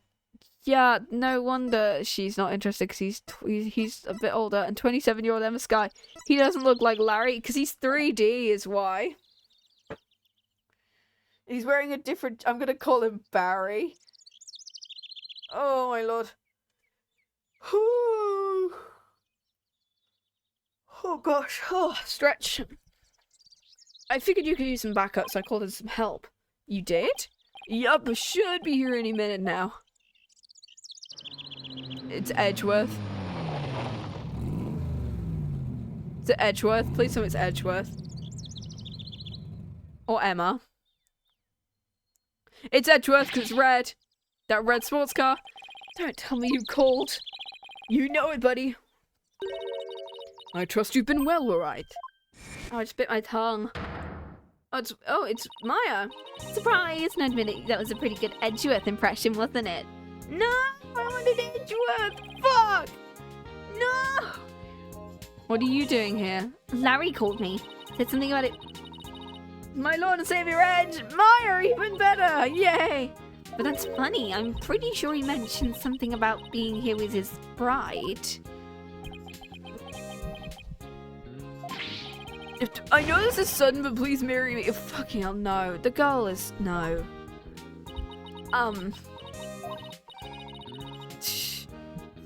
What's Larry talking about? He was dumped by his bride, or by his imaginary bride anyway. Wow, poor Larry. That's a new low, even for him. But hey, imaginary girlfriends never hurt anyone, right? More power to him. This is Maya Fey. She's been abroad for her training as a spirit medium, but now her training is over, she's back home here in the States. That's right, the new and improved Maya Fey is on the scene. Spirit and girl power at the ready. Look at you, Maya, all grown up and as cute as ever. You know what? I just realized something.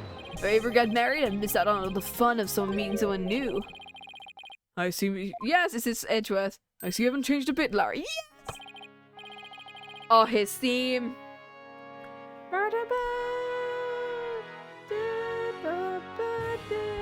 I love his theme. Edgeworth, I figured that car belonged to you. When did you become Maya's chauffeur? It's nothing like that. I just happened to run onto her en route and picked her up. Far more better, yeah! And by run into her, I mean she jumped out. And by run into her, I mean she jumped out in front of my car. I nearly ran her down. That just reminds me of I just think of any car-themed Power Ranger, Super Sentai, or Kamen Rider going, you know the villain's not actually that powerful. We could just hit him with our car. This is Miles Edgeworth. He's a friend of mine and the district's chief prosecutor.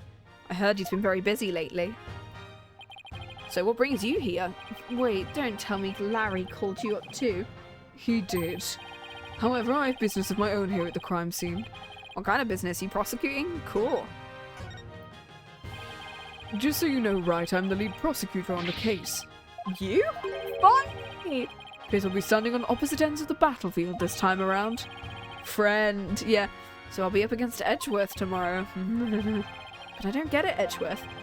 What about this case warrants the personal attention of the district's chief prosecutor? It's a bit complicated, to say the least. In what way? Think for the headbands. The groom is a member of the Sprockets, a family with immense influence. His bride were to stand trial in court, it would sully the Sprocket name. So they try to apply some pressure on the prosecutor's office. Pressure to settle it amicably, right? What do you mean settle it amicably? Means they're trying to sweep this whole thing under the rug. Sprocket Aviation really has that much clout? Yes, they have especially strong ties in both political and judicial worlds, to the point where no one dares to oppose them. And tell me that includes you. Don't be ridiculous, it's quite the opposite. The prosecutor's office is filled with cowards. As I found out, every last one of my subordinates was loath to prosecute a Sprocket. There's a beagle in the bottom, yeah. So that's why you tried to take on the case yourself, right? That's right, I will personally see to it that justice is served. His head is on a platter because Garan killed him.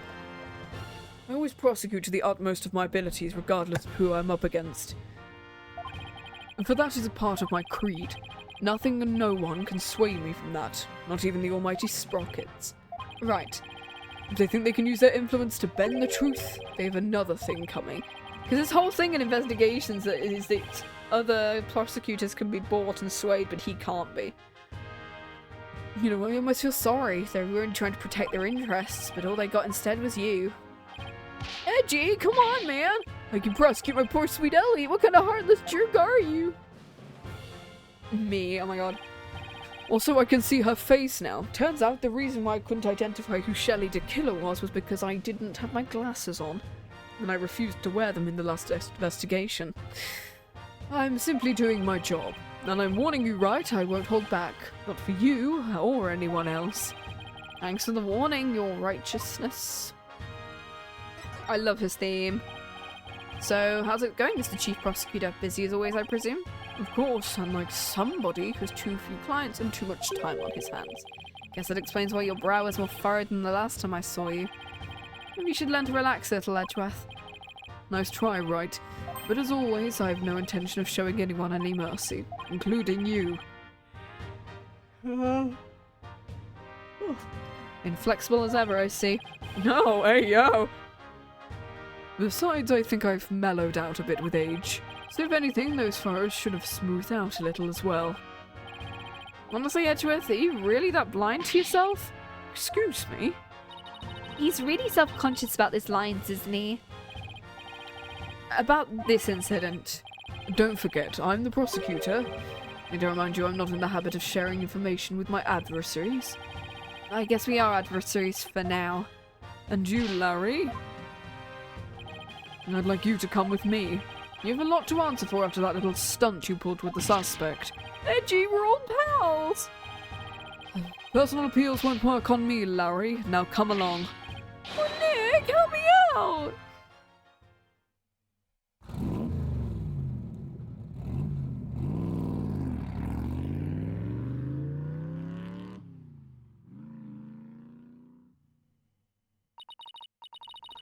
Is it just me or is Mr. Edgeworth as relentless as ever?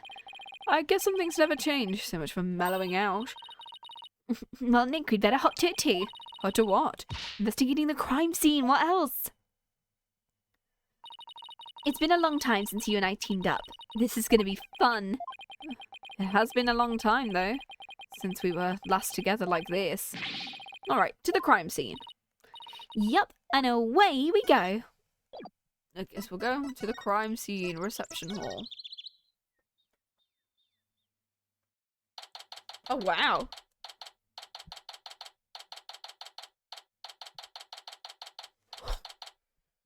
Very steampunk. So this is the reception hall? According to the pamphlet, we're right here. We're pretty high up, but at least we're indoors, so it doesn't seem too bad. Look, Nick, it's Emma. Hey, Emma, over here. Mr. Wright, Maya. Does this mean you've taken the case? Yeah, that's how things kind of turned out. Do you mind if we take a look around?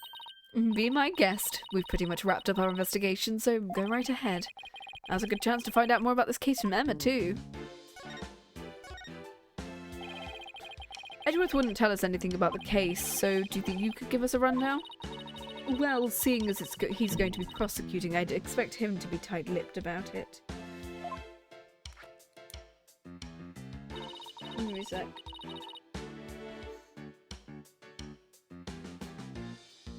The incident occurred yesterday on September 20th. It happened after the wedding reception, which lasted from 7 to 10. 7 to 10, got it. And by the way, you didn't hear about any time travelling or anything, did you? Time travelling? What do you mean? Nothing, forget it. Pretty much the response I expected. The victim's name is Dumas Gloomsbury. He was a servant in the Sprocket family household. Ellen was a maid for the family as well, so that means the two of them were co-workers. Yes, they apparently knew each other. Mr. Gloomsbury was the lead servant, after all. Very serious about his work, but he was also a very closed and private man. So the other servants called him Mr. Doom and Gloom behind his back. If he was the lead servant, he must have been higher ranked than Ellen. What makes the police think Ellen killed this man? A guy who was essentially her boss. Well, we don't know the defendant's motive yet, but the circumstance surrounding the discovery of his body doesn't bode well for her. And what circumstances are those? Some of her in-laws what looked like the immediate aftermath of the murder. The suspect was standing in front of the body with the murder weapon still in her hand. But why would a bride who was just about to start a happy new life kill someone? Did the police have an explanation? About that, they believe the victim attacked the suspect and was killed when she fought back. But why did he attack her to begin with? A mere servant girl was suddenly going to be the wife of the future president. Gloomsbury must have been more than just a little jealous. So this Mr. Doom and Gloom attacked Ellen first, but if she was only trying to protect herself, wouldn't that count as justified self-defense? It would. There's a good chance she'd be acquitted if we could prove that, but I wonder what Edgeworth will have up his sleeve to counter that claim. A servant girl marrying the future president of a huge company? Sounds like a modern-day fairy tale. It does, doesn't it? The thing is, not everyone was on board with their union. Ooh. So what was the murder weapon? This clock with a secret mechanism, it was on display here at the reception hall. The suspect was holding it when the murder was discovered. The victim was clubbed to death with this, huh? But that's funny, there's no blood on it as far as I can tell. Maybe it was wiped off in an attempt to tamper with the evidence. But there was definitely a luminol reaction, and it matches with the shape of the injury, so it's got to be the murder weapon. What a funny looking clock. They call it the timekeeper. The idea is it's a time machine. Every time the couple sees it, it'll bring them back to their memory of their wedding day. Time machine, huh? Come to think of it. Ellen said her pendant was part of a time machine. Oh, is her necklace part of the clock? Wonder how the secret mechanism in this thing works. Star-crossed marriage, okay. The suspect never had any family or relatives to depend on, so she was working as a live-in maid for the Sprocket family to support herself. So a maid with no family or fortune was set to marry the president's son. I guess it's not surprising that ruffled a feather or two. Apparently the groom's parents and all of his other relatives were strongly opposed. But that didn't stop the young couple from deciding to go ahead. Love flourishes in the face of adversity. Is that how that works? If you've had any questions about love, just ask me. I'm a qualified expert. I spent all my time in Quran watching soap operas. I'm not sure that's enough to make you a qualified anything, Maya. Oh, and by the way, I heard the suspect faced her fair share of harassment too. From the sound of it, it got pretty ugly for her.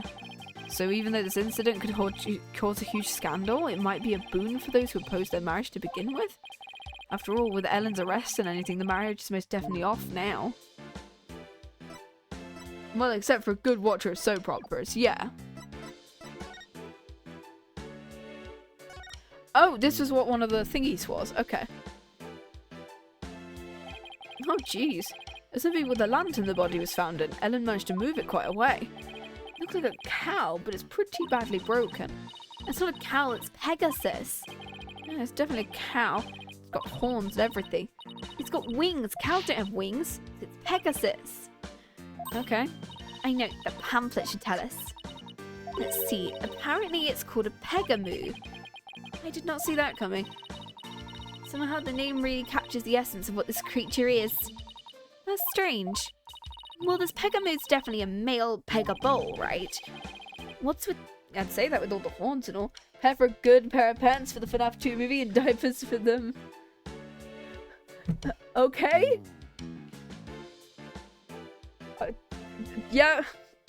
They do be scaring we with the jumps.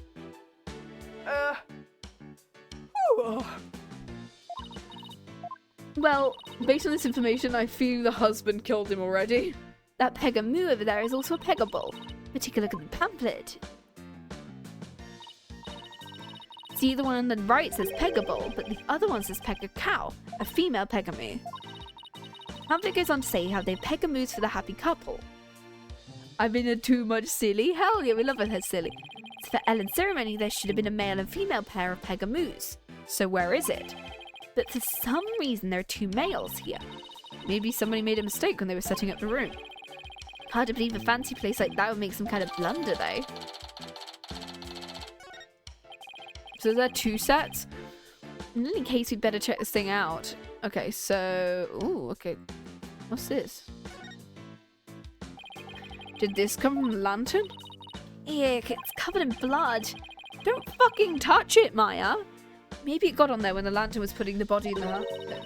Oh, probably. Or a secret butler we don't know about. Yeah, it could be just a secret third party.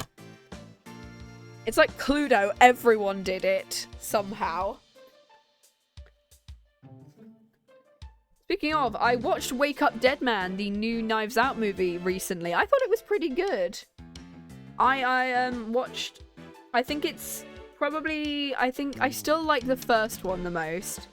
I'd probably say that I like the third one second, and I'd say Glass Onion is third, because it's a bit of a different kind of feel to the other two. Can you imagine going over to a door and finding the knob covered with blood? That is even worse, hearing that as a British person. It's like, oh no, now it's bloody. That'd be bloody awful, to say the least. Ooh, there's a letter. What's this? Grab Ellen when convenient and send her off from the Vista deck. Oh, fuck. Grab Ellen when convenient, send her off from the Vista deck. It looks like a note outlining the murder plot. Whoever wrote it has better handwriting than me, but they wrote it in a rush. First one is the best. I still have to see the third one sometime. Yeah, I enjoyed the third one. I did get who the killer was. I would say quite early, but I got how they did it quite early. And then more stuff came out and I was like, oh, that makes sense. Also, I love the, there's a gif going around of Jeremy Renner's character falling down the stairs, and that is great. And I keep seeing it everywhere now. Of him just going, whee! Down the stairs. Who do you think the culprit is based on what we've heard so far? I don't know, because we've only met like 3 characters. And considering this is a DLC case, we'll probably find another character. So either it'll be another character who we've not met, or it'll be the husband, I think. Because the writing's only smudged starting from the middle of each line. Happens when a right-handed person with a slight hook writes in a hurry. I do it sometimes myself when I'm not paying attention to where my hand is on the page. I guess I'll take your word on that, Miss Bad Handwriting Expert. Even I didn't smudge my handwriting this badly, unless they're left-handed. I don't know. No, because, yeah, it's right-handed. Let's get back to the note. That note was apparently written by the victim, but why would he feel the need to write instructions to himself? Are you sure the victim wrote it? I sometimes write a note to myself before I go shopping. Potatoes, carrots, onions, flour. Are you craving curry rice? Oops. Where's this Vista deck the note mentions? It's that heliport you see right outside in the window. I'm pretty sure it'd be the husband, because I'm pretty sure Emma said the clock time travels couples or something. Oh, it could be, yeah. It could be, yeah. So he planned on pushing Ellen off from there. It could be the husband. Like, the idea is that he found something out. Like, maybe one of them was having an affair with another character who's gonna, like, appear at some point. And, like, they wanted to kill him to get it over with. Or frame him for murder, I don't know. But this is where the body was found. And the first person to find it was Ellen. What can you tell me about the condition of the body when it was found? What's that Fire Emblem thing? I have no idea. The victim was apparently hit on the back of the head. Here's a photo of the scene as we found it. What are those little red What are these little guys here? Oh, that's silver. This one's gold.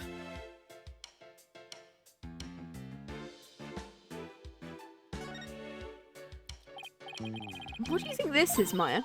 It looks like a flower petal. What an unusual shape. You suppose it's from one of the flowers here in the reception hall? I don't see a single flower like this at any of the tables. Wonder where it came from. I guess this about does it for this lantern.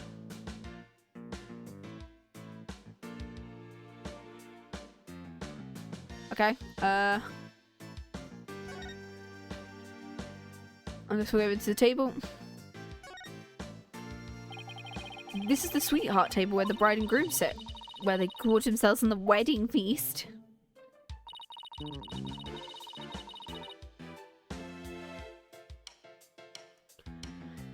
I'd be too nervous to eat in front of a bunch of guests like this, though. You see that newlyweds are usually really busy during the reception, you know? They have to greet and talk with all the guests that come and give their blessings. They don't actually get all that much time to enjoy their dinner.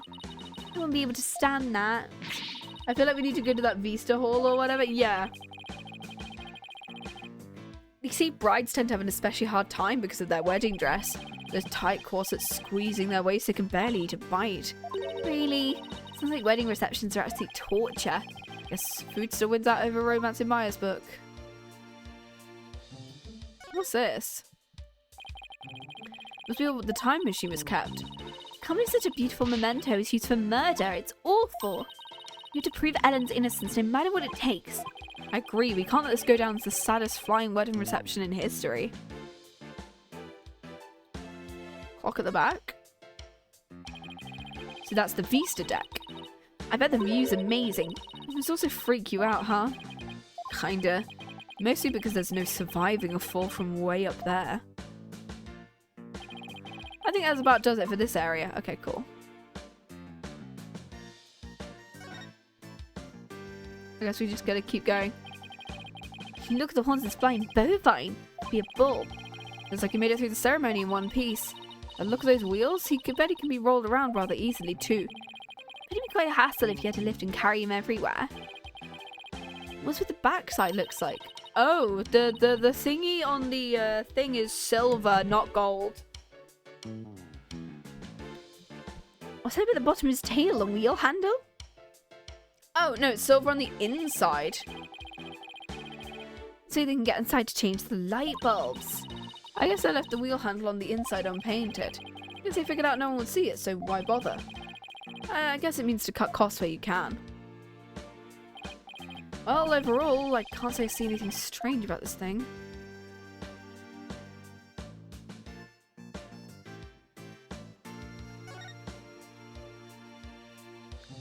What's this? Yeah, it would mean he was killed in. Yeah, it would mean he was killed inside of the lantern because of the fact that there was blood on the inside handle, not the outside handle, which means he would have had to be killed inside the lantern. Unless his hands were both covered in blood and he tried to move it. I don't know. But he doesn't look like a handprint at all. He doesn't look smudged. He looks like a business card. I wonder whose it is. Face looks awfully familiar. Oh, yes, it does. I guess I'll bring it to him later. Loris. Okay,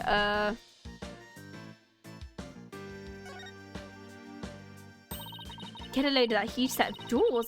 I bet all sorts of things come and go through there. Like an elephant.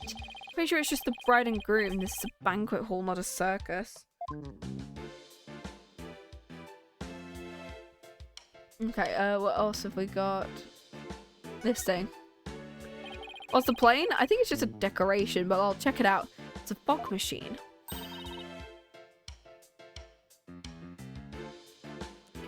Pretty cool, huh? Don't you dare touch it, spoil sport, because I know how you operate. A model aeroplane, the perfect decoration for an airline company wedding. And a propeller plane like this lends the room to the great old-timey feel. I'd love to see the Steel Samurai fly a plane like this. Can you picture it? The Steel Samurai zipping through the clouds over Neo or Tokyo. If Sprocket Aviation ever becomes a sponsor, I could see it happening. When I think of that, I think I'll go suggest the idea to him later. Please, at least wait until after the trial is over. What's this? That's one big partition screen. Industrial size. Then it'd cause an industrial-sized mess if it fell over. Why, you're not allowed to touch it, Maya. Then who's going to test how stable it is? Just leave it alone, please.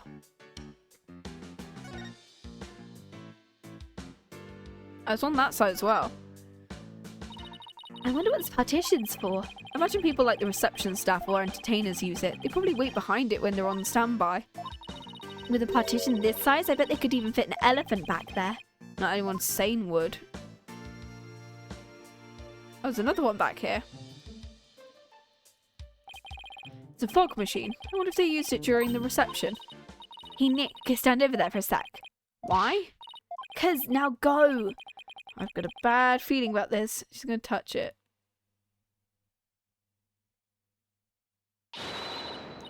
Fogmaster 9000 on! Maya, no. Huh? Nothing happened. Looks like it won't work without some dry ice. All I wanted to do was surround you in a thick cloud of smoke. Okay.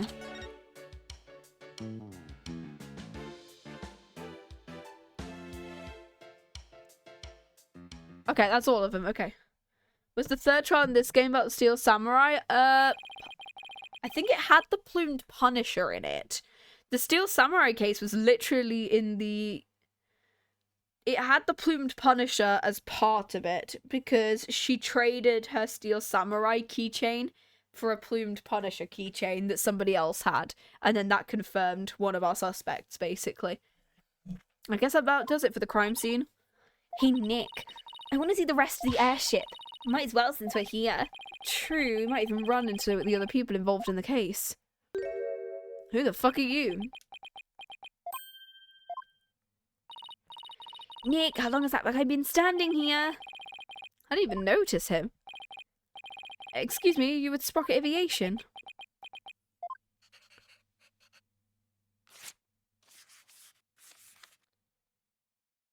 Okay.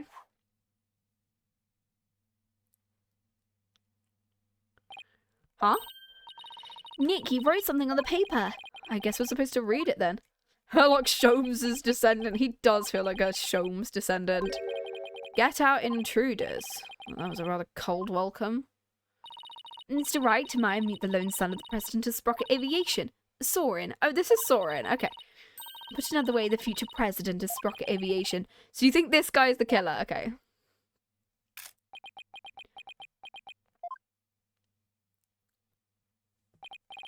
Oh, there he goes. He's kind of an eccentric. I hear he's the genius inventor behind many of Sprocket Aviation's business successes. An inventor, huh? He even designed this airship. He looks like a kid. I need to see whether I can... How old... I can't list up how old he is. I'm assuming he's early 20s. Because Ellen's 21, so I'm assuming, like, he's somewhere in his, like, early 20s, I'm assuming. Still think that's a bit young to get married, but, like... Oh, I'm the same age as you. Can you, like, not make me feel weird? That's pretty impressive. There's no time to standing around. We have to go after him. We need to ask him some questions. Right. Looked like he was heading outside. I think we'll go to the dock. And then we'll... Okay. When we get some music, I think I'll...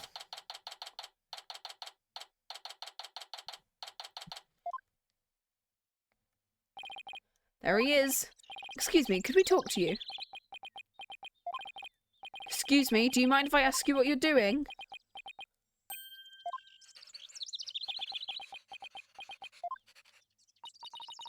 Sure, it's writing of a storm.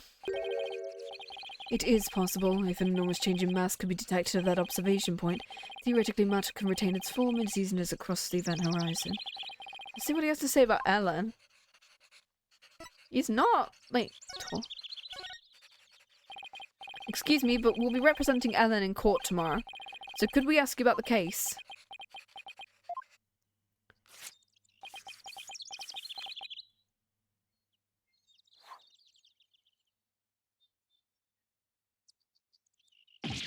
Ow! Not interested? How can you say something like that? It's about your fiancée. She's under arrest. The diameter of the airship is approximately 80 feet. The amount of energy necessary to move matter comprised that mass is... He's off in his own little world. Oh my god. Nice to know that my vague job description is shown in one of these games as this kind of guy. This is really not doing something for us, guys. Well, me doing aerospace then, I guess. Okay. I can't believe he said he was not interested. He's talking about his own bride's arrest. We just have to talk on his level then with something you might be interested in. Okay. I'm gonna actually save here. And I'm probably gonna cut it today because of the fact that it's been 5 hours and I don't know whether I'm actually gonna finish the investigation before we hit 6 hours. So I'm gonna go back to the menu just so it can give us some music. We will be back on Saturday approximately at 4 or 5 PM depending on how we're feeling. And we will probably be doing another 5 or 6 hours of case number 6. Thank you for joining me today. I'm gonna see who is live. So I can go ahead and raid.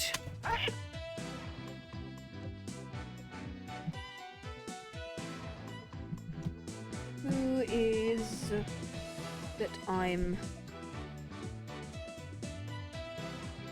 Who is live that I can raid?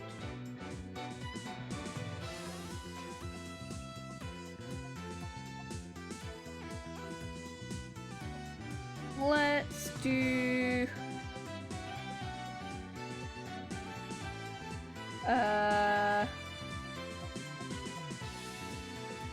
Let's raid someone a little bit bigger today. Screw it. I usually raid small people, but I'm gonna raid someone. Someone is doing just some Christmas Lego, so have some fun with this person. I don't know how to spell their username. Should be that. May I suggest a lad? Yes, sure, go for it. Oh, I'm too late. I was about to just type in their name, but who would you recommend?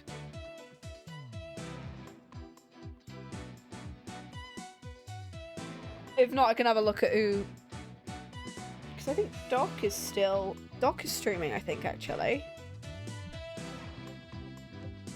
Super odd. Okay, yeah, we could do Doc Remax. Oh, yeah, because they're going, aren't they? They're still going, yeah, I could... Oh, yeah, they're still going, okay. They're in my following list as well, so we can go and raid them. I think that'd be very good. Thank you for suggesting them, by the way, because of the fact that I think... Because they're on my following list, yeah. I'm hoping they are? Yeah, they're on my following list. I followed them after I think we raided them at one point during the summer. I think either we raided them during the summer or we raided them, I think, in like September. I think we might have raided them. And I followed them while they were playing a game. I don't remember what they were playing, but it'd be fine. Because I had a follow from them, so we didn't follow. Yes, we're having a great time today. Anyway, thank you so much for joining me today. I will be back on Saturday. I'll be back on Saturday for it was probably Final Fantasy or Hades. Yeah, I think it might have been Hades when they were doing it. I think, maybe. I don't know. But yes, I'll be back on Saturday around 4 or 5 PM, hopefully. Because then it means I can do a longer stream on Saturday and hopefully either finish case 6 or get most of the way through it. And then if we don't finish case 6 on Saturday, we will most likely have to do it the Saturday after, because of the fact that, you know, Crimbo is literally the Wednesday. Christmas Eve is the Wednesday next week, so I'm not going to be streaming on Christmas Eve. Nah, because I'm going out with some family, so have an absolutely lovely day, evening, night. Go get some eats, go get some sleeps, and see you later. Bye!